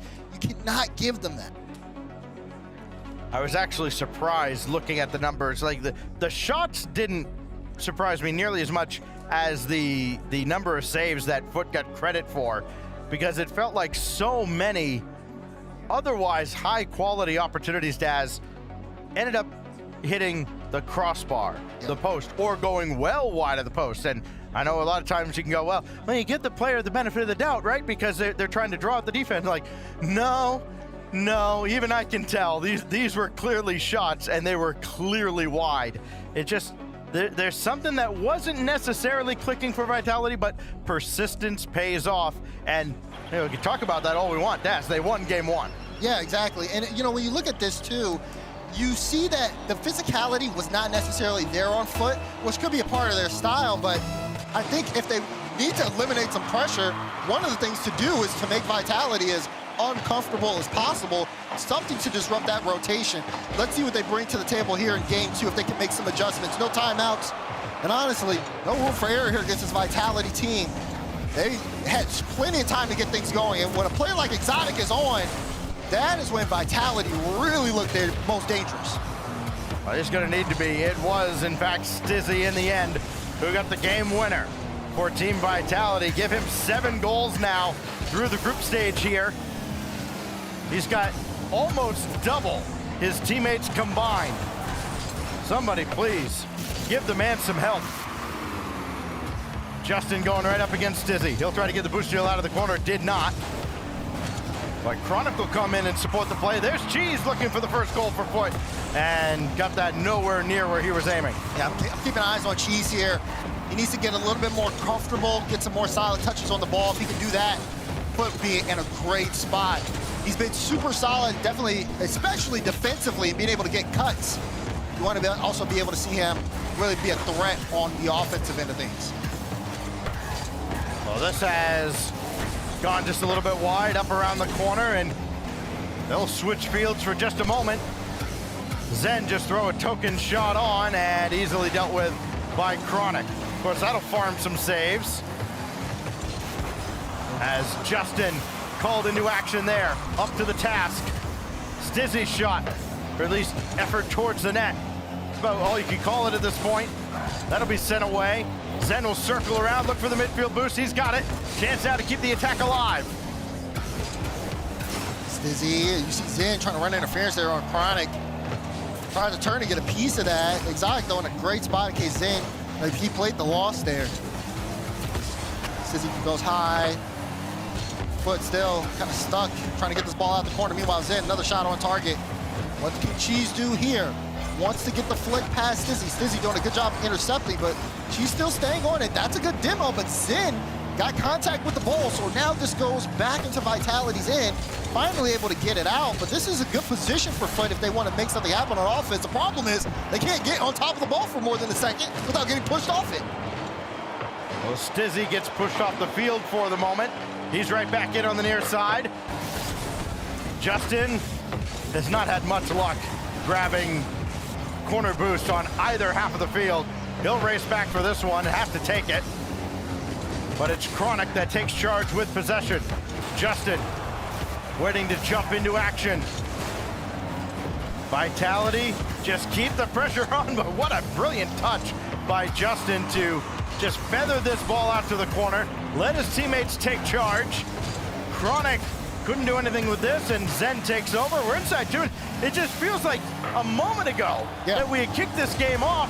Very similar to game one, still no score going into the later stages. Yeah, it's a familiar look. Chronic, no shots, 3 saves. More pressure here for Vitality and more of the same from Foot. Does anyone have a shot? Cheese has 0. That one from Justin's not gonna be able to record here. Foot have been losing the possession battle and not being able to get much field positioning here as we approach that final minute. But it's still 0-0. They've been able to hold on. Now what's gonna give now? Are we destined for another long overtime? Another hairline save right at the end. Finally, Zen will come through, and Vitality gets their first goal in regulation. Did he miss or was it a fake? I think it might have been a fake. Fake from Exotic. We'll call it a fake. And sure. Zen will get the follow-up. He needs the benefit of the doubt at this point. There you go. But Vitality finally striking here. And now Foot, try as they may, they have been empty offensively, leaving much to be desired. They know they need to take a much larger risk at this point if they want to get past Vitality. 50 seconds remaining in regulation. Foot have not mounted much of a resistance. Chronic to the backboard. There's Justin to tie the game. Second shot from Justin strikes true. Chronic plays as high. It's the threat of the double. Forces Zen to jump to block it. And Justin had a clean lane because of it. They finally get one. Can they build this into another? 40 seconds separate us from another OT. Chronic looking to do work, but Zen hangs in the air to stop him and send this ball back downfield. Another brilliant defensive effort out of Team Vitality. They need another stop, and they've got one. Now can they counter? Do they have one last shot in them before we go to golden goal territory? Exotic's in the air, but Justin sweeps that out to the corner. Cheese with time winding down. He's got Chronic up in the air, pulled his own number, and was denied by Zen. One last chance, redirected. Unbelievable! An explosion right in front of the goal line. Cheese gets that light touch. Zen! I think it was gonna hit the ground if Zen didn't touch it, but he had to go for the demo to stop Justin there. And Foot's pressure pays off. We got a tied series. Unbelievable. Got the demo. At what cost? 1-1. And what looked like Vitality was just inevitably going to drag this out, wear down Foot in another lengthy overtime. Foot absolutely steals one. Wow, and that was definitely good there from Exotic. Saw Chronic jump forward, had no boost, and then Chronic able to kind of almost get his get back. Leaves that one for Justin, and then here we go, final seconds. Justin lobs it. Cheese, no boost, had the perfect touch. It doesn't get more perfect than that. Oh, wow. That is crazy to steal that game. And now we go into game 3. No timeout here for Vitality. As they're going to try to get this one through. But I mean, the way the series has been going, Stacks has been as tight as ever. I feel like we go into this one now, and you're almost expecting it to be kind of close here. Foot still needs to change the narrative, just of the way the possession game has worked. Because for now, it feels like it's been Vitality offense, Foot trying to get a counterattack out. It's not the best way to play a series against a team with this caliber level. One step in front of the next. Here we go. That shot on target. Follow-up coming through, and it goes right to Stizzy, who can outlet to Zen, and a perfect storm for Team Vitality.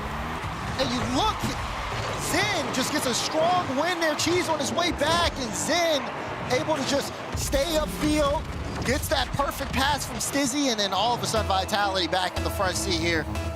Great opener, but you're starting to see Foot take a little bit more risk for the pressure. They just have to worry about their execution, and Justin goes there. He has to be able to at least win that 50. It's a tough position. I mean, Foot Esports has been outshot in this series, over 30-something to 13 coming into this game. Miraculous that it's just 1-1. But you can sense, Daz, as you said, Vitality starting to turn the corner here just a little bit. Yeah. The way Vitality has kind of slowed down a little bit. They're giving more room to Foot, and you can see Foot as well just kind of taking the space, but they haven't been in this position for so long. You start to wonder, you know, okay, they got to get back into their own game flow. Stizzy takes this one, tries to go high, good beat. Look how fast that follow is from Exotic. A lot of room here. Zen playing back. Stizzy tried to force one up, and Zen getting a piece of that. It's Vitality look to march upfield. Exotic all the way to the back and wanted the ball. Oh, it was almost an own goal from Pride. The follow-up from Zen's good though. Vitality up by 2. Zen scoring, and that should give everybody else in this tournament something extra to think about. The beast is awakening. 3 goals now in this series. He had the assist to set up Stizzy with the overtime winner in game 1. I mean, you see that, especially if you're a Foot fan, Zen screaming at your team, getting set up. I mean, that's just going to do so much, not just for him, but for the rest of his team. Now, here we go, Chronic to Justin. Justin, can he get one back? He can! Laser from Justin to bring it within 1. He's got Zen sitting in the net, who's got it all lined up all the way, and Justin's like, all right, catch up to this one. A challenge fastball right over his head. Good to see Foot here with some fight. Team Vitality has been in control of this series game by game, but Foot has always been able to just keep it so close, whether it's in the score line, whether it's making last-second saves. And then when they do get a chance to strike, especially with space, they can be deadly. Justin, a specialist. Justin, he found another one! He can't miss! I'm glad somebody can't miss in this series. It took long enough. A snipe from midfield! He said, go and get it! Tied up ball game here as Justin is willing Foot back into this game. And he could do so much more. Again, more creativity. Wanted for the pass for Cheese. Chronic last back, though. You see Stizzy forcing the 50 out. Wants to stay on top of this to make Chronic awkward. Chronic gets a clear to Justin on the sidewall. Zen, a little too fast there. Ball got away from him. A little bit of space. Justin looking for Cheese. Even with no boost, look at the fake for Justin. Putting another shot on. Chronic will opt to steal the boost, but they're not holding on to the possession. They have to be careful there on the Foot side. Otherwise, Vitality, they can sneak one in the net. You can appreciate Foot's mentality there. Feed the hot hand. If he can do no wrong, just keep giving Justin the rock. Coming up on the corner now, and Stizzy looking for Exotic coming out of the goal. As we see over on the other stream, Carmine Corp, the blue wall, has completed a perfect run here in Group A. And we will have a clean cut all the way through.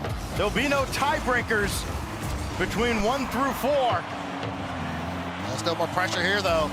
Light touch, redirect, not enough power behind that. Zen gets demoed. Cheese staying on it. See, Cheese a lot of time here on the ball with like low boost, but it's been effective. He knows exactly what to do, whether to make a touch, whether to fake one, and it's been able to get Foot a little bit more ground to work with here. But Zen looking to strike, high ball to Stizzy. Can Stizzy get it? Just bounces right in front of the ground, but it's not enough. It gets cleared away. The accuracy betraying them just a little bit, getting so close on the goal line, but not able to beat either the defender or the frame of the goal itself. Everybody just retreat mode for Foot Esports there. Nobody willing to dive in. Vitality were content to let them. This goes right at Justin. He can recover on this. Oh, Chronic's not gonna go. No, and he kind of got caught, had to retreat. Another awkward moment for Foot defensively that they do just enough to recover from Daz. Yeah, Cheese looking a little almost too far forward here. Justin, he might be able to get that double. Oh, but I don't think it went the way he wanted. Chronic glass back, low boost. So he has to wait here, looking for the back pass to Cheese, and Cheese will try to take the ball. This is really good, though, on the side of Foot because they're getting more ground, constantly getting these clears to send Vitality back. And Vitality, their clearances, their passes to each other have been so heavy on the touch that it's allowed Foot to get some room, but Justin gets a save on the goal line. Final 10 seconds. Justin tries to move downfield. Zen wants to attack. Cheese, cut to the side. This is not going to be a free ball for Vitality. Foot will ground it, and we have overtime. After the heroics at the end of game 2, well, why don't we just bring this ball to the ground while it's in our end, and we'll settle for OT. It's going to fall to Stizzy. He's got a read here. He's got it, and that's going to be on target, but easily dealt with by Chronic. So now it's Foot's turn. Will they have a fair shake at it? They sure will, but Chronic just sends it out to the corner. They're looking for these passes, trying to get solid redirects, throw off the timing here for Vitality. Chronic actually stayed there on that back wall. I don't know if he's going to be involved in the play. No, he actually rotated out.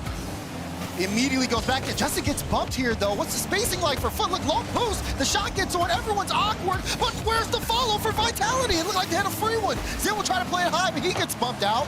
And what seemed to have been almost a great play for Vitality to maybe score, where Foot were lowest on their boost, has gone all the way the other way. Not a single soul to punish Foot there. Stizzy has this deflected out to the corner. And Chronic will at least get this out to midfield. Justin will take over again. He has been brilliant, but he's shut down this time by Zen. Look at Zen, he's trying to take his time. Cheese recognized it, said, get out the way, or we're not letting you get comfortable at all. Good win from Exotic, but Stizzy not in the right position. So that one also goes across the net pretty fast anyways, even if he wanted to get there.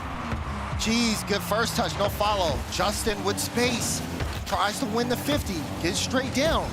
It's Chronic who gets there first. A little awkward, Justin. Just wanted to force Exotic actually to the side wall. He knew Cheese was there.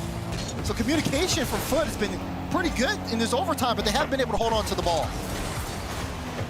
Lost in just how oppressive Team Vitality have been on the Foot Esports half of the field.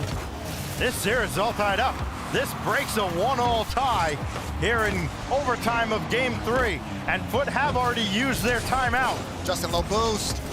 Oh, but he's got the read there. Wow.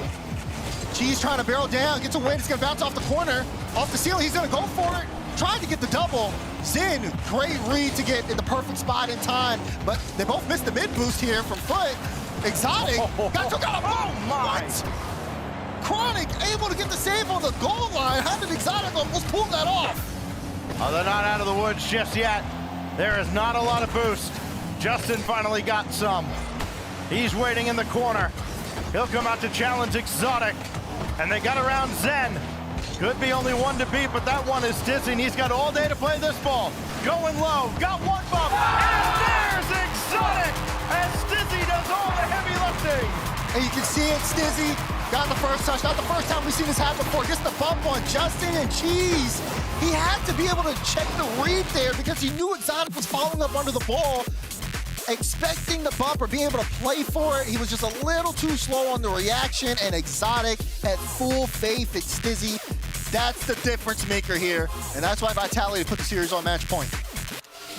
They are indeed on match point. 2 shots at closing out Foot Esports and claiming the #2 spot in what has been a brutal Group A. I mean, yes, of course, wild card goes 0-3, but you deal with a blue wall that looked like they were absolutely in form, and rumors of their decline may have been greatly exaggerated. Take a look at the replay here. I mean, I will say, despite the result, that was definitely Foot's best effort. Even offensively, to be able to maintain the space, they looked solid. It was more of a back and forth between them and Vitality to see who broke first, and unfortunately on that side it was Foot. But they had moments where things could have turned around. Both teams did, though. Lots of clean up here as we go into game 4. But like you said, Foot, no timeout here. And in this stage of the game, with Zen chirping at you too on the other side, composure is going to be key. You just wouldn't have expected it. Well, you know, this is the same guy we saw in Boston waving the American flag the first time around. It was a facade. Winning the crowd over. That's a competitor, Stacks. He's got his inner calm right now. Here we go. Must win now for Foot Esports to prolong this, send us to Champions Field.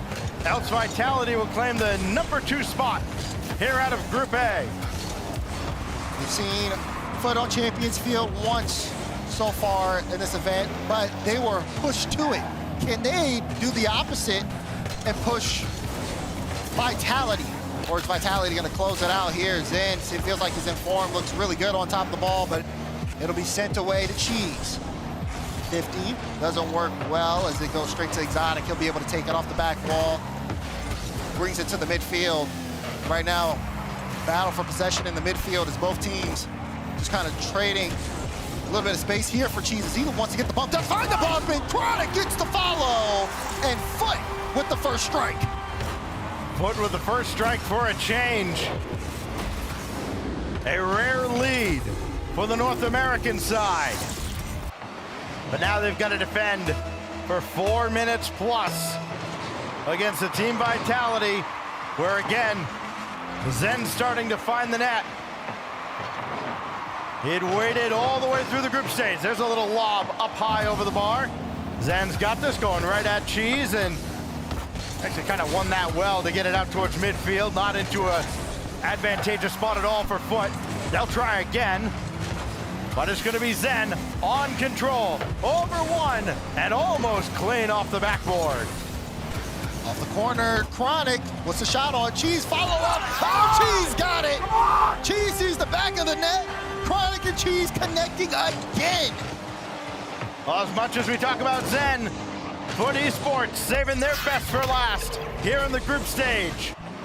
Determined not to just roll over and go quietly to the home side. But Sean Stackhouse, there's so much time on the clock here. Oh, yes, there is. For Foot, you get a great start, but like I said, composure is key when you're down and when you're up. And Exotic, hungry, looking for a bump, can't find it there. Zen, he's gonna wait here, opt to play it toward the side wall, where he ends up beating Justin in the orange corner. 50's working in favor for Vitality. Stizzy up really early here. They don't want to give any ground to Foot, but that's a strong clearance to be able to send them back by Chronic. Oh, it goes to Zen though, and now you got Zen with the solo. Oh, he just worked through a ball. This man, a legend. He is stone cold. Good grief. Oh my goodness. They tried to put a hand up, Stats. They needed to get up a lot. They put all their hands up, and it didn't matter. He knocked them all out of the way. What a master of the field. Stizzy now wants to be able to build off this momentum. He's going to do it again before this game's over, too. And that's the really scary part. You can see it just kind of revving up, almost like he's charging. Yeah. And now when you get him on these solos, it's just fear striking. Stizzy now. Does get a flip. Got an extra from the ball. Just bounces away. Able to keep this close. Justin not going quietly. Geez, a little awkward here. Zin, the first touch. Plays it high. Chronic expected it, met him in the air. And they need more of that if they want to stop him. But look at this. Vitality, not afraid to go into the air. It is working. They're getting field positioning here. Free backboard. Stizzy almost got that one, but Justin just in time. Oh, no way! Everybody missed! He was needed again! He touched the ball! Another shot! Blocked out by Chronic! That one was almost wide open for Vitality. Now Cheese the other way, trying to grab the double, but it will be stopped there, and Foot barely escaped that one. They got away with murder. It will not happen again. Chronic up the ladder. Got around Zen, but well, they got the ball around him. Zen doing the next best thing. Collision in the air. Here comes Foot again. Cheese going headhunting, finding none. And a defensive stop like that will surely get your blood pumping. But the thing is, you don't get a moment of reprieve because you can see Vitality right back at it again. Zen, once you get that center, Stizzy has full boost here. Oh, but that ball, that's 2. 1, 2. Went for the shot. And Chronic able to get the stop. Zen, though, looking for the pass to Stizzy. And Stizzy couldn't get the turn on it just enough, but still Vitality holding on to the ball as we get that final minute. Double commit out of Foot Esports. Demo on the backside as well, but Justin will recover and send this away. No harm, no foul. Zen gets demoed for his efforts on the back end. Here goes Stizzy, and he's met again by a brick wall of Foot. Zen playing it close. Wants to throw things off. Vitality, no, they just need to get one sign of weakness. Look at the boost on Foot. Cheese was the only one. Justin got a couple pads. They're trying to get padded up. They don't have the corner. They have to watch as Zen leaves it for Stizzy. And Stizzy scores in the back of the net. There's just nothing they can do. Offensively, he had been dead silent since the overtime winner in game 1. He's got the next biggest goal of the series, leveling us up here in game 4. And Foot with so much work there at the start of this game. It's all tied up. We may not get a game 5. Justin, oh, he was in a position there, but he backflipped his Chronic out the beat. Final few seconds. Is Vitality gonna end it here? Zen does get it off the corner. Justin will attempt to clear it out. Stizzy will let it fall, and we got OT. All right, how's Zen going to end this series? It just seems like the storybook is writing itself. Oh, that's the Cheese! The kickoff! A colossal miscue from Vitality sends us to Champions Field! And Cheese says this story is not finished. Give me that pin! We're going to game 5. Exotic, though. It looks like it might be a routine touch that he can get, but unfortunately, not the right touch there.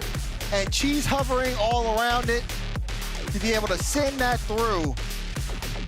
And Foot, it feels like, I mean, we said it, Sax, they went up 2 with, I think, over 3 minutes left, and you knew Vitality was going to come back. You knew it, but couldn't get the job done. Foot holding on. Again, it's the situation that we saw toward the beginning of the series where it still feels like this is Vitality in the driver's seat. But they cannot, but Foot has just been in the way every single time, blockading their way forward. As focused as Zen has been, as well as he has performed, it's a full team effort at the end of the day. And Vitality will take a timeout before we go to Champions Field. Unbelievable that Foot Esports has brought this back to Champions Field. They've won at 0 seconds on a Zen own goal, and they've won in overtime off just a circus miscue from Exotic. Both these teams, Daz, when they look back at this series, and maybe they shouldn't, but it's hard not to reflect on the series as it has gone up to this point. You'll be wondering, Man, how many times should we have won this and been done already? Yeah. And I can see it, the way Vitality has been playing with the, keeping the possession, it does feel that way. It's just those final shots have not been falling. They haven't, sometimes the second man or the follow-up shot's just not there. And it can be a little frustrating. They haven't changed their, from their game plan too often. But at the same time here, you look at Foot, and I'm sure that for them, this is not the type of series they want to play, where it just feels like, okay, they have to fight for every inch of space, and then when they get the space, sometimes they have to watch out for the counter, especially considering that Vitality's been so big on trying to get those bumps. They send a guy forward to try to disrupt as much as possible to get space. Here we go. Champions Field is the stage.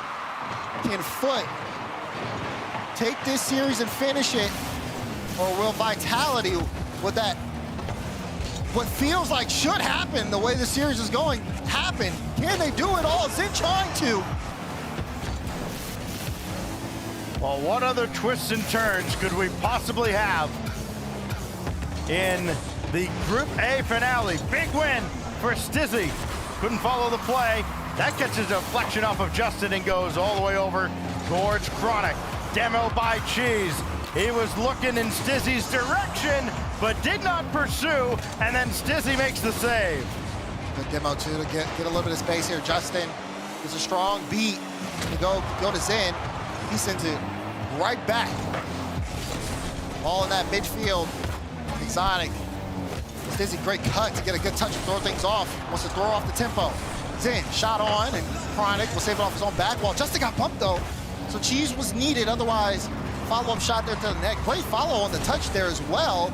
Ends up getting a 50-on-2, which again is gonna buy Justin and Chronic a lot of time. But we'll see more magic from Justin as he gets a great redirect right over the crossbar, but Zen there to meet it. So far, both teams just kind of trading those possession stacks. Oh, Justin, the fake, and Vitality not fooled one bit by it. Stizzy to Zen. Will one goal be enough? It won't be on that occasion, as Exotic denied right at the goal line. Here goes Justin, flip, reset. There's the ball, and there's the goal from Chronic. Look at this, Justin coast to coast, takes it from his own goal line, gets the bump, and Chronic was up so early, and I think Justin got a piece of Zen on that too. Just a way to pave the way forward here as Foot with the first one in Game 5. Threatening again. Chronic just couldn't get up in the air quick enough. At a one-on-one off that kickoff. Great give and go. Here's Cheese. There's shot over! And winner of two! You can see the play. You saw, again, Cheese going upfield. What a pass there from Chronic. Zen tried to find the right time to turn, and Cheese got it at the perfect moment. Look at him again, get alive here. A lot of momentum for Foot. Still 3 minutes. Before it seemed inevitable that Vitality would respond. Now, questionable. Exotic in front, and again, dismissed by Chronic. Zen now got the pass out towards Exotic again. Wondering when Stizzy's gonna come up into the play. He's waiting, and that goes over top of him, and all he can do is set up Exotic. He's got a lane to go through, and there is some help from the back as Foot Esports hold the line again. Oh, but you gotta be careful here, because as soon as you see a member of Vitality with, again, just space there, it just feels like the first words that come to mind is, uh-oh. As soon as they get the solo in the air, you have to be able to cut it out. Justin does get a cut there before he gets demoed. Exotic, free ball, trying to go for the shot. Save from Chronic, he'll need another. Shot goes through, but Justin gets there in time. Exotic not done, but it does get cut away from Cheese. They want to keep this in close, but it's awkward, and Vitality will have to go back. Zen will try to see if he can do it himself here. He gets off the ceiling, tries to get a flip. Demo, shot, goal! I think this might be an own goal as well. What an effort by Zen. But it's Stizzy that has that pinball in off of Chronic. Zen trying to will his team back into it. Now it's Foot that has to have a very short memory. Cheese making sure to grab that midfield boost so Stizzy could not. And that'll force Vitality back, but still an eternity to work with. Big clear, but you gave it right to Stizzy. Great first touch. He's able to get a good 50 on top of that. Now Justin trying to slow things down. The problem is the physicality, as you see right there for Vitality, if you do slow it down, may cut, again, players from Foot off the line. Exotic got a demo on Chronic. Cheese with a demo of his own. Can Justin work here in the smoke? Playing it low and slow. Almost tried to muscle it through, but it wasn't enough. Exotic and Zen combined to form Voltron. Now, another opportunity for Vitality after a great defensive stand goes by the wayside, and Zen will just lob it right back downfield. No possession for the Europeans, but this could be a deadly giveaway. Zen hit the spot and snipes it! And Cheese, you can see what he wanted to do. He wanted to play around Stizzy, but he got demo. Stizzy went for the bump on Chronic. That hesitation while Zen's lining up for the shot is the difference maker. If you need a guy who's gonna get the tying goal here to get your team back in the game, Zen's the one. A costly giveaway to the absolute worst person to give it to.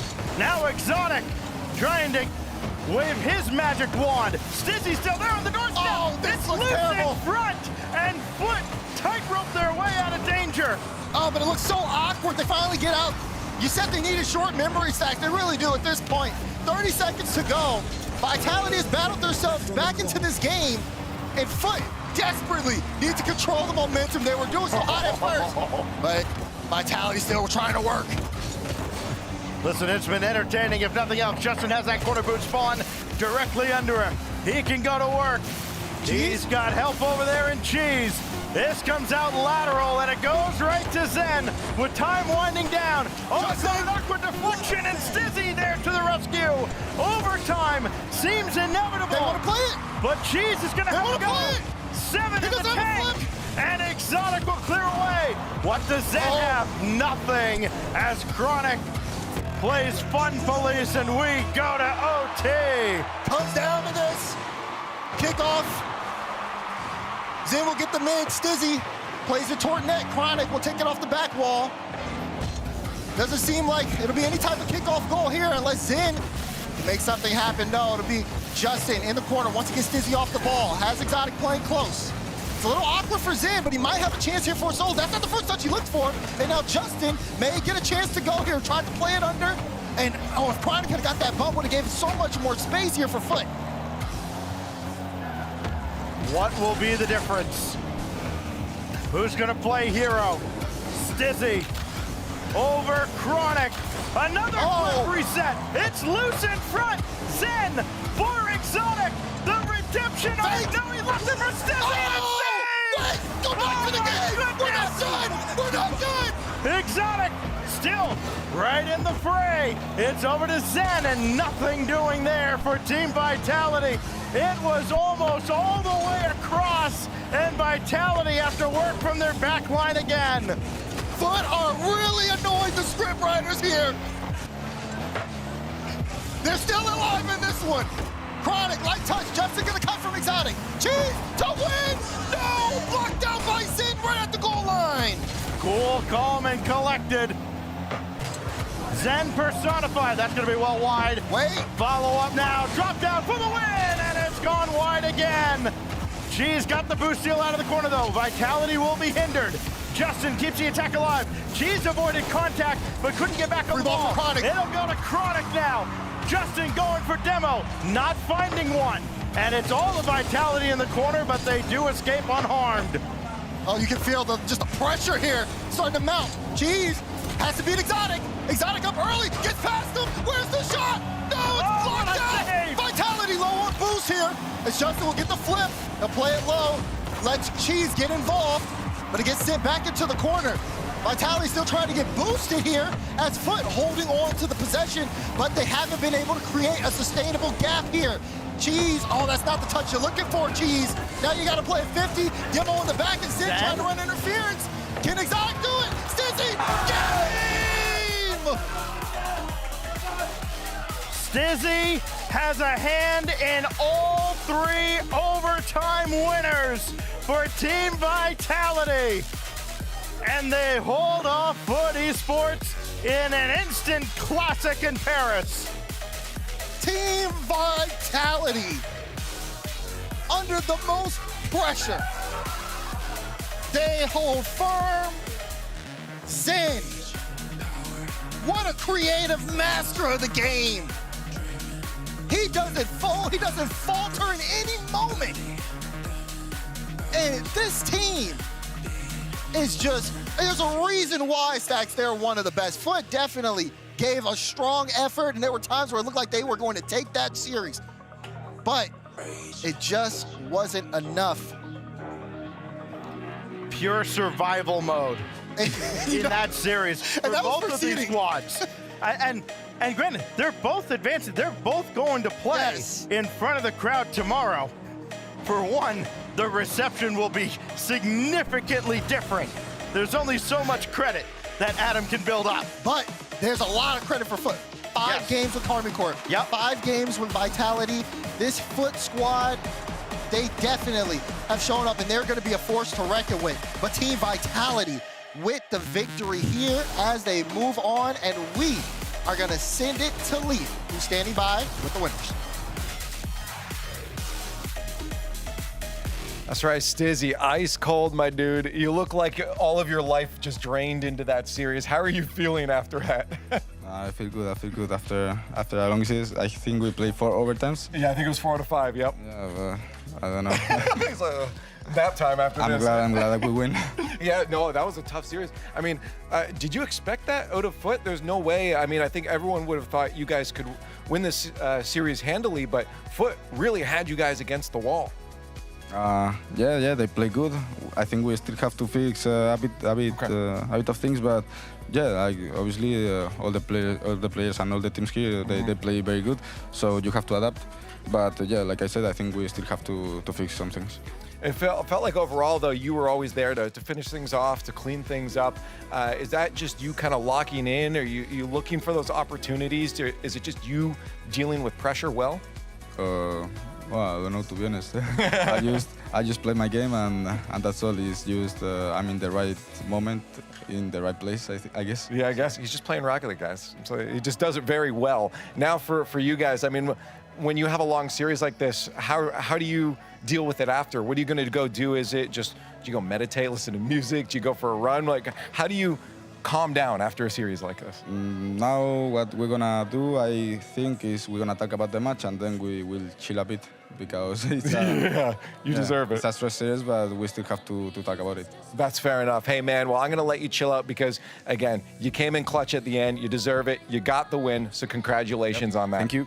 And man, huge shout out to Foot as well. What an incredible series. I might need a nap after that as well, but we still have more Rocket League, so please wake up and stay tuned.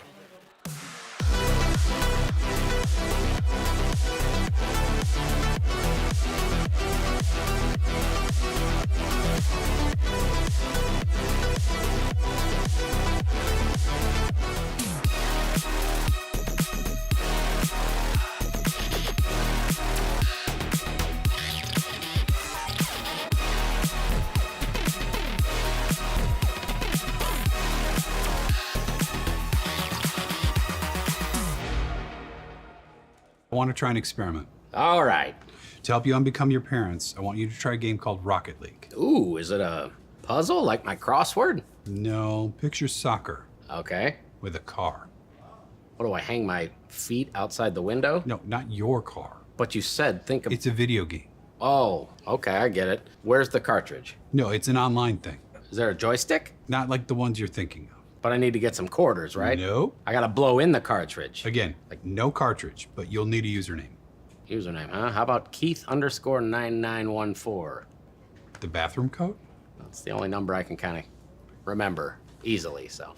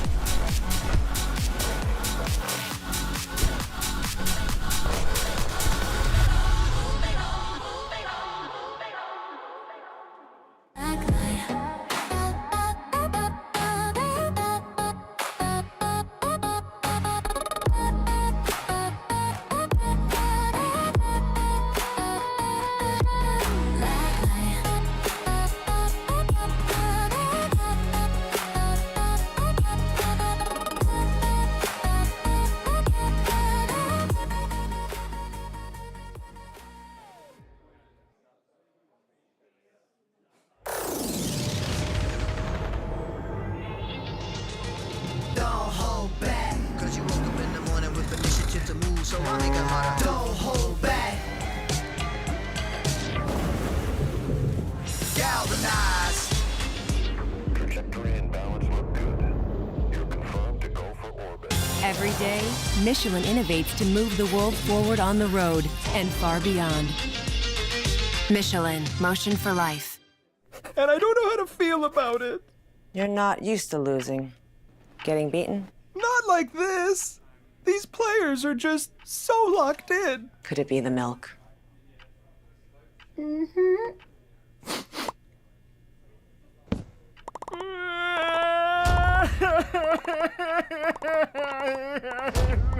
It's okay.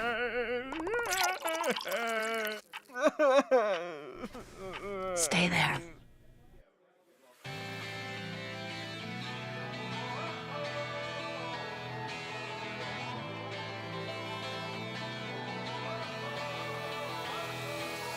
I know you said stay out of this bit, but I don't get tired of it. You told me I'd never be happy.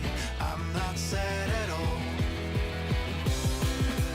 Maybe I'm a fool, following my dreams, but mama, you're gonna see me on every magazine.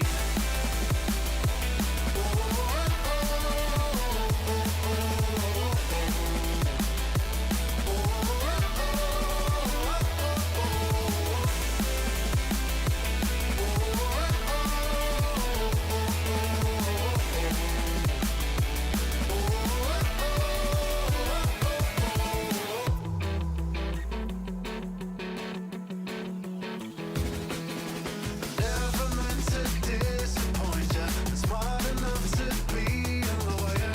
Don't you waste your time on me, 'cause I don't care at all.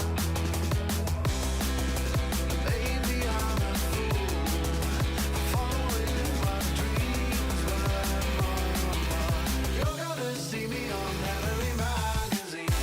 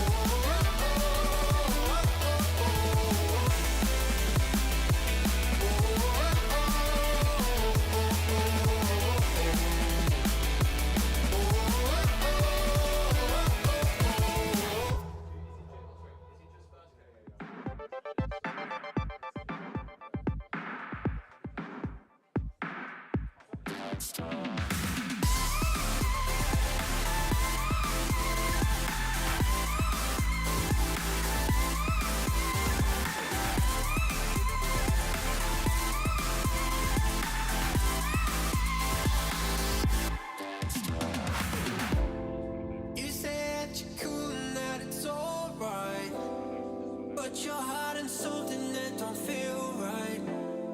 You know life is better when we just talk.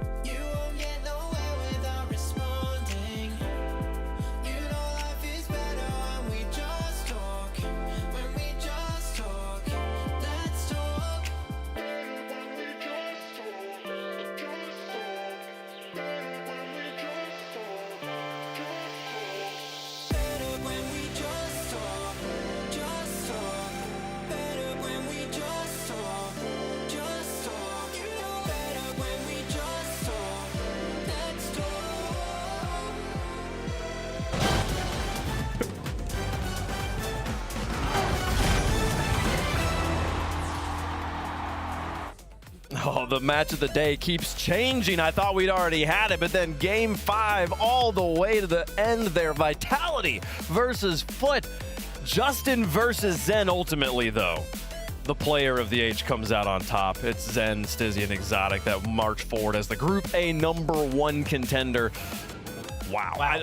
Where do you even want to start? That was a fantastic match, and it was an important one. I know it's only for seeding, but that means Vitality's not on Energy's part of the bracket, which is absolutely huge as well. But for Foot, it was also just a great series. I know they had the Game 5 loss, but that is a momentum builder for Friday of like, we can hang with the best in Europe. That means we can literally beat anyone here. Yeah, and on the flip side of that, we saw earlier the lowest seed out of EU taking out the top seed in North America. So, this is on the heels of that defeat for NA. So I think this was a very solid result. It had all of us on the edge of our seat watching that Game 5. I think it was a fantastic series all around. So even though it was a loss for Foot, quality loss, and now I'm excited to see what they can do down there in the bracket. Well, we got to hear from Stizzy. He's in the interview. He seemed a little bit frustrated, a little bit like I expected better from us. I kind of wish, Bates, we had gotten a loser's interview. I wanted to hear just how hyped were Foot that they were managed to get that game that good. I mean, they might have been hyped, but after that, they might have also just been upset because you made it that far. You just felt like you're one moment away. You're literally one goal away in overtime right here. Again, you even had a 0-second in the series, but ultimately, what it came down to is, Wave, you already touched on it.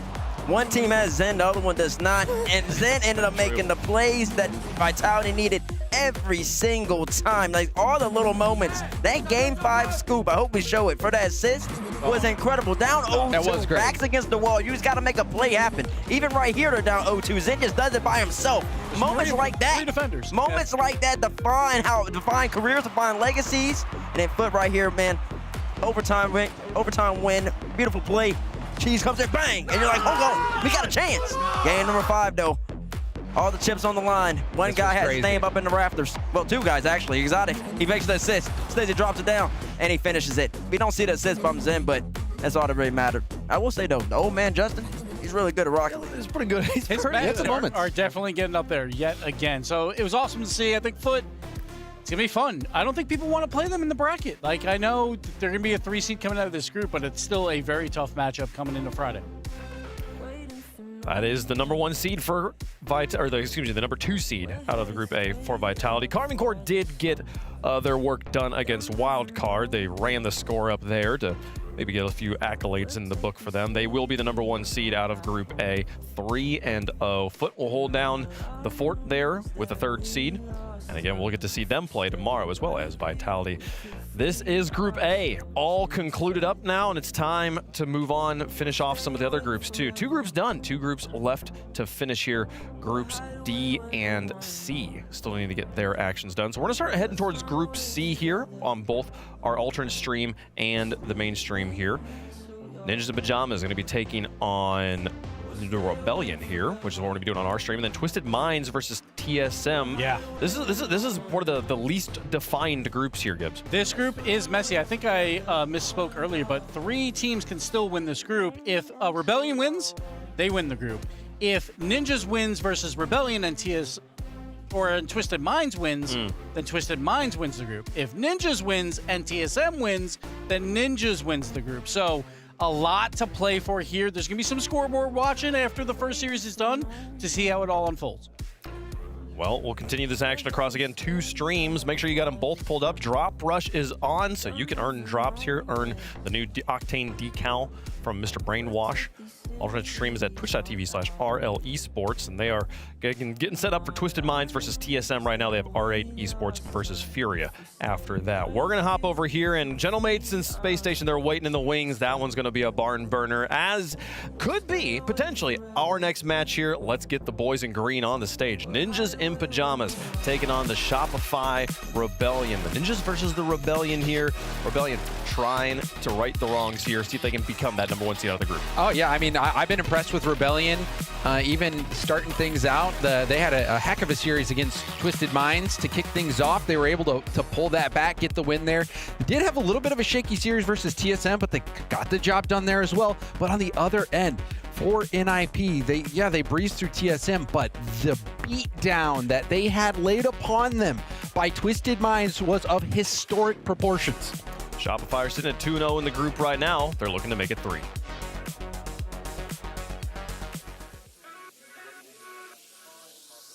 I think we're all coming in like super confident. Like we've been practicing a lot, so like there's nothing to like be nervous about since we've like prepared for this tournament. First killer, he's just like he's always like super good. He's been at the top of a name. Like he can 1v3 teams by like the top NA teams by himself, or like all the teams in the world. LJ, same thing. He can also 1v3. Like he can like super mechanically gifted. I think our chemistry at first wasn't that good, but it definitely got better over time. Like winning does help like with chemistry and stuff like that. Like it helps like vibes, everything. So it definitely has gotten better. I think we're definitely like a super aggressive team, but we're also like really smart like how we like approach aggressiveness, and I think that helps us like get good results. I think the most important thing is our mindset and like how we prepare for the tournament, and our coach helps us like keep our mindset like in check. And also we've been practicing preparing like boot camp and practicing here, so I think like with those two like in preparations, I like that's what you need to like win and be on the top. By the end of the Paris Major, I think people will have like their expectations higher for us, especially if we win this LAN. People will have us like actually contending to win like Worlds and stuff.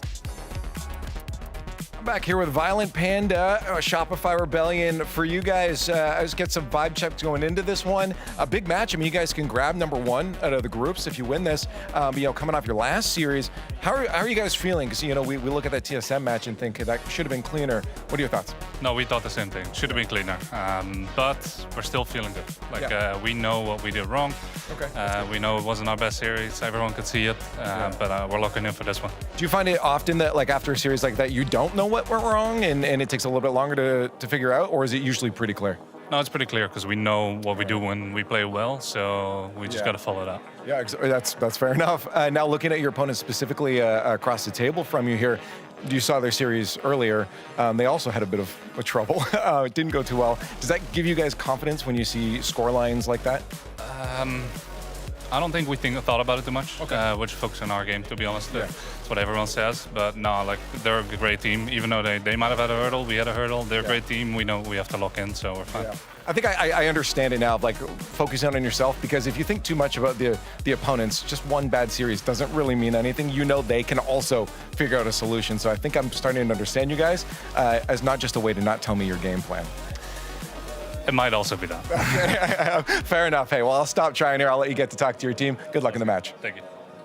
I want to go back to something that Kofer's former coach, Xpeer, back when he was on SSG, said back, this was his last season. He said that Kofer brings a calmness to our team rarely found in rookies. And I think that it's interesting to me when I think about this rest of this roster and how temperamental the players LJ and First Killer can be, how much they can be shaped by the mood on their team. Having a calm player on their team really works. It's almost sort of the antithesis to the Foot strategy of like, let's just overwhelm them with positivity here. They're like, no, let's just lock it down.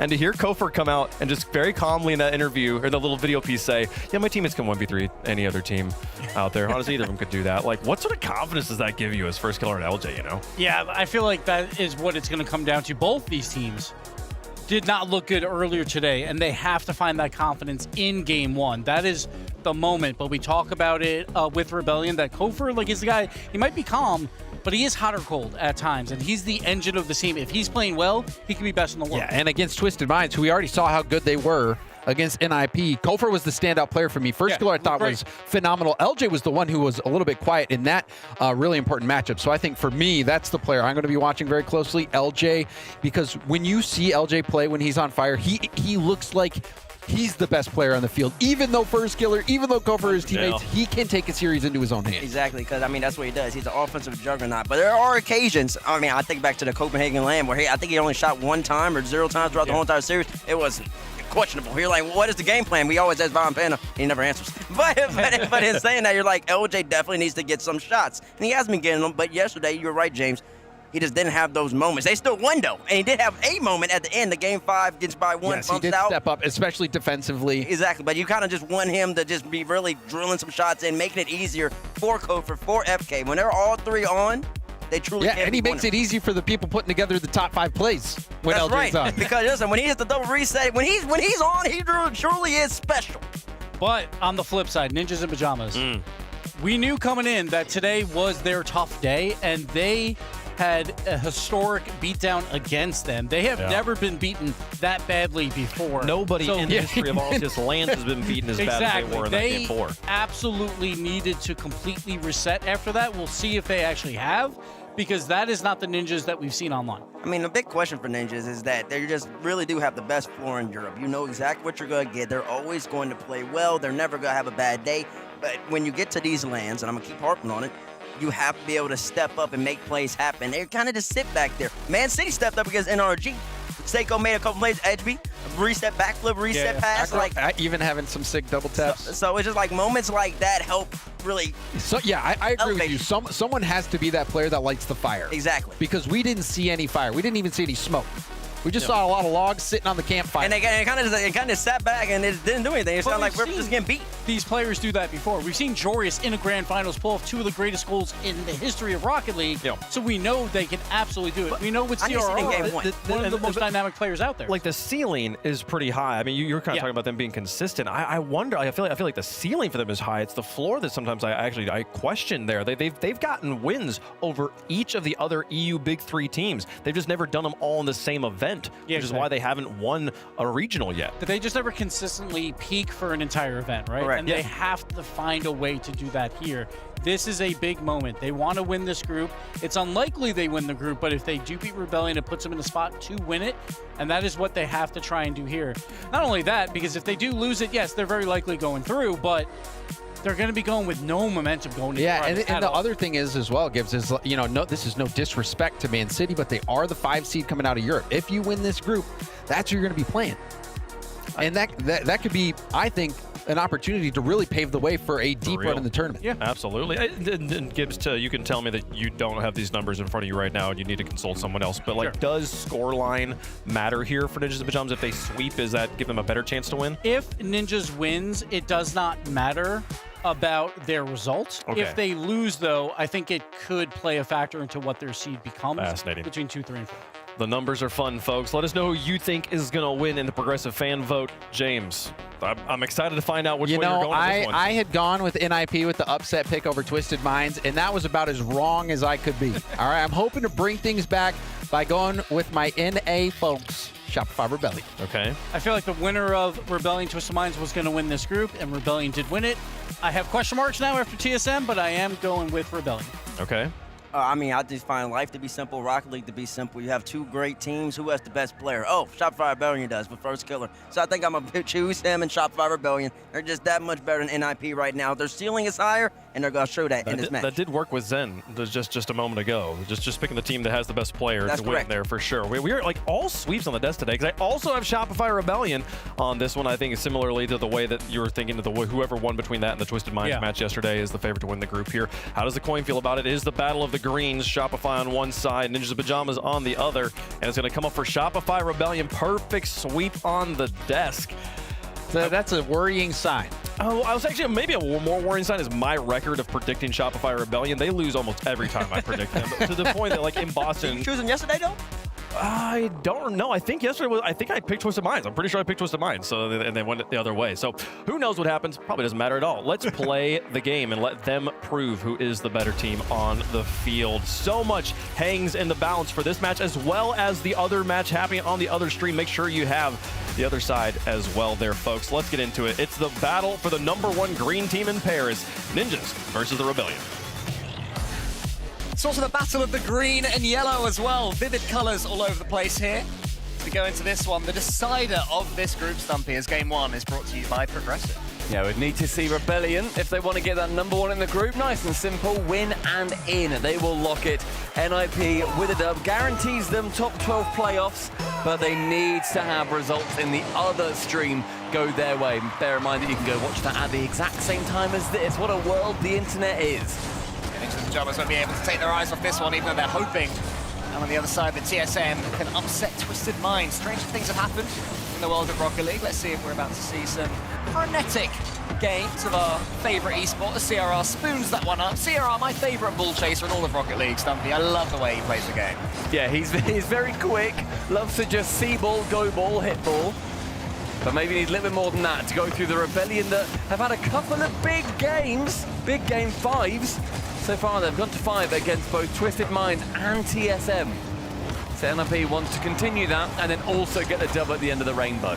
Yeah, winning them both as well. They had a couple of shocking games, certainly against Twisted Minds. But Twisted Minds have been doing that to teams. They've been pretty brutal when the opportunities presented itself. Shopify Rebellion were able to step up above that and still take that series in the Group C opener. So let's see if they can finish the group as well as they started it. But right now, it's the European team that are on the ball. Jarius wheeling around this one. And now, it looked like it was squeaking in, but CRR, I said it was a ball chaser, but he was tracking it that time. So far, though, it's Rebellion getting a lot of those final touches that seem to be getting close and scary to the NIP goal line. A dive across, now leaves First Killer on his own at the back. CRR with a lot of boost, but a beautiful touch from First Killer. CRR, can he skim it in above the bar? Immediately cleared by Kofa, who yesterday was the standout player for Rebellion. Oh yeah, he's been fantastic, not just mechanically, but also in his decision-making and that off-the-ball play, the bumps in the demo. Such a nightmare to play against, I'm sure, as Ninjas in Pyjamas are about to experience. But CRR is getting an awful lot of the ball for himself so far. Well played there from Ninjas in Pyjamas. Good pace from them. They certainly seem to be treating this major as one where they can perform well. They're not shying away from the spot by any means. But have to do some defending here. LJ onto the crossbar there. Wow. Top goal that. That's a gorgeous little team play. The 1, the 2, straight down. LJ onto the crossbar. I think he would love it to go in, but regardless, the safety plan of Kofa is able to tap it home himself. And first blood falls to Rebellion, who, if they can get through as that #1 seed in their group, they're already doing better than NRG, which is absolutely crazy to say, especially when it comes to international events. And Joria's a man that has been at the precipice of these international events, showing that it is not all doom and gloom, even if you can see first. Yeah, it gives mentioning that Joria's has scored some all-time great Rocket League competitive goals in Grand Finals in his time as the Dutchman, so he's used to this pressure. Alongside him and CRR, Oli's been improving over the years as well. Here is Oli, and then I was just mentioning it. His First Killer gets that ball first. Kofa gets it up towards LJ. How's his dunk looking? It's a quick reset that won't do too much. Keep the ball in that far corner. Kofa keeps the attack going here for Shopify Rebellion. Rebellion who, apart from that goal they just conceded from Joria's, have been, I'd say, in the ascendancy in this one. A bit more in control than Ninjas in Pyjamas, but if we're able to counter-attack, Joria's almost again another devastating double tap. He is sinking those ones, and I would say, Stumpy, that for Nip, Joria's the man, that if he really performs to his best, that's when they can make your semi-finals and maybe even beyond. Oh, absolutely. Like, Joria's has been a remarkable player, especially, you know, with his upswing that we've seen from him in the last 6 months or so. Especially on that Dignitas team. They got into the grand final. Nice and high, lofted ball for CRR, fakes it out, but no one really took the bait there for Rebellion. They just played their own game. Time for them to continue that game in the blue half. Nice touch from CRR. Falls now to Oli. And this ball floating around a couple of times. There's not really been a big punch towards the net for a couple of minutes. So he's going to try and track this one, but CRR won't let him. This one slowed down a little bit. CRR may well be the man to break that deadlock, but not for now because Kofa has the ball. To the left side. Along the line. No, he's there. This one is sort of about a bit of a tipping point for now, Stumpy. I'm curious which of these teams is going to be the first to break it. Yeah. Neither look particularly likely. Can a game end in a draw? That feels like we're feels like it's a deserved draw, this one, yeah. Chalk it up to 1-1, I reckon, after this one, fellas. Nice tap from Oli to the ceiling. Heat check, but only goes as far as Joria's, but too much power on it means the CRR can't keep up. Kofa, he'd had magic yesterday. Can he have more magic today? Come along from the defense. In the final minute, we need to see a little bit of action. It's been very back and forth. It has. There's not been a lot going on for the last couple of minutes or so, but these players certainly have the capability to change that. Joria's goal himself was out of nothing. CRR with the cash. He's got about 50 boosts to send himself forward. Gets a nudge on Kofa. Kofa is all too weary and wary. The bumping game, he knows it well. Chance for CRR again, but a bit of a weak touch. A lot of opportunities in the centre where they're just rolling it to each other, Stumpy. I'm going to be honest, a little bit disappointing so far from both teams. Yeah, it's been very sort of feely-outy and neither team really willing to take a risk. This first goal set us up for failure. Oli just waits. LJ wanted to try and strike, but the iron decidedly cooled down.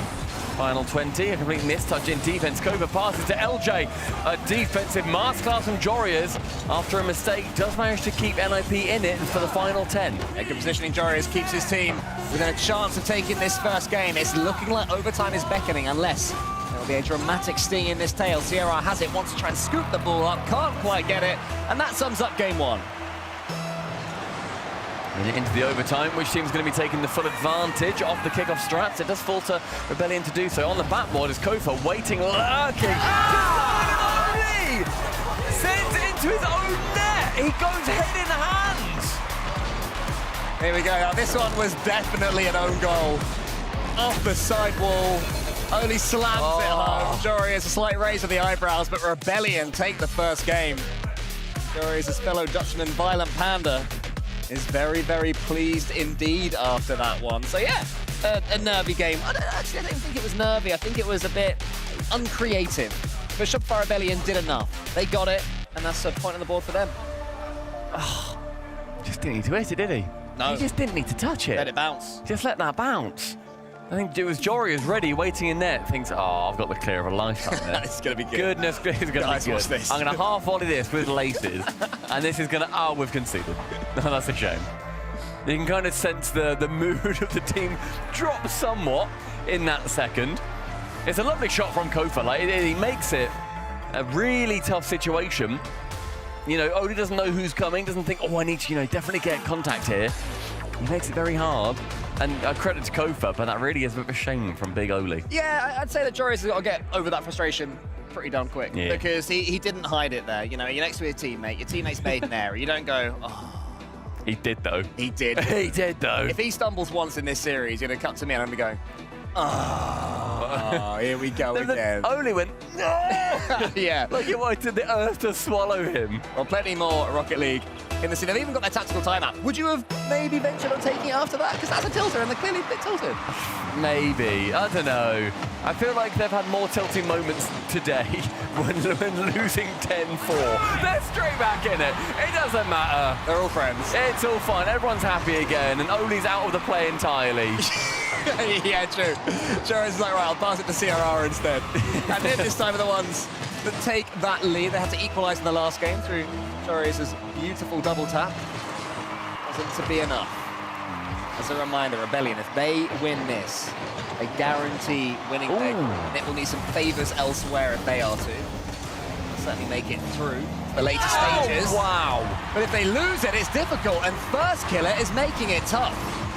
And this is all FK. It gets picked up by CRR. It could have been either of the players that are right next to that ball. CRR's the man for it. And FK just tips it on himself, using the defender. Beautiful play.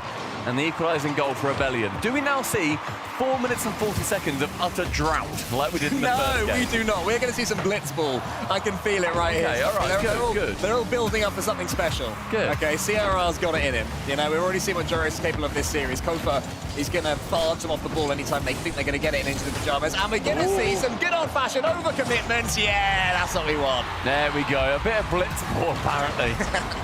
I mean, every single player on NIP with zero boost going into that play. Rebellion completely overcommit. Second goal for NIP, this time in regulation. The Pajamas continuing to build on their momentum after the rudeness of Rebellion to get that equalising goal. And Joris gets it on the kickoff as well. This kickoff game has been good so far here in game number 2. Here I try to take out LJ, not quite able to. Lovely pre-jump there from Kofa. Should be a goal! Couldn't quite get the angle. Everything was right apart from the finish. Wasn't quite to be in the end. And Shopify Rebellion going to have to come again. CRR sends it forward. Jory is this time. It's well saved by LJ. Tips that one safely over the top. It's a little bit stranded. He had no boost there. Just had to wriggle towards the ball on the floor. He was the burned worm, to quote a wave punk phrase.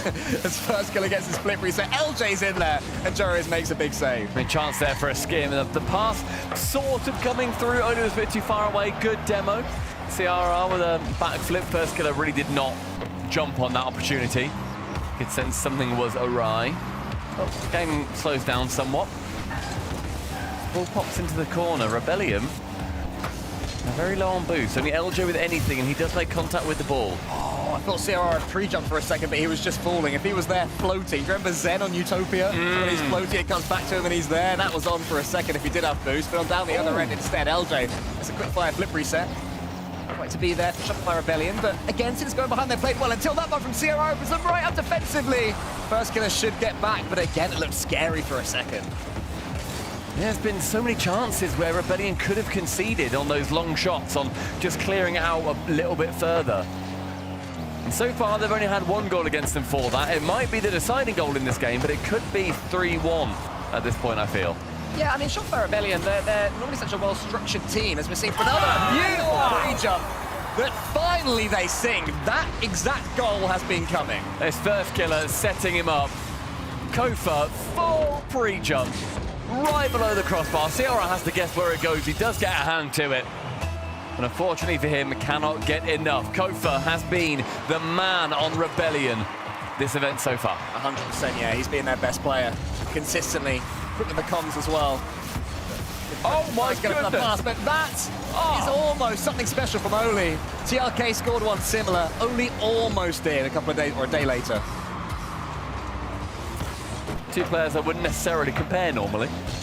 TRK and Oli. And Oli. Yeah, no. Different play styles, but almost a similar goal. LJ, when he's playing at his very best, is incomparable himself, but he almost gets it round. And into the Pyjamas goal. First killer keeps the pressure on, so Shopify Rebellion, after getting that second equalizer, seems to be wanting to up the pace. That's better there. Both for good positioning to get that touch across. Oli's touch not so good. LJ into the centre. Shopify Rebellion looking pretty dangerous right now, and Ciara really thought about the pinch. Yeah. Really commit to it. Both being a little bit too slow to it, so Rebellion now will happily speed things up. Oh, nearly a skim past. 100 seconds left on the clock. A demo at the back. LJ removes one. First killer takes a snapshot. This might be a pass central. It is. LJ waits. He finds the top corner. Choreographed to perfection. Rebellion secure a lead. Yeah, and it all came from the demo as well. Ninja and Pyjamas spawning on the side of the pitch where they already were, stealing each other's boost. A little bit of luck they needed to defend that one wasn't with them. A Rebellion's finish. Absolutely devastating after coming back twice. They've got the lead, but here comes Oli from the kickoff up against First Killer. First Killer forces it out wide. Jory is in there against LJ. First Killer waiting on the backboard well. Finds LJ too. Brilliant defending from Shopify Rebellion time after time. As long as they're not overcommitting, they're dealing with it so well. And here Rebellion right now, they're kind of setting the pace. They're setting the onus. And I think that NIP are just struggling that little bit to deal with it when there's this full pressure on. The pre-jumps have been brilliant for Rebellion, making it very hard for NIP's defense to really get much going once there is, you know, a little bit of force that they can push their way. The only real chance they've had is on these counter-attacks, on the long shots when Rebellion dive in that little bit too far. It's a high-risk, high-reward game style that we're seeing from the Americans. Hopefully Rebellion have learned from that. I don't want to see too many goals conceded as the ball just trickles in. The First Killer trying to get something special, gets a few touches. Almost gets the follow-up. LJ can't do it either. Knew he would have been done. First Killer for so long. NA's great hope. Unbelievably close, and it's going to hit the post again! Unbelievable! And if that's on NIP, it's a lot scarier. Thankfully, Rebellion have already got the lead. The zero boost, First Killer can't do much, but Kofa with 100 can do a lot more. The low block, Ciara wins out. Let's go for that 50 again. Yeah, well left by the defender. LJ burns that little bit more time. Oli's got a chance here if he can see Nen, but he's going to have to chuck himself at it. Joris and Ciara. They're thumping each other, they're nudging each other, can't quite get back into the rotation.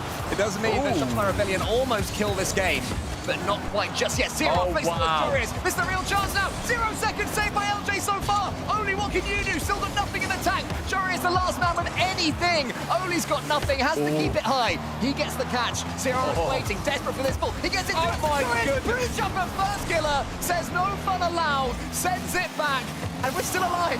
Another chance, it bounces awkwardly into First Killer. 2 attempts at 0 seconds. Neither were successful. As Rebellion take game number 2, and they are 1 win off locking in first in their group. I mean, good defending First Killer, but also, come on, everyone wanted to see the second attempt 0 second goal go in. It was brilliant. Brilliant ingenuity there from Ninja and Pyjamas to even give themselves a chance. But enough about Nin. Let's talk about Rebellion. They went behind twice in that game. Yeah. You know, they weren't playing their best. They were conceding goals they don't tend to normally concede. And still they won. They're showing such good mentality so far this event. Yeah, it's massive resolve, I think, as well. They're just like, no, you know what, boys? Let's keep going. We can get a couple more goals. And you know what? I'll give you that one. That was a blitz. There was a bit of a blitz in that. I was maybe a little bit sour, a little bit harsh going into it. You were hurt by game one. Yeah, game one was a bit dull. But that one was a lot more electric. I'm excited to see what game three's got in store, quite frankly. If they're all going up exponentially, this will be like 15 all. It's going to be crazy. We're going to get another non-score Agami of 10-4. But not until we have had a 1 minute bonus break here for Ninja in Pajamas. They're going to plan all their approaches down the wing and double flip resets and all sorts. Because they have taken their tactical timeout, and they're using it to chill by the looks of things. It's quite a relaxed needed timeout. Yeah, obviously you may as well here, 2-0 down. I think it's a very good time to do so. Just chat it through. They've not been quite as successful as they were when they were first introduced, these tactical timeouts. I remember there was like the winning buff was that you got like 55 to 60% of the time you would then go ahead and win after a tactical timeout, compared to the game prior, which you presumably had lost. The NIP just need to talk things through a bit, resettle. I think there were, a couple of times in that game in particular where if they just had, a 0.1 second time more to think, they could have shot it on target with the long shots. When Rebellion pushed up far, that's when they're most vulnerable. Yes, they will do well with it.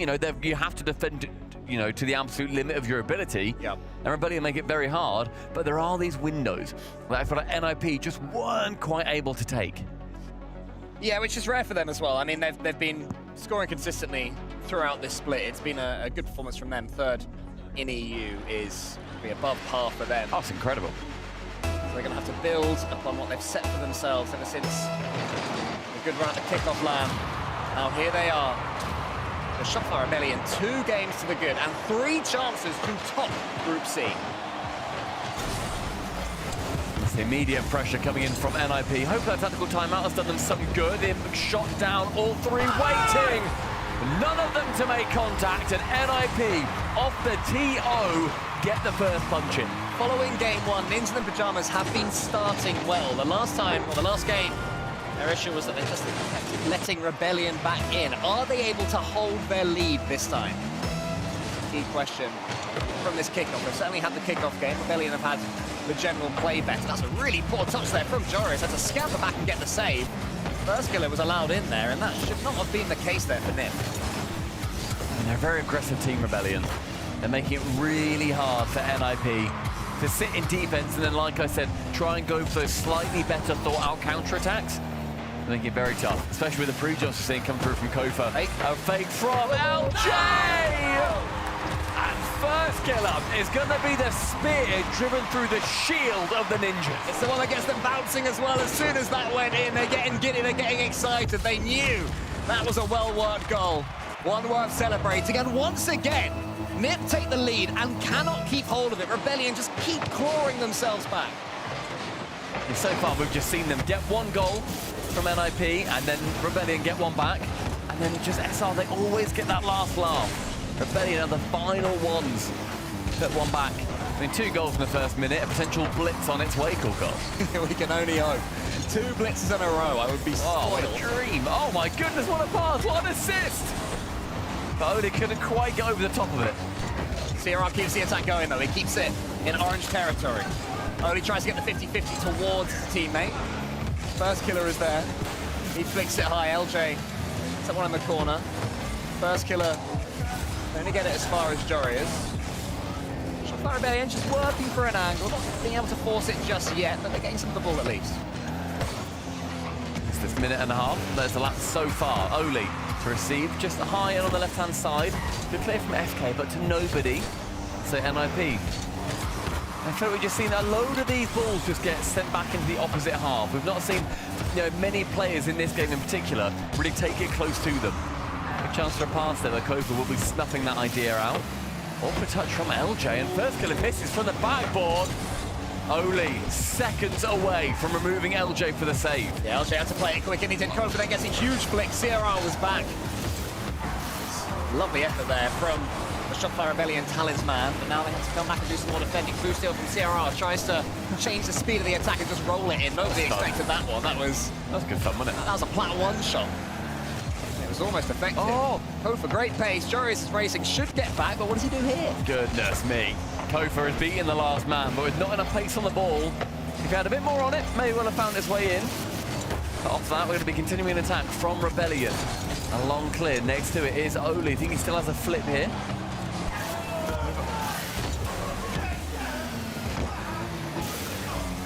I don't know if you guys can hear, but over on the B stream, things are absolutely kicking off.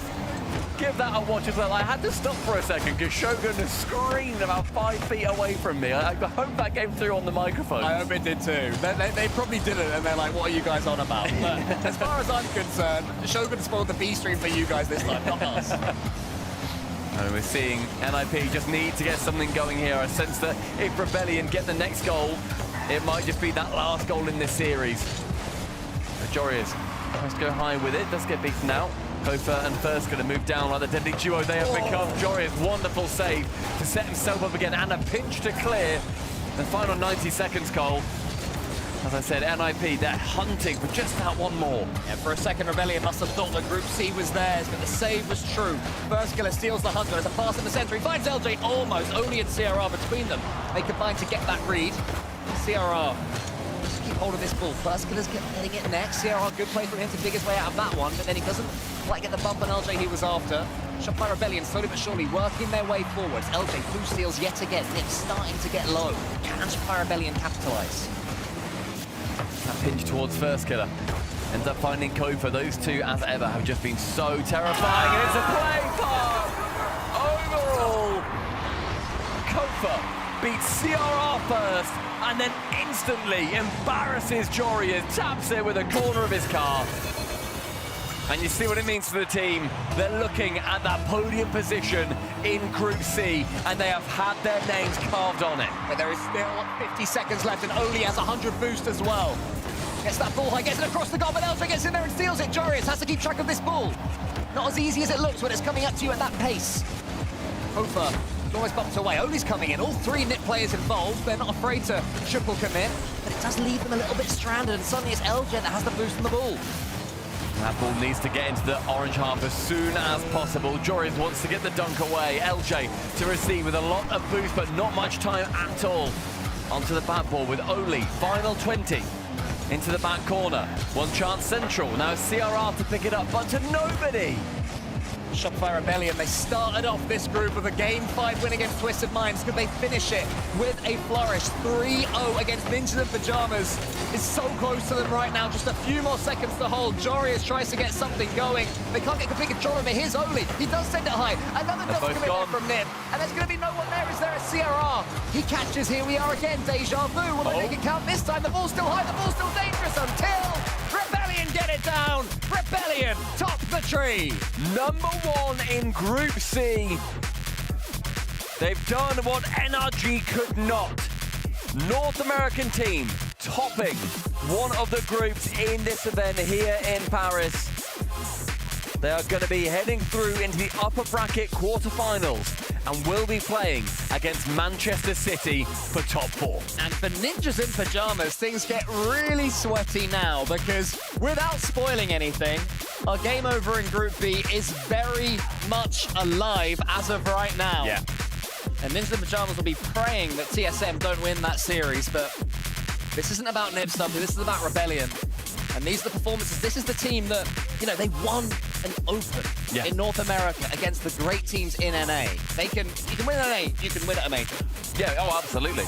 They've outperformed the kings of their region. And you always ask that question, I think, about First Killer. Will it be the event? Is it going to be his time? I'd love it to be. I'd be so happy if First Killer won a major. Especially seeing as Vatira has taken him down in those finals. There's a long way to go until we get there.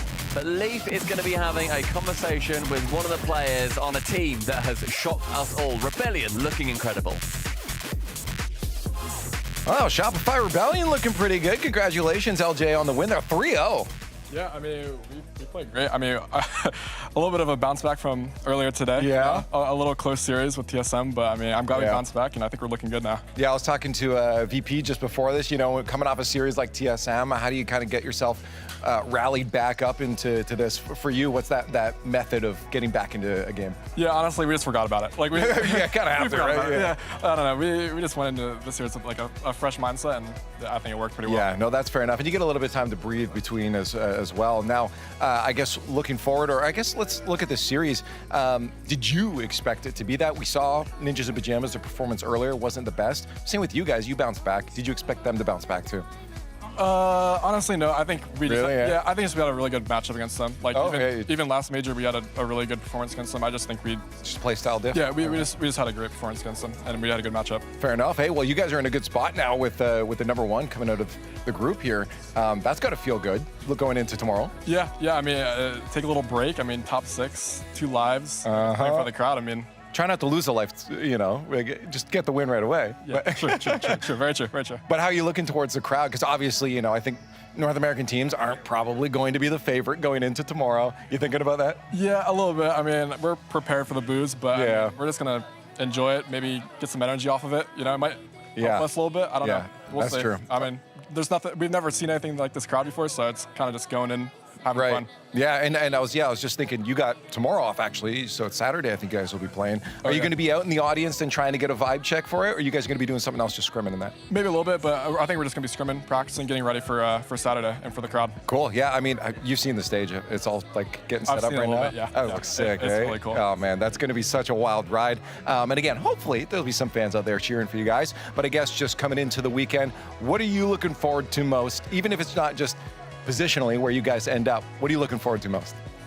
Winning. Okay, it is where they finished. That's fair enough. Hey, you know what? Congratulations, you got a dub here. Hopefully a lot more on the way. We just got a little bit more Rocket League to go here in groups on day number 2 of the Paris Major. Why don't we see what happens on the other side?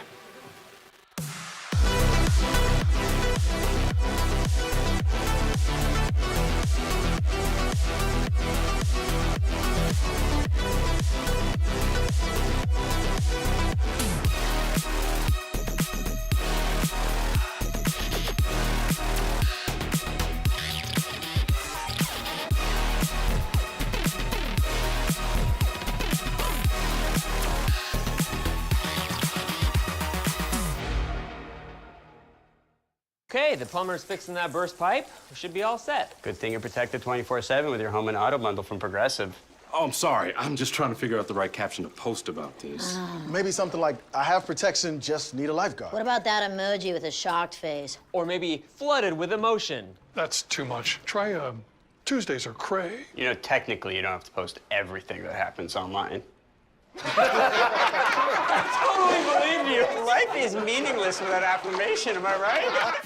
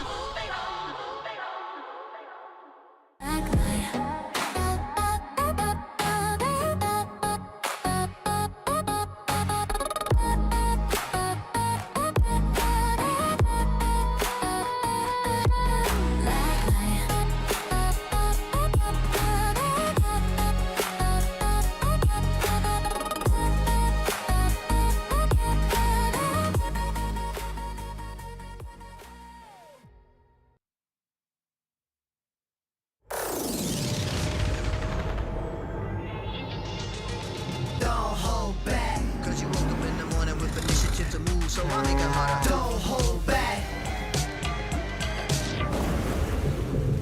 Galvanize.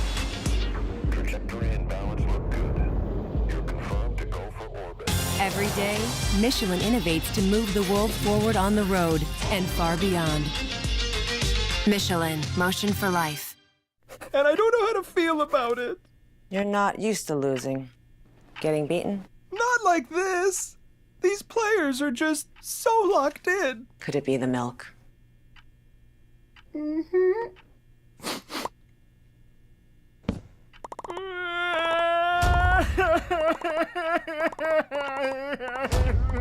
It's okay.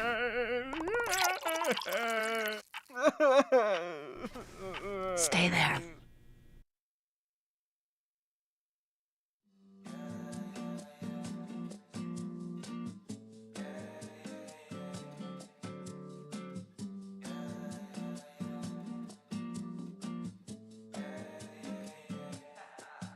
We on the top and we ain't gonna fall. It's an obsession, a habit you call. We hitting automatic, never stall. Only got one tactic, do it all. I'm from the bottom, I hate what I saw. I couldn't walk, so I learned how to crawl. They wanna talk when you're back to the wall. So I say later, my aim moving small. Money grows from my intuition. I just bought a crib, that's my first edition. People hate it when you claim a vision, but I use a static when I hit ignition. Hungry moves, I'm faster in a minute. I stay fresh to death, I'm in a mid condition. Forge a heat, no matter where I've been, and give me any place, and it'll be a kitchen. This how we flow to the top. I'm on a wave and it never gon' stop. I hit a 3, now we running the clock. 24 seconds, I still block your shot. I'm making this an eternal spot. Permanent stain in the flow, ink blot. Don't step to me when I get too hot. I'ma end your life and it's all you got. We on the top and we ain't gonna fall. It's an obsession, a habit you call. We hitting automatic, never stall. Only got one tactic, do it all. I'm from the bottom, I hate what I saw. I couldn't walk, so I learned how to crawl. They wanna talk when you're back to the wall. So I say later, my aim moving small. Homemade flow, I'm a PVC. There ain't one player out doing this like me. Heart rate froze, check the EKG. I hate wasting time, no eventually. Routine work when nobody see, but I ain't feel the stress, I know it's meant to be. 30 beats, I'm on a killing spree. I made every song in my discography. Yeah, that's every cent, every dollar. I ain't tryna listen to a broke scholar. Making moves to make the money taller. To the cash topping on the Eiffel Tower. Labels calling, I won't wear their collar. With my own drive, I can take it farther. Do it myself, don't ever bother. Been self-made now, shout out to my father. We on the top and we ain't gonna fall. It's an obsession, a habit you call. We hitting automatic, never stall. Only got one tactic, do it all. I'm from the bottom, I hate what I saw. I couldn't walk, so I learned how to crawl. They wanna talk when you're back to the wall. So I say later, my aim moving small.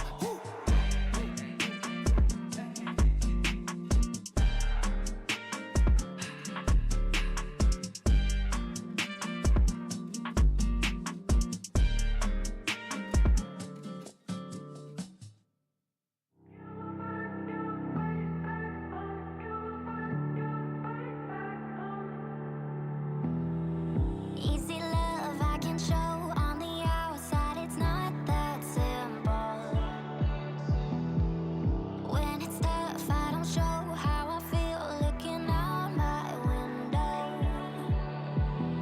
I get caught living in these thoughts, but I'm never lost. For a second I forgot.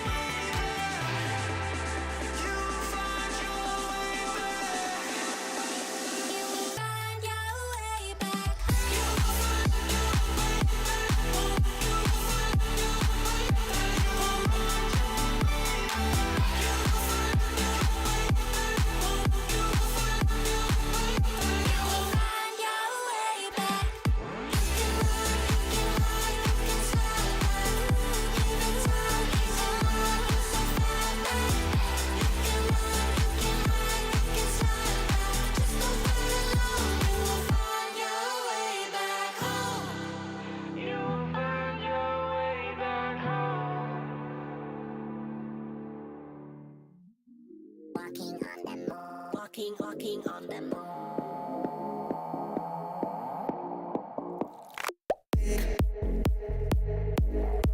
One moment to escape.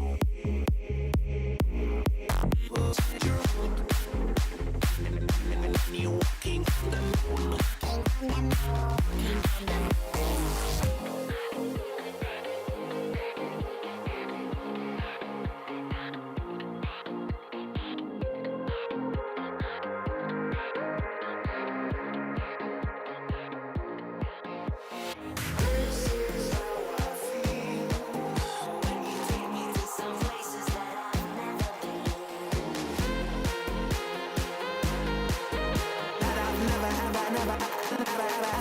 I've never been.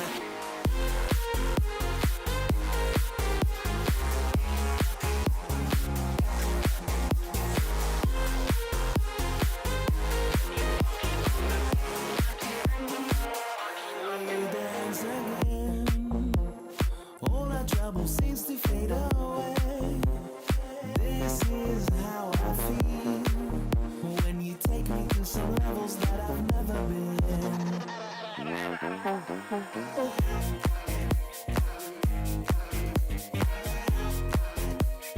All our trouble seems to fade away.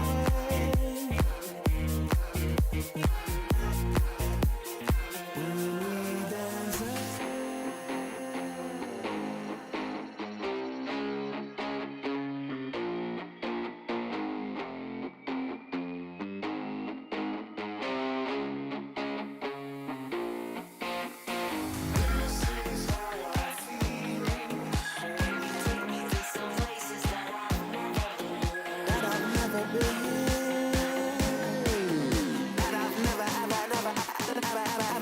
never been.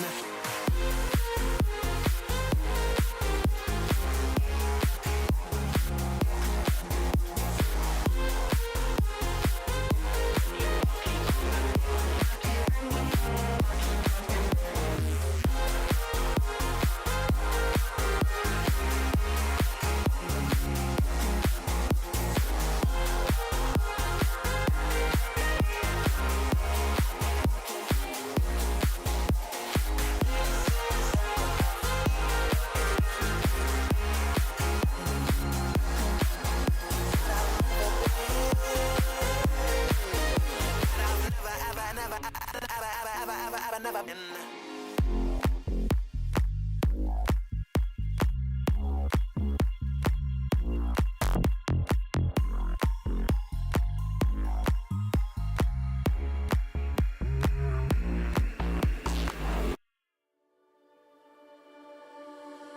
Got wandering eyes that I seem to follow. Can only stay still for some time. I've never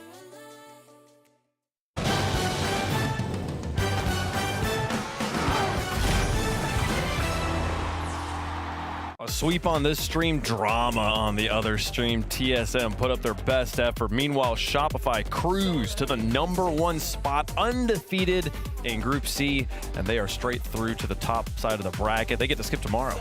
The disappointing day for Ninjas continues. It was a very hard day, but honestly, they think that they can play better. They do advance. They will be playing tomorrow to try and right those wrongs.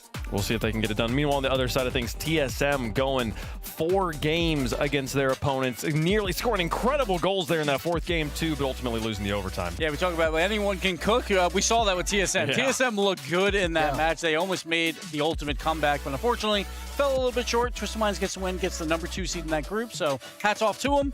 But Rebellion is playing hot. We talked about them like they're looking good going into this. And they showed up here versus Ninjas, getting the job done. I mean, Rebellion's just a better team than NIP. That's why I was trying to let everybody know. Jory has a great double touch. That's what you need. But when it comes down to an overtime, 4 seconds left. LJ, the Koper. No, it's a mistake. It's a mistake from the boys who usually are so consistent. Only panics and you see it. He just didn't see that one coming. And now 2-2. I mean, the series was tight the whole way around, but just the little moments in the game. LJ top right corner snipe. That's what you expect out of them tomorrow. Yeah, it's absolutely right. And when you look at the shop team, where in an event where, you know, a team like NRG's faltering, a team like Rebellion are rising to occasions, left, right, and center. NIP was trying their best to really get locked in and focused in this series. But ever since Rebellion's kind of changed that playstyle, it's like they've had a new identity, and they've loved it every step of the way. Seeing the smiles, the chemistry from the squad. I mean, look at that. Where do they stop? It's so good. Kofor looked fantastic throughout that match yet again. And Rebellion, if they want to win this major, Kofor's got to continue doing what he's doing because they're looking like one of the best teams here. It's fascinating to look at that top bar there, the percentage of time spent ahead. For a sweep, you'd think it'd be much more in Shopify's favor, but no, they were winning those games late. Highly contested, very tightly contested series. Both teams, they can make a run in the tournament. Rebellion at the moment, though, really showing that they are the #1 seed coming out of the group. They're looking really, really great, and now they got a date with Man City, who did upset NRG earlier on today. Yeah. As you look at the groups right here. Yeah, just a small typo there. Twisted Mind's actually 2-1, so they get the #2 seed out of this group. But yeah, so we got Rebellion, Twisted Minds, then Ninjas and Pajamas, and TSM. This group was absolutely brutal for that 4th seed, but TSM battled all these teams. Listen, I will say a lot of teams need to go study what TSM's doing, because their creativity and their utilization of one another was the most any team has done it in a while, honestly. Now, there's consistent passing plays, 1, 2, 3, maybe even a 4th, really looking for each other, setting themselves up for easy goals. You got a lot of teams now that are super uber talented and they don't pass the ball at all. So they can study a little bit of that TSM ball game. The meta continues to evolve here. Let's talk about the LCQs, though, for a moment here, Gibbs, because we finally have South America clinching that final LCQ spot. Yeah, so all 4 regions for the last chance qualifiers are set now. Sam has tied OCE, and they win the tiebreaker as well in EU, North America, and MENA as well, because APAC and SSA are out, and OCE. So we know our 4 LCQ regions will be Europe, North America, Middle East, and South America. Congratulations to South America. More representation at the World Championship. Excited to see which teams get to pick up that mantle. But that is Group C concluded. Groups A and B also concluded. There is only 2 matches left here in the group stage for the Paris Major. It's Group D, folks. How are things going to settle out? And we have 2 very clean, easy to understand matches where everybody's got something to play for. You have the 2 and O's playing each other of Gentlemates and Space Station. You win that, you're the top seed in your group. RA Esports will be taking on Furia. Neither one has won a match yet. You win that, you are into the playoffs. Yes, and on top of that, with R8 and Furia, very likely loser of that, I believe, will have to play in that play-in tournament at the World Championship, that seed at least, which would be Furia if it is a SAM too. So Furia trying to play for a main event spot as well. Alternate stream is twitch.tv/RL Esports. The drops have been live all day on both streams. Make sure you got them both pulled up there. And they'll be covering that R8 Esports versus Furia, just as important a match as the one we'll be covering here on the mainstream. Gentlemates versus Space Station Gaming going to be our final match of the day. The reigning major champions taking on what I consider the hottest squad in Rocket League right now. The young guns of Space Station are fierce and fiery, but they're taking on the top team. I don't mind it. I don't mind it. I like a hot squad here. You look at this SSG team, and they definitely have the pieces to the puzzle. It just feels like sometimes when you're trying to put those puzzle pieces together, you kind of forget where they go, and then you see a little bit of breakdowns here and there. But when they do connect, they are a well-rounded squad. They have been paying attention to a lot of stuff. I remember talking to them earlier yesterday, and they said, "You predicted against us," and then the coach said, "No, they're doing it to motivate us and trying to get the motivation." Anything that they can use to give them a foot forward, as Zach's return to land has been as strong as could be with. It's been a long day for both these teams, but they are closing things out here, and hopefully they've kept some momentum. Gentlemates are ready for Space Station.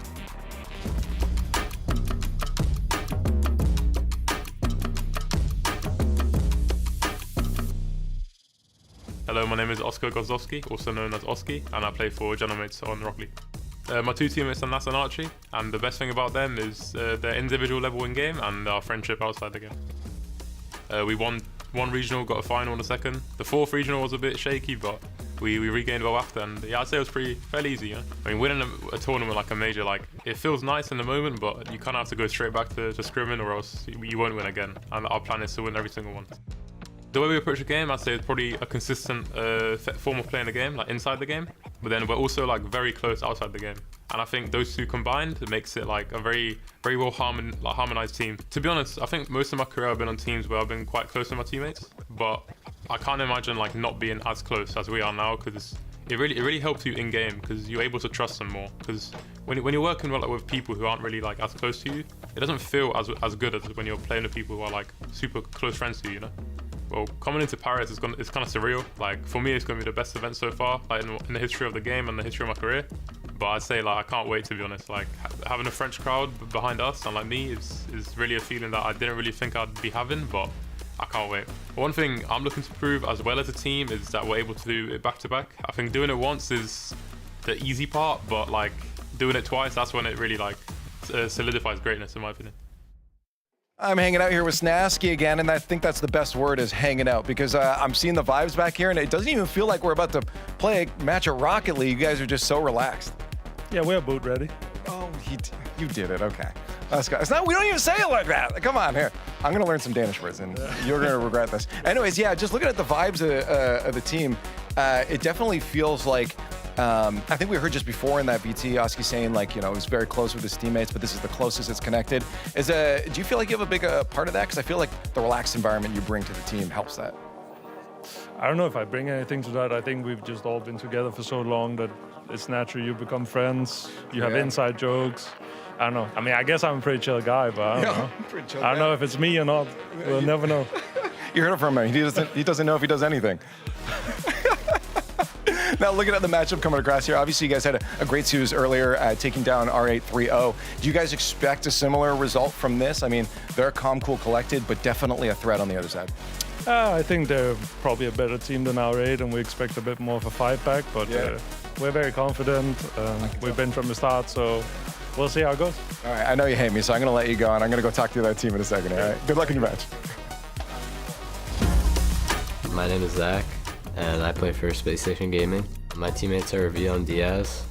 They're both very mechanical, and they're just the best teammates I could ask for. I would say our team chemistry is very good. You know, we're all very good friends with each other outside of the game, and I think that carries on onto the field as well. I would say our qualification journey was definitely up and down. We had some high moments, especially Open 4, and Open 5 was a little worse. We think we figured out most of it by Open 6. We just want to give our best, and as long as we give our best in every match, we're happy. We feel like we've done everything we could to prepare ourselves as best as possible. Anybody can beat anybody. We're confident. At the Paris Major, SSG is going to prove that we belong here and we're one of the top teams in the world.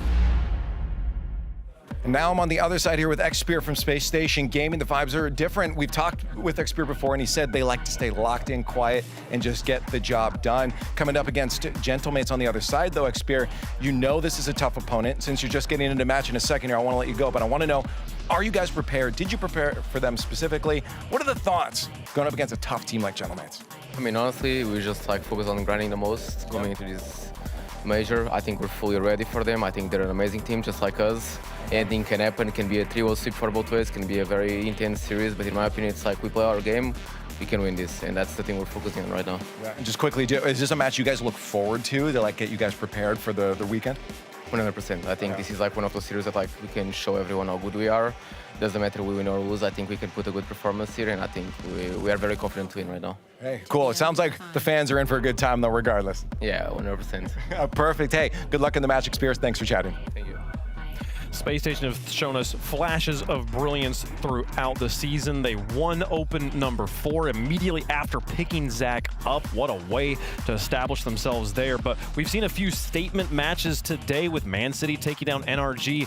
Space Station beating Gentlemates here would be another one of those. I mean, when you look at both of these teams, and even with Leaf's interview, you can tell the energy. You have similarities and differences, similarities, chemistry, right? They both feel like they're comfortable, they're friends with their teammates. You get that, but the energy is just different on both sides, where yes, Nasky's lean back, but it's confidence, it's exuberating confidence. Meanwhile, on the other side for SSG, it's preparation, it's focus, trying to get into their game plan and get it through. I like what Xpear said in the interview, because it does feel that way in this matchup. Yes, mates are the favorites, but it wouldn't be too surprising if SSG make this close or even flip the script. Yeah, it's champions versus challengers, right? The challengers have to meet the champions here, so the challengers have everything to play for, while the champions they're just confident. They know what they can do. I am a little excited, though, about Space Station. They've been trash-talking a decent amount throughout this group stage. I want to see if they trash-talk the champions of Boston as well. I feel like they were a little quieter versus Furia, but Furia is a very intimidating team,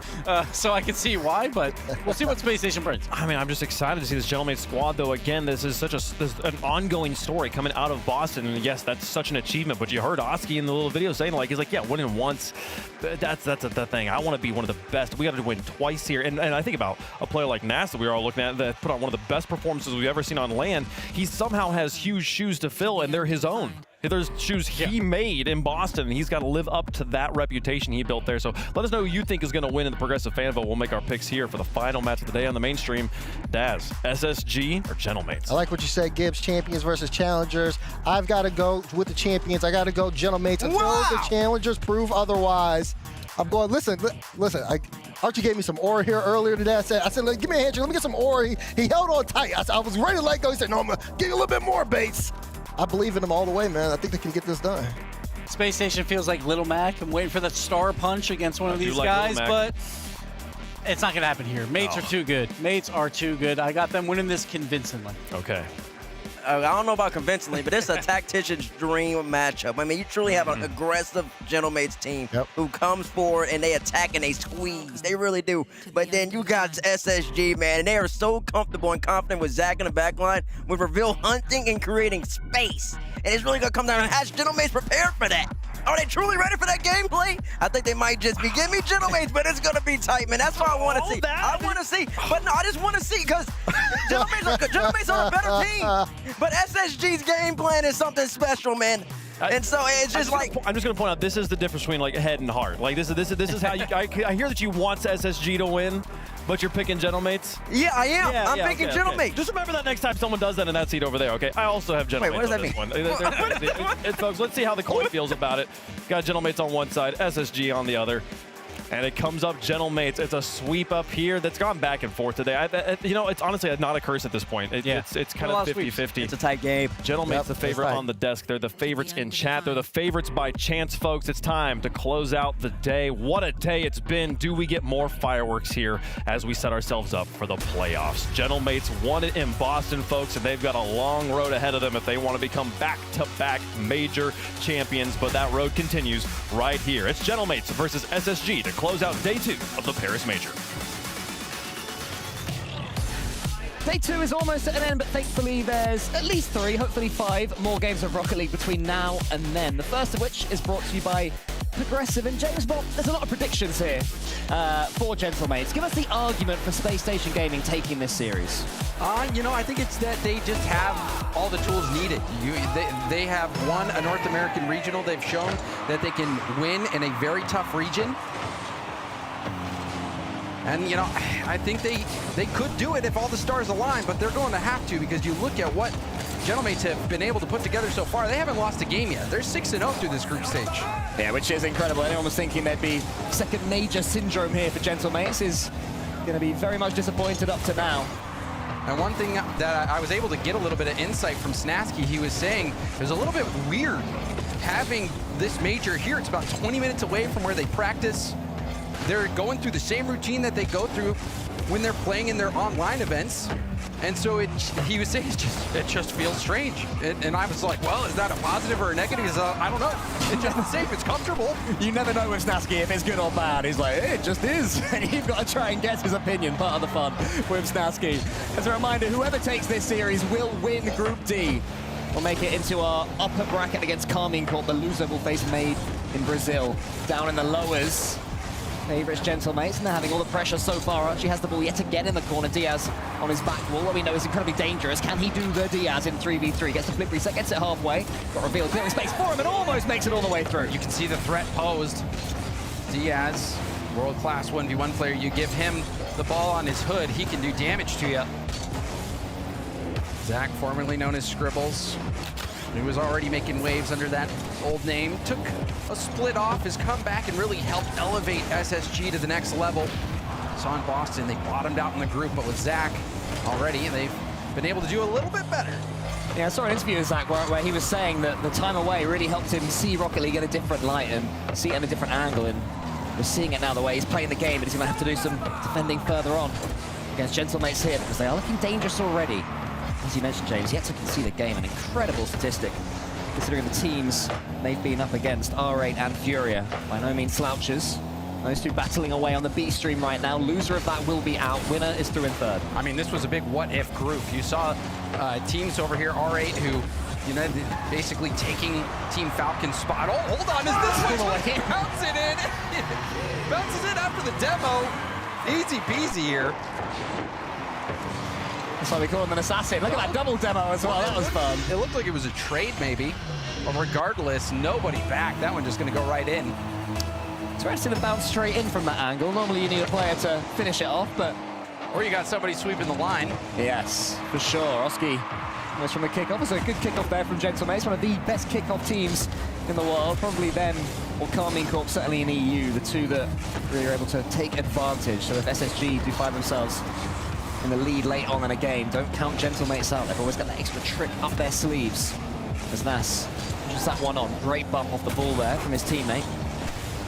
SSG, apart from that goal they conceded, looking relatively comfortable, and I think they'd put that one down to a freak goal, the fact that it went straight in. Yeah, I mean, it's tough to stop. You demo at the right time can wreak havoc, but I think the bigger challenge is going to be finding a way to get some possession here. We did see Diaz with the early shot, but other than that, SSG not being able to control this ball for very long. We'll see if Zach can do much. See, giving it away. And a beat there from Oski. Diaz and hitting it downfield. There's a good 50 though, and Diaz does have the boost. Maybe can turn, make something happen, but Reveal will be tested to make a save. Yeah, Reveal had to head all the way back. He was going for some bumps way in front of the ball earlier, which I don't hate, but seemed a little bit rushed there with 1 minute and 30 seconds left. But we'll see if SSG can get that balance slightly better. They have been showing great balance and backing up any trash talk as well, which is what we want to see from a team like this. It's fair enough to put all that to your opponents, but when you come up against a team like Gentlemates, that's when the real questions are asked. Gentlemates more than capable of doing the same right back as Diaz gets that one into the corner. Big demo from Zach. Diaz still has control of this ball. To loop it around, it's going to fall to Zach. Robs it forward, trying to tempt the Gentlemate player out. The Gentlemates get a good 50-50, and SSG have to go again. Big play here. Diaz able to get it past two. Didn't get the corner boost steal, but still pretty decent ball there from Diaz. However, overextension. See Zach last back, does pick up his own corner boost. A little awkward double commit. Zach gonna need to get a nice hit. Instead fakes it for Diaz, who goes for the pass off the sidewall. Another fake here from Oski. He'll pop it up, get some support from Zach. Things stabilize on both ends. Yes, Zach's got control of this one. And he's gonna get it to his teammate as well. Reveals there, but it is all the Zach attack. Great stuff from Zach, landing on the ceiling, buying time for his teammate to move downfield.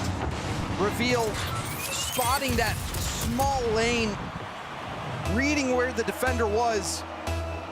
Such a great play from Zach to have his composure, slow the play down, and Reveal as well, slotting that through. So SSG, they're making this one interesting. Yeah, just when it seemed that Gentlemates were able to just let this one trickle away, SSG don't let them do so. Zach has a chance to get another one here. Reveal in front of the ball yet again. It seems to be what he wants to do here against Gentlemates. Flicks the ball onward. Diaz is coming in, but Nas is big there at the near post. Maybe one more chance for Gentlemates. Archie round the corner. Reveal gets it high. Reveal has to keep control of this ball because Oski's already waiting. He does get it to the ceiling. Archie has the 100. Both teams keen to play on beyond 0 seconds. Zach keeps it up. Oski has to get something down here. He's not able to. Diaz keeps it alive. That's in front of his own net. Has plenty of boost and should be able to kill this ball for overtime game 1. Well played by Nas there. Keeps the ball close. Keeps it in an air dribble. Stays immediately behind the ball. Make sure there's no wonky bounces that can happen that can lose him that game. Great defense, putting that full tank to work. Now, in overtime, Gentlemates trying to get something going again. Oski again with the 50, Nas with the 50. Archie trying to get there first, does get the mid boost. Diaz, nothing in the tank. They will keep on going. Zach there, pumps that one forwards. Nas gets in Oski's way somewhat. It was a good double commit. I think it was called early. And Oski didn't use any boost either, so Gentlemates get too much of a disadvantage defensively there, but that demo might change things. Archie steams in. He hasn't had too much of the ball so far. Archie normally the player who gets the most for Gentlemates. A lovely catch there, Oski towards Archie. What a goal this could be if Nas can follow up, but he backflips, leaves it to Oski. Slightly awkward there from Gentlemates on attack. Demoed as well and gives up the mid boost. Still on the hunt. Gentlemates trying to make something happen. Good challenge from Oski. Nas will turn and leave that boost. He sees Oski on the far side, goes for a fake instead. Yeah, I think he had no boost. I think he was forced to do that fake, and Space Station Gaming read it. Well, Gentlemates don't have too much boost in their tank. What they do have is some sustained territory here in Space Station Gaming's half. It's going to bounce, just waiting for that one SSG mistake. We saw this earlier on from Gentlemates. In the matchup against RA, there were times they were pinned back. The opening game started with, I think it was a 5-minute overtime. Gentlemates won that. They went from strength to strength. Could be the same here. Oski gets it onto the backboard. Archie's too slow, though, and it remains 1-1. Oski picked up a small pad. Archie going for a bump. Zach still hitting it out to the side. Oski, pinch attempt. Archie low boost. Nas has enough to do something here. Oski also boosted up. Flip reset being pushed downfield. Be careful here. Big 50. Archie trying to slow it down, gets bumped off the ball, but back to it. Yeah, Archie manages to ride that bump and keep it going as well, the 50-50. Diaz here, gets it going. Nas up there, he's squeezed out by Diaz and Zach. Oski has 100 boosts to play with now. This is where he can be so dangerous. He was a difference maker against RA. Can he be the same here? Oh, it's magical! Look at how he uses the ceiling, gets the touch, immediately lands, goes off, fakes the shot right away, stays behind the ball. Magical indeed from Oski to keep their perfect record alive. In that interview of his that we saw play out before this series, he was saying to win 2 majors. That's when you really start to make a statement as a team. That's when you start to enter the immortality phase. And if Oski can carry on playing throughout this tournament the way he has today, he's made Nas seem quiet. Has Oski with these key moments. And the way he did in Boston as well. Oski was phenomenal, and he can create those moments. I mean, one goal in the big picture, maybe not so much, not that big a deal, but in these moments where it's overtime, this could be the game that decides the series in the end. Oski, with a crazy play, pulls this goal out of nowhere. Yeah, he's done this before as well. I mean, Stumpy and I cast him a lot in the Ninja Pajamas days last season, and the amount of times there'd be a slow matchup. You know, they're not playing particularly well, they're not particularly exciting, and suddenly Oski's gone to the ceiling and got a flip reset. Like, where did that come from? And it's players like that can take those moments where it looks like they don't have enough boost, the defense is back, how can you score? And they find ways to score. In moments like that, overtime goals are so massive. They can continue to just propel the team to the next level, and Oski keeps stepping up in these big moments. It takes a special sort of player, and Oski is a special sort of player, and this Gentlemates team are looking like a very special team, but they still have Space Station Gaming in front of them, who are full of confidence themselves. They've made big comebacks throughout the North American season, and so far here at the Paris Major. And I'm sure we will see SSG move up the gears themselves, but Gentlemates improved as the series went on earlier on against R8. Will they do the same? Does SSG have enough to stop Gentlemates really whirring into life? And speaking of R8, they get that first game win over Furia. So it's looking like it could be R8 surviving in Group D. Reminder, that is on the B stream. Huge B stream day, so you are feasting if you're a general fan of Rocket League. Oski gets that one towards Nas. Nas gets the reset. Can only force it upwards. So Space Station Gaming, I think they'll take the first minute being goalless here, just to make sure that Gentlemates don't really run away with it like we saw in their series earlier on. Where you can see how quickly things can change. Nas on the dribble, goes for a 50, out to Archie, 50's in the corner. Is the net open? The shot wasn't good enough regardless. Plus, I think Nas was back and had that angle covered. Yeah, I think Nas saw it coming and just about got back in time, but he had no boost. All he could do was get the next touch. Thankfully for him and Gentlemates, it was going to be enough. That's a great touch there from Diaz from one side to the other, and he's got Zach in front of him clearing a path. He gets it past one defender, should follow up, but what a block from Archie. Smart from Archie to push that towards the backboard. You don't want to hit that back into Diaz, who's playing the dunk. And now Nas going for it. Oh! Rebound is out in front. Couldn't get anything off the rebound. Still, this is solid rock. Going for the wall pinch. Wall pinch sent all the way down to the corner. They hit those so consistently now, the pro players. Every time they line one up, you just know there's going to be some power on it. Not quite sure where it's going to go, but it will certainly change the variety of approach the Gentlemates were trying, that sort of pinch. Oski's in the middle here. Archie gets it to him. Wants to get the ball to Nas and Archie. Nas back towards Archie. He sends it high again. Nas doesn't have the boost, so they're just doing a few little teasers here at Space Station Gaming and trying to keep the attack on them. Yeah, SSG doing well, getting boosted up, staying on the backboard, looking for their opportunity to counterattack, just waiting for that opening. Diaz gonna try to kickstart it, but Archie throwing things off the midfield. Another challenge. Leaves the ball out front, reveal, booms it up, and good beat from Archie yet again. Yeah, Archie's such an important player for Gentlemates. We're seeing why here. He is reading everything SSG are doing. Already made a huge save in this game when it seemed that SSG were about to pull the trigger. Oski forces it into the middle. Gentlemates are winning these 50-50s. That though is poor from Archie and doesn't allow a free clearance for Space Station Gaming. Nas, reset pass, goes for a bump. Oski hoping to set up Archie here. Archie does get a finger on it. You can see boost troubles Diaz and reveal both on zero. Diaz finally getting boosted up, and there is a clear downfield. Yeah, it's a big block as well. It looked like Nas was going to get the flip reset. He had a Space Station Gaming player in his face. Reveal's underneath this one. Knows that Archie has the flip reset, so Reveal just has to wait. Nas is coming forwards again. Archie now the one playing in front of the ball. Gentlemates trying to make all the play. Great play there from Nas. Oski is a little bit stranded though. Has to use all of his boost and get it behind him relatively passively. And Archie won't be able to take this boost. So is this the moment, James, that Space Station Gaming can start to come forwards? It looked like it, but that was such a good 50 from Archie right to Nas. Archie will have a little bit of space. Pops over one. Oski back to Archie. Diaz trying to intercept, but couldn't get there in time. Space Station Gaming having a lot of trouble linking up. They finally do it here. Will it be enough? Reveal the fake. Oski sweeps the line to keep that out. Yeah, they'll say the comms were good there. They'll say that was safe, but it looked a little bit dodgy on the eye test for Gentlemates. SSG coming forwards again. They have indeed stepped up. They've rode the wave of Gentlemates' pressure. Now Zach keeps it going. He's got the 100 boost. Nas clears it as far as he can, but Diaz already waiting. Again, not too much boost for Space Station Gaming. They're able to do something with it. They just want that ball to drop for one of them, and it's just not happening. We're so close. Oh, this is a great play. Isolation. Archie picks up the rebound. But look at how Oski weaves through the defense, gets the reset back down to the ground, pops it by, forces an awkward save out of Reveal. And then the cleanup on the goal line. Beautiful counter-attacking play from Oski.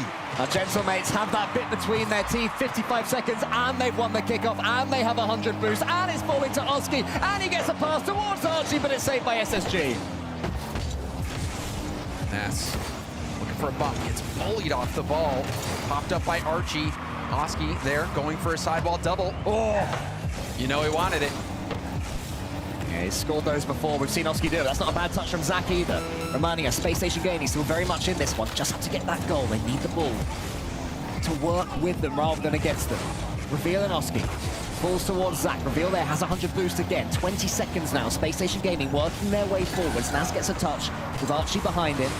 Diaz can't read the Nas flip reset. Can he get the dunk nearly? Reveal out wide. Final 10. Zach trying to dribble it. Broken up by Oski. Zach bumps Oski off the ball and goes for a pass middle. Diaz can't get there in time. A safe hit to the corner, and Gentlemates clean up game 2.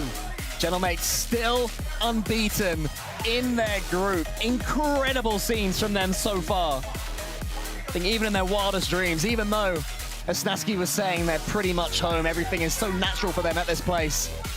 You're not expected to go unbeaten in a group like this. And still they remain chill, still they remain calm. Space Station Gaming, do they have a reverse sweep in them? Can they get 3 in a row against a team that's not lost any yet? That's going to be a lot to ask. You wonder if the timeout's going to be called here. Space Station Gaming, they didn't go back to the drawing board, shut out this game. It was a very close game, though. There were some moments where SSG maybe could have put something together, but overall, I mean, Oski again making his impact felt. And then Archie, yeah, doing what he's been doing for an entire career, making sure he's there from the easy finish, getting the open net, farming those stats. And of course, as you can see there, Space Station Gaming have taken their tactical timeout, so 30 more seconds for Gentlemates to shrug. And there's a good reason to farm stats in this one. Yeah, absolutely. With yeah, the Paris bundle, yes, very which you can get true. in the shop. That being 100% pointed towards the players, they will receive 100% of the proceeds from that Paris bundle. You can get it in the shop. I know I need to get it in the shop still.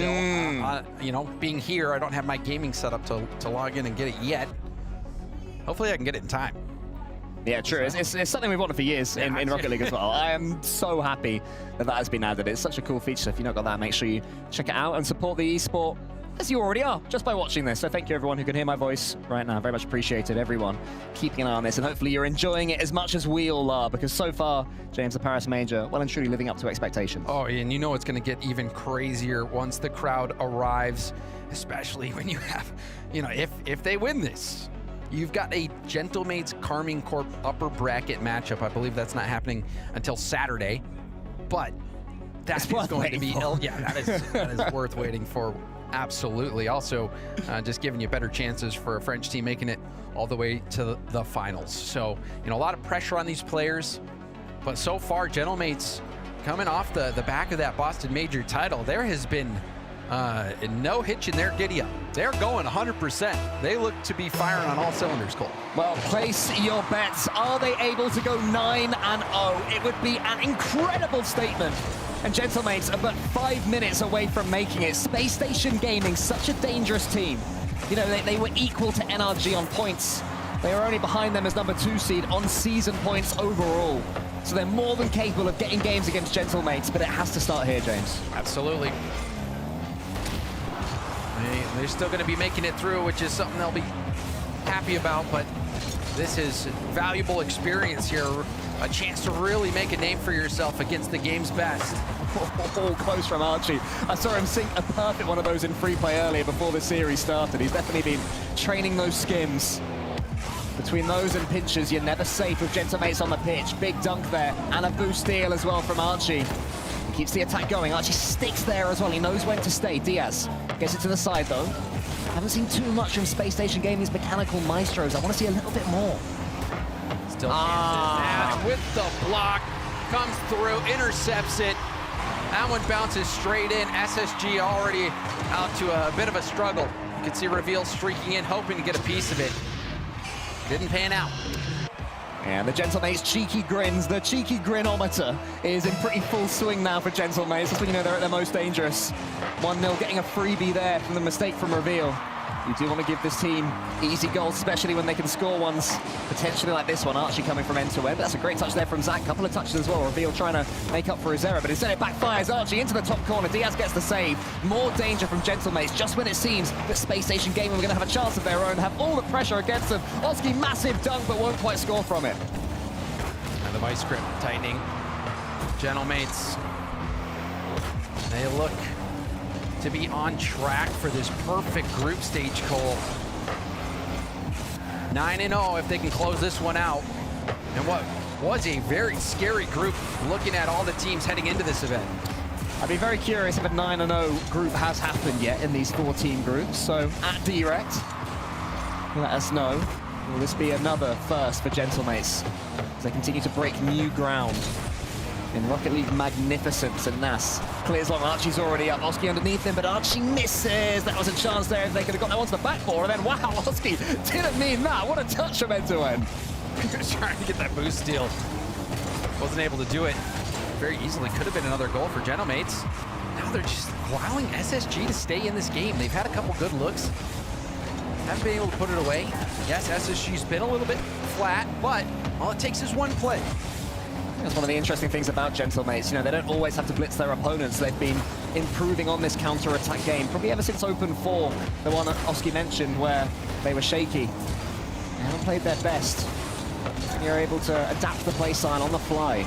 Do not need to. Another 50-50 goes safe. Oski only gets half a touch away, then completes the job and gets a dunk as well. Exactly. Quality in the end. The first wasn't great. Falls actually to a chance to watch. If he can get this double tap, there's all sorts of angle on it. And Zach has to be very aware. Turns that into a threat. All thanks to that Oski extra effort. And in at 50 now, Archie! Oh, save. It's saved off the large rebound is punched in! Oski puts Gentlemates up by 2. That might well be too much for Space Station Gaming to bring back. Archie's shot was safe, but Oski followed well. Zach couldn't quite get enough on it. And Gentlemates on the cusp. Genesis of the pressure was that Oski extra effort. You know, he's pushing downfield, gets that extra touch on the ball, gets that 50, kicks it off the sidewall. made things awkward for SSG, prevented SSG from going on attack. Such smart challenges. So surgical with their challenges as well. Such a mechanically pristine team is Gentlemates. I love a decision there from Nas to not go for the flip reset and instead get the dunk. Leads to another shot for his teammate Archie. Archie always sniffing about. Space Station Gaming struggling to deal with the Gentlemates' pace and precision. Oski gets it high. Nas was already waiting. What can he conjure up here? This could be fun if he can score from this position. Gets a touch, misses the flick reset though, and still scoops it high towards Archie, who again is there to follow up. Gets the pass to the right, but it's only as far as Diaz for now. Until Oski comes in with a huge double tap and sinks it and seals it. Oski is on fire once more. Routine double tap, just like the packs. Slams that one home. And Gentlemates just over a minute away from sweeping their group. 9 game wins in a row, unless we see some SSG heroics. How deep can they dig? It looks like even if they play their absolute best, they're not going to be able to score 3 in a minute, and thanks to the way Gentlemates play, they're not able to do that. It doesn't matter if Nas didn't get that touch and somehow flubbed it, it's still 3-0. This is, I think, a bit disappointing for SSG, but on the other side, you just have to feel so confident if your Gentlemates come out in a tough group, absolutely dominate. This could be good, and oh, they throw in one more. Why not? A fake there from Oski. He'll claim he meant it. Nas gets a touch, just spoons it forward. Oski's like, yeah, bro, I meant that. I think, to be fair, I think he did. Looking at the replay, I didn't think so at the time, but I'm calling it. He meant that. I believe you, Cole. Gentlemates, now what? It looks like they bounced off one another. I'd have to look at that. The bouncer, the bounce play. Snaski opens up his big book of kickoffs. I mean, now's the time to practice your odd ones. Yeah, exactly. Go to page 7. Page 7, kickoff B, the bouncer. We'll practice it now. We're 4-0 up. We're dancing our way towards an upper bracket match with Carmine Corp. What a match that's going to be. That's going to be a thriller. Like we were saying before, a match worth waiting for, especially when Gentlemates have been playing so well, but also K-Corp looking to be back to their old selves as well. It is going to be amazing. But for now, Gentlemates will celebrate their sweep of Group D. Just an incredible performance. As soon as this ball touches the floor, SSG keep it up. Go on, let's go for a record. It's hit the floor. Gentlemates, what was it you were saying? Unbeaten in Group D, something like that. Didn't drop a game. 9-0, Gentlemates dominating their group and setting up a date with K-Corp. And that, as you say, will be in a couple of days' time, and there will be some people in the crowd. I think a lot of people misunderstand this. They will think, oh, it's French teams. Everyone's going to be cheered for. Not how it works in France, James. The Gentlemates fans will want to beat KC, and if they lose to KC, they will not be rooting for KC. Yeah, it's not a USA kind of situation, is it? Not at all. Not at all. But for Gentlemates, they're going to be going into that K-Corp matchup with extreme confidence. This is no pushover. This SSG team is a real threat in North America. They won a regional in NA. They continue to make life miserable for NRG, and when they're on fire, playing on point, it does look like they could be the best. But up against Gentlemates, they just looked like they weren't on the same level whatsoever. This was pure domination from Gentlemates, especially Oski, who played lights out Rocket League. Yeah, Space Station Gaming have to take some lessons for this one, because the current teachers of Rocket League esports are Gentlemates there with Lee. I think things are going to start getting silly around here if we have to start copying the atmosphere of this squad, because Oski, you guys are just coming in loose, but shooting like cannons out there. You're looking good. Thank you, man. I mean, it's the way we've always tried to do things, and we're just staying consistent with it. Yeah, no, it definitely is. Overall, I mean, I was looking at this. I'm like, you know, you're looking real good, and I think you said, well, we're the major champions. We have to. Like, do you have expectations on yourself coming into this? I mean, obviously win another one, but I mean, when I say that, it's more of a joke. Yeah. But like, our expectation of ourselves is to be the best, and we just want to keep doing that as many tournaments as we can. Yeah, I'm actually curious, because I know, like, my mental is always, I'll make a joke like, oh, we can win, as a way to shield myself from, like, committing too hard and then overthinking. Is it the same for you, or is it just because the atmosphere? Nah, I mean, when it comes to winning, like, we don't try to think about it too much. Like, obviously, we know we can win, but if we kind of try to stick to our plan, right? Like, just focus on that, and if we do it, we'll win. Yeah, I mean, again, everyone says it, but only few teams pull through with it here. Looking at your opponents across the board, you've played a few of the different regions, I'm sure in scrims as well. How are you feeling, I guess, just in terms of the overall landscape of this major? And, like, is it really just, like, the French orgs teams in the European region is, like, going to be that far ahead? Yeah, I mean, I don't think anyone's, like, bad, but, like, there's a gap. There is a gap. Yeah. But I think this LAN is going to be easier than Boston. As in, like, there's no... Like, to win? Like... Oh, okay. Okay, there's no Falcons. Right, yeah. There's no Falcons. True. And, like, I think NRG are lower in level. KC look good. KC look really good compared to the last major. And in Vitality, I'm not sure just yet. I'll see him in playoffs. Right, yeah. But... Again, I'm not trying to think about that, you know. I'm just taking it that's fair enough. I think man. the key thing some fans are going to take out of that is NRG is at a lower level right now. They're going to feel that one. But I guess looking to the weekend, I want to get your thoughts. You have to be excited about the crowd because, you know, Boston is cool, but you know it's going to be even louder, and especially the fans are going to be backing you guys. Yeah, I mean, this is the stuff you play for, you know, like playing under a French org in Rocket League, under this many fans, like it's, I can't wait personally. I don't think you're going to be able to handle it. You've seen it out there? I mean, we can handle it. We can definitely handle it. We'll see. Yeah, it's going to be wild out there. To get prep for tomorrow, I guess what's the game plan? Or not tomorrow, I think you'll be playing after that. What's the game plan for you guys before you play your first match on the weekend? I mean, same as always. Like, I don't sit back, chill, and make fun of Stasky? Yeah, that's the main one. But I don't know, like, we don't play tomorrow, right?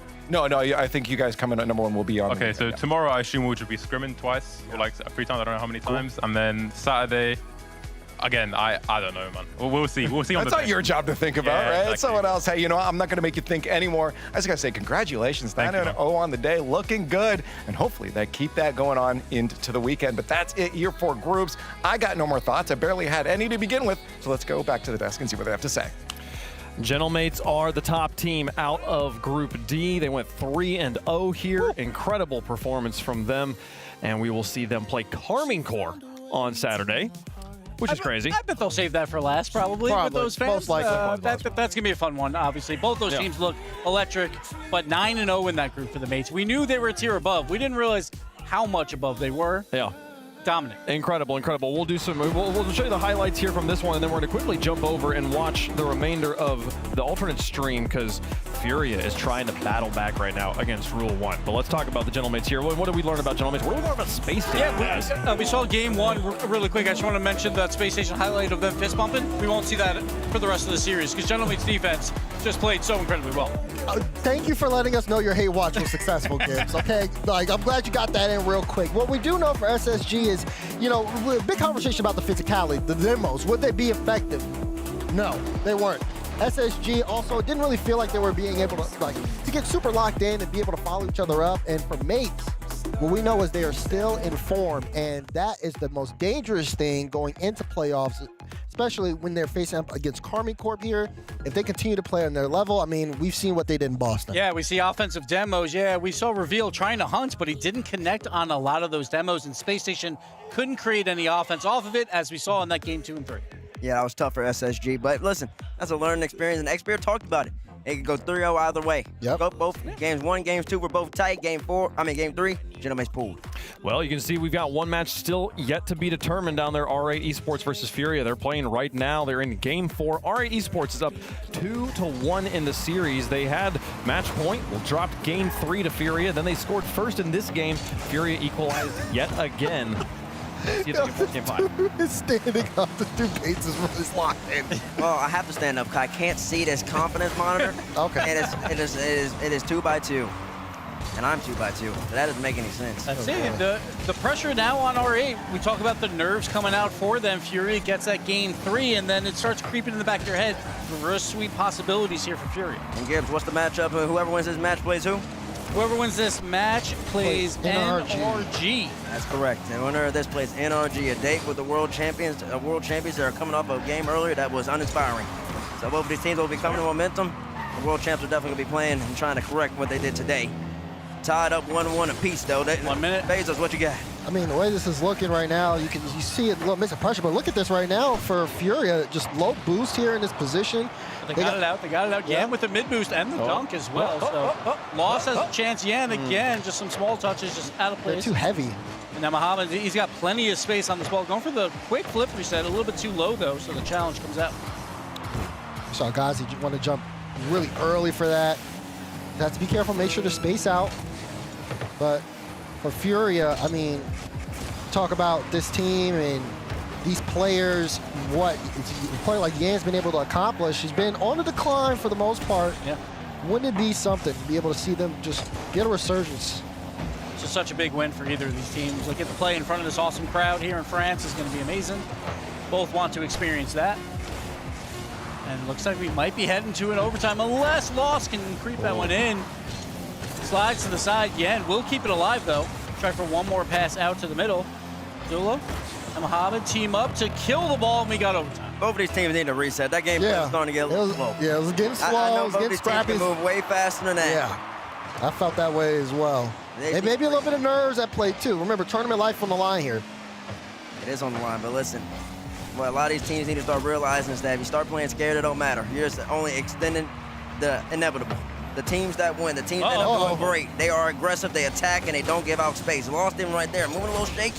Can't hit the ball, lets it bounce over his head. Now Abdullah's got to contend. Lost goes up quickly. Muhammad, where is that mean of pressure? Here comes bang! Swift and Lost both in the air, no boost. A lot of pressure on Yan here. Great save there. Ghazi has a chance for the midfield. Muhammad cannot cross over, just tries to pass it down, but now counterattack opportunity here. Swift up, throws it up high. No one around though, and a wasted counterattack there by Fury. Boomer ball personified. Yeah, I mean, you can see a couple of off-ball, like, looks for bumps here on the side of Furia, but again, it does feel like they're just moving a little too slow, and that's been like a big issue here.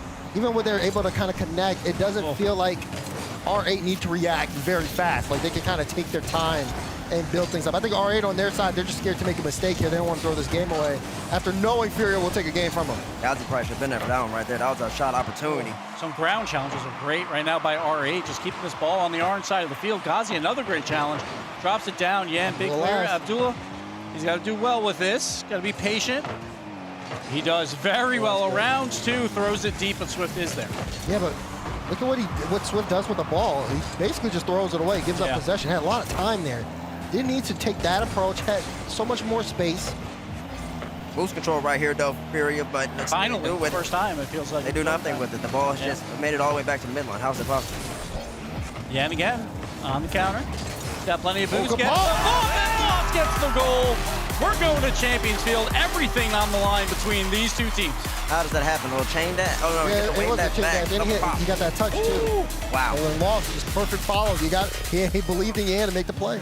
And there's a lot of things on the line. Obviously, your tournament life is on the line, but also for the MENA 2 seed and the SAM 2 seed. Whoever loses this, that seed goes into the play-in tournament. The other seed goes to the main event at the World Championship. Furia, they're still battling for the SAM 1 seed as well. Yeah. So a lot on the line. So much pressure because everyone wants to play in front of this French crowd. We haven't had a reverse sweep today, have we? I don't think so. We had one yesterday. Yeah, we've had just about every other spectacular type of match today. What a way it would be for Furia to reverse sweep their way into playoffs. Ooh, you have to feel that they're favorites going into Game 5 because Fury's been here so many times before. The biggest difference between these teams is their experience level, the veterancy of these Furia players. That is the biggest thing the biggest stat they lead in over these R8 boys. I mean, that'd be crushing if they got reverse swept. And also, that'd be really crushing as well. I mean, you made the major, and Falcons didn't. And I understand that Falcons, chemistry-wise, might not be as good as last year, but talent-wise, they're still very, very great. They can show up to this major. And so the fact that you're here, do some damage. Exactly. The fact that you're here and they're not means that you earned this spot. You are playing at a world-class level. So to go out 0-3. Yeah. And imagine then Falcons would be in the play-in tournament. Yeah, but I mean, Crazy. That's brutal. R8 Esports called a timeout, by the way, so they are currently game planning here for Champions Field. But I mean, Bates, this is what we talk about at First Touch, where we try to talk some sense of the role is with these teams. Is like, yeah, of course you can do well in the region, but when you get to these land stages, it is a different beast, and you do have to kind of play in an environment that you might not necessarily be kind of comfortable in. And even though you've did all this work at home, you're not playing on that home setup. This is where you start to really make your name for yourself. And for Aria, this is like a new experience for them. Even though they have lane experience before, it's the RLCS. I mean, it's RLCS, and it's a Paris major right here. Now they're not playing the wild card. Remember, it was the play-in. They played the play-in, and after they made the main win, they got slapped. And but listen, that's a growing pain for them, and learning experience. But now you're here in game number 5. And you're so right. And we used to really think about that more often. That used to be the Turbo buff. That's why Turbo used to join all the teams, because he had the land sauce. Even if he wasn't necessarily performing online. People always are like, Turbo, we have more land. He's going to be comfortable. He's going to be happy. And that's why he got 4 rings to his name. And so that's what you're looking for at this moment. You're really looking for land experience. Who can make the plays happen? You watch this RA team. And on the Mina stream, they're aggressive, they're fast, they're quick. They don't give you any space. Right now, you're not seeing that. They're slow. Yeah. You're not seeing that. Don't let the nerves take over. It's game 5, all the ships backs against the wall. Who's gonna make the play happen? Winner goes, plays tomorrow, loser's out of the tournament. And like Gibbs said, that loser will be playing in the play-in tournament. Well, for Furia, but for R8, they'll have to go to the LCQ The as LCQ. well. So they will be out completely. So they're playing for their tournament lives, they're playing for the World Championship lives as well. And already you're starting to see just a little bit of early just pressure from Furia, definitely kind of keeping up the pace here. It's a lovely fake! That's the composure you want to see. This is exactly what you need, and they're chirping. They're chirping at Furia as well. You want that confidence going into Champions Field. You break all the nerves right there. And that's a big play for Swift right there too. I understand he was cooking with Secret last year, but you joined Furia, the creme de la creme of the region for the past 2-3 seasons. The expectations are on you now, young man. You got to make that play happen. Abdullah shows the composure. Gets it right by him. That demo might work in their favor. And a roll, another demo. And now, look, after that first goal, you can feel the momentum kind of shift. Great dribble by Ball, 0 boost. Flick, try to get it high. Abdullah's, he got boost on the back wall. He's going to get that. Jumping again? Oh, no third. Some aggressive play there by Furia, but it does work out. They get a lot of boost in that midfield, so Yam will take it back. Try for a flip reset all the way down the field.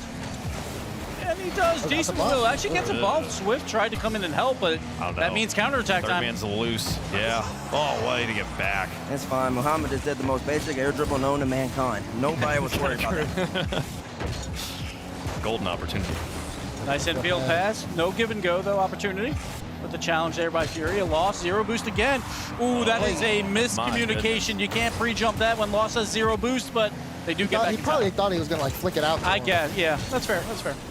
Just like that, but again, miscommunication there on the play. Have to be careful. It does feel like Furia don't necessarily haven't hit the panic button. They understand they have time here to work with.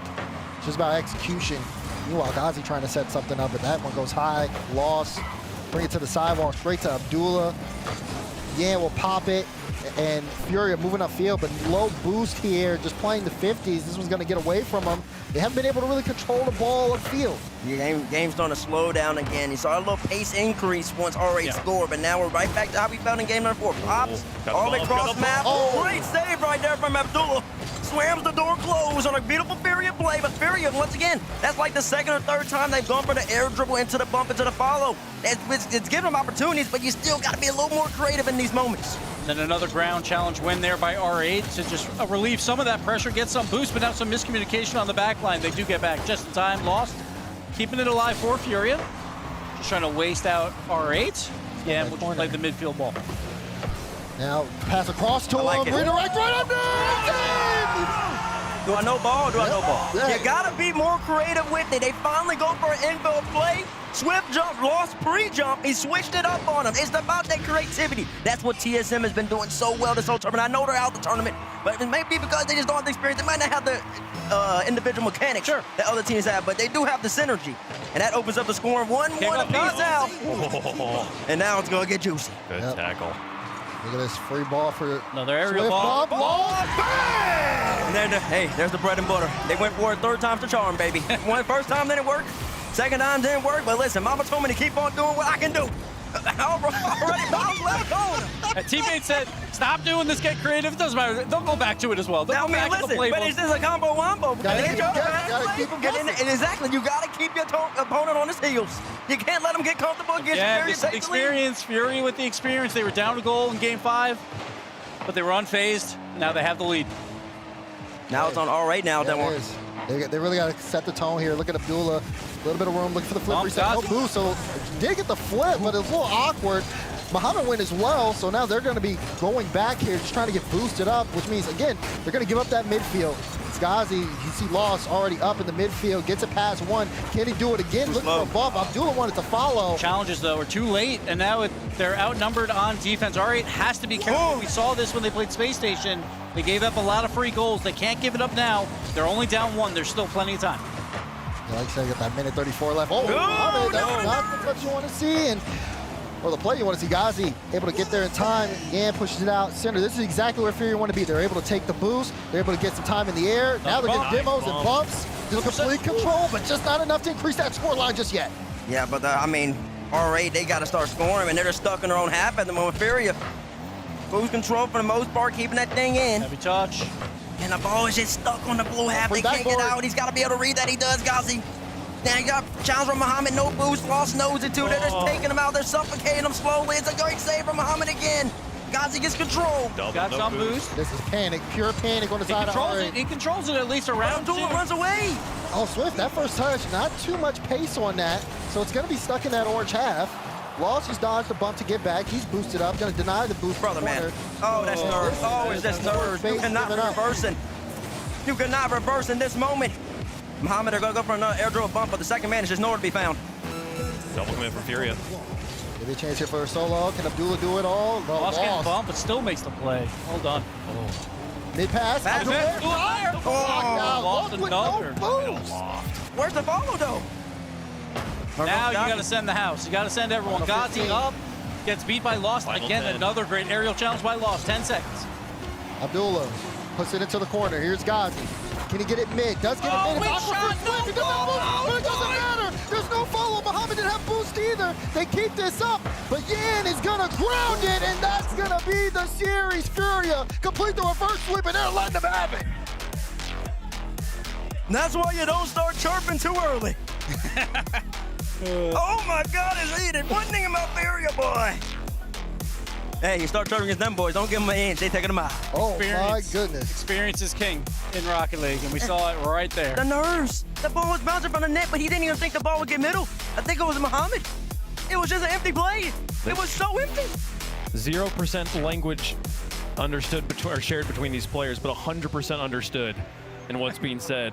We learned back in 2021, 2022 Los Angeles, nobody chirps at the end of the match like Yan does. That's true. Everyone's lucky he didn't throw a headset this time. No Domino right here. Man, listen, Swift got up and started chirping. Yep. It just seems like whoever Brazilian you put in this team, they're going to chirp. And now Fury have booked their ticket to NRG tomorrow. Credit to South America. You know, they've been down the dumps for a bit, but they got both their teams through the groups. Reverse sweep. Reverse sweep to end day 2. I mean, this is one of the most spectacular days of group play we've had from top to bottom. The world champs getting beat, swept 3-0, multiple overtimes on Champions Field, a reverse sweep here to close the day to put a region through that was otherwise eliminated. Incredible performance, and you gotta tip your hat to the R8 boys. Coming out for their first LAN as a squad here.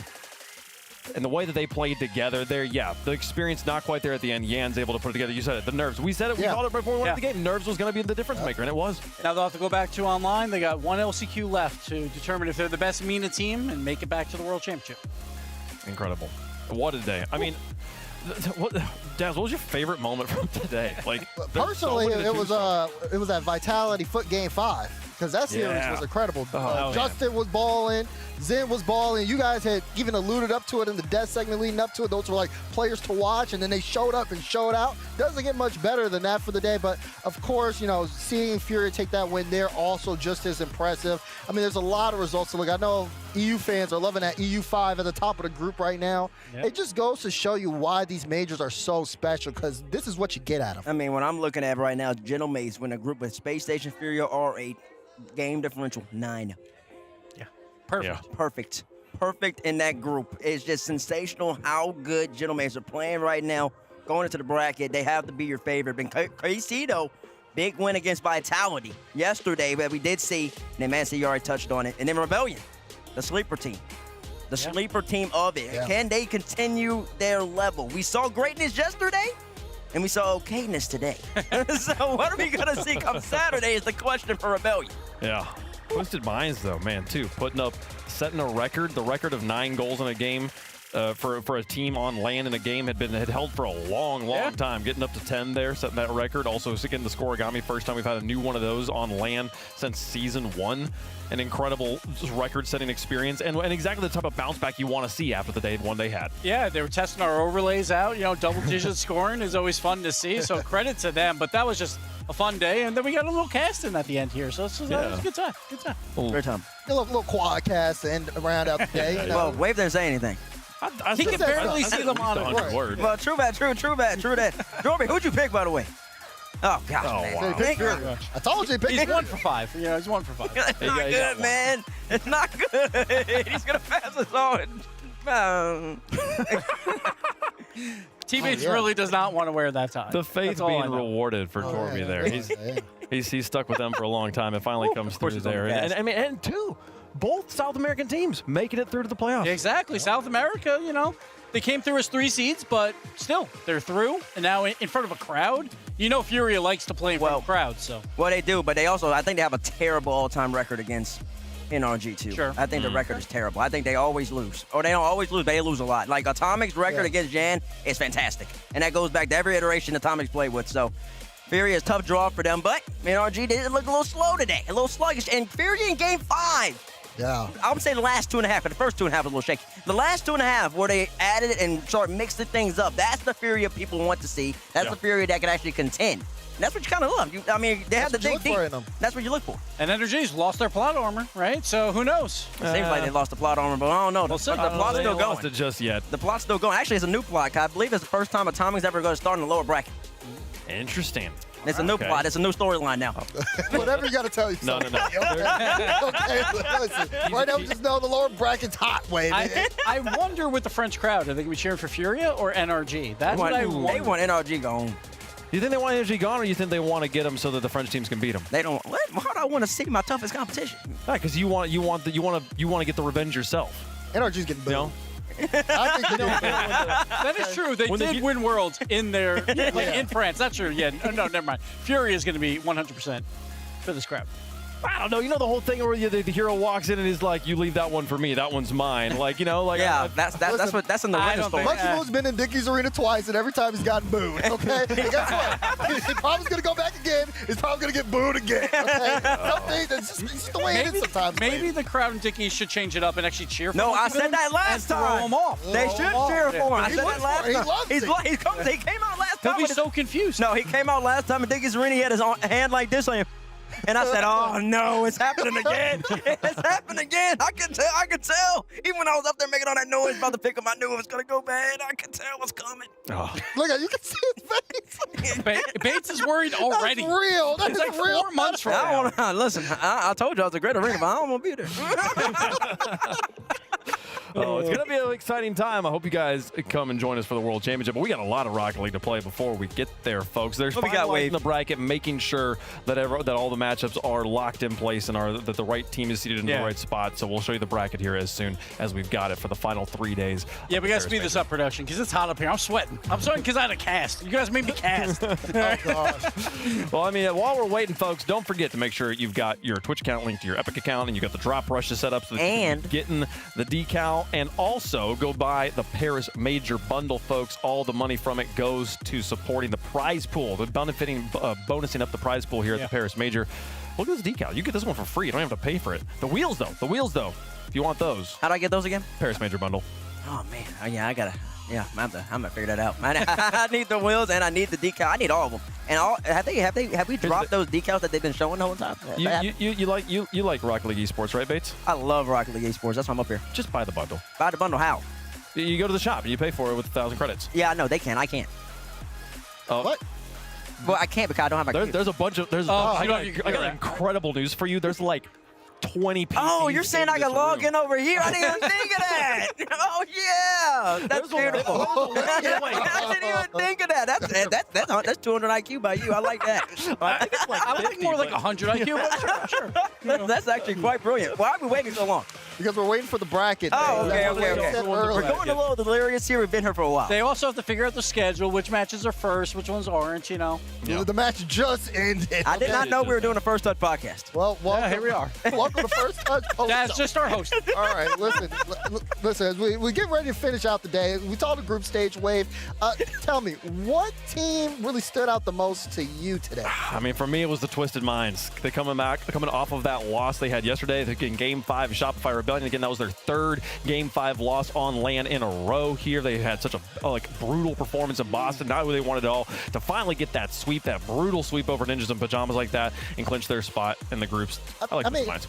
Do you like Twisted Minds as well, Gibbs? No, I was going to say I liked the greatest fourth place team we've ever had in Rlcs history. TSM. I like them too. TSM showed up today with the team plays. Just have to have like a top 5 of just their plays. They were fantastic.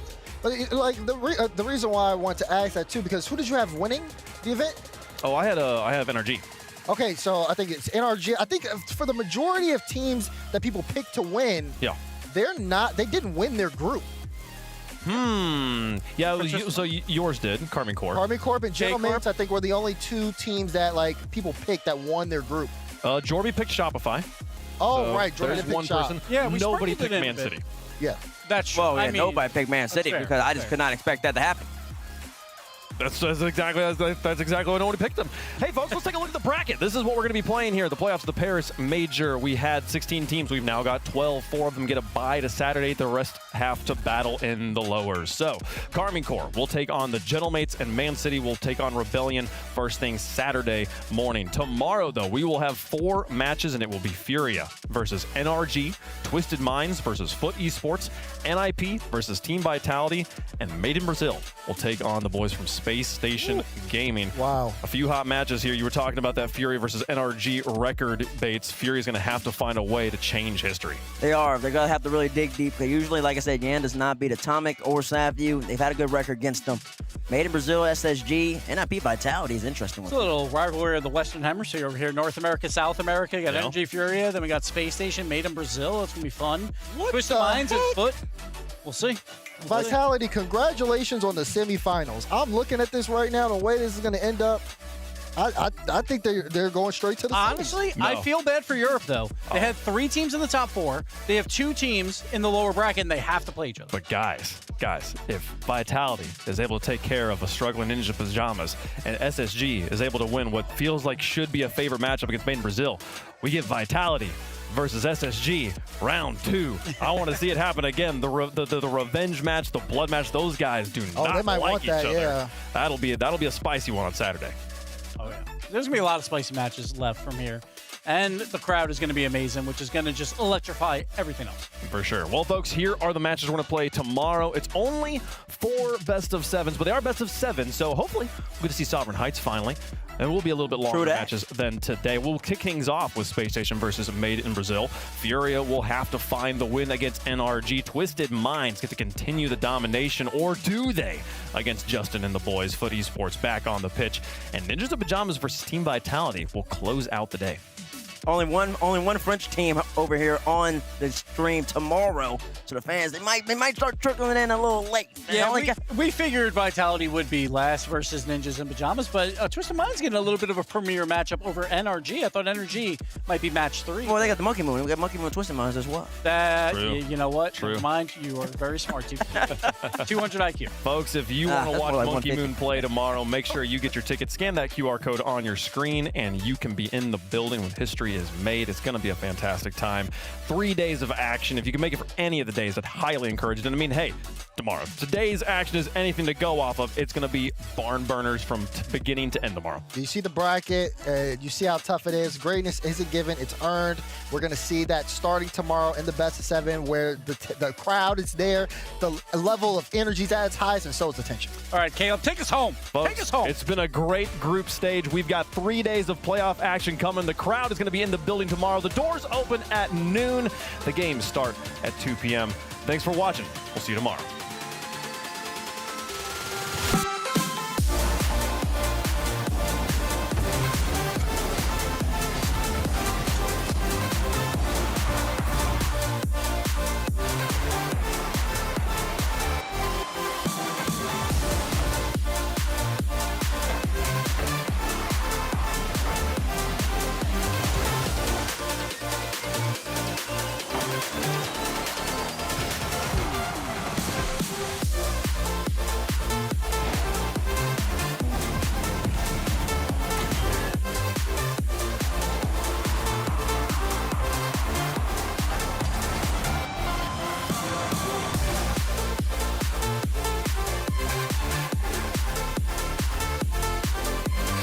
Keith, I want to try an experiment. All right.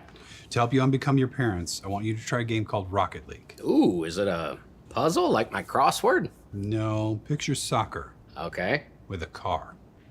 What do I hang my feet outside the window? No, not your car. But you said think of... It's a video game. Oh, okay, I get it. Where's the cartridge? No, it's an online thing. Is there a joystick? Not like the ones you're thinking of. But I need to get some quarters, right? No. I gotta blow in the cartridge. Again, like no cartridge, but you'll need a username. Username, huh? How about Keith_9914? The bathroom code? That's the only number I can kind of remember easily, so.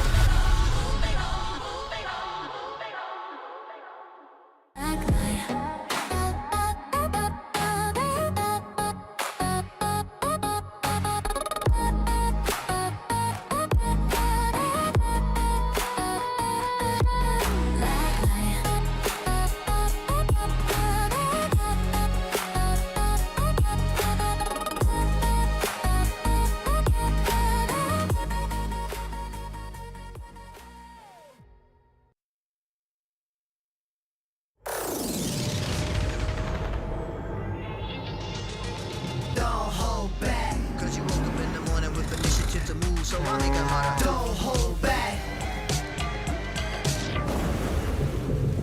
Galvanize. Trajectory and balance look good. You're confirmed to go for orbit. Every day, Michelin innovates to move the world forward on the road and far beyond. Michelin, motion for life. And I don't know how to feel about it. You're not used to losing. Getting beaten? Not like this. These players are just so locked in. Could it be the milk? Mm-hmm.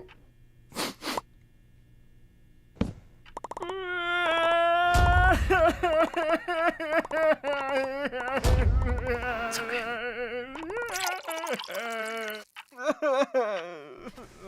Stay there.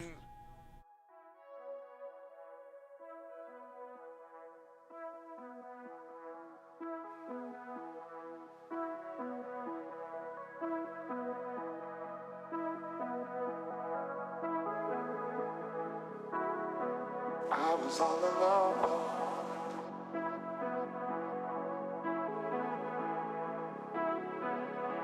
Then you showed up under my umbrella. Oh, shelter from the cold.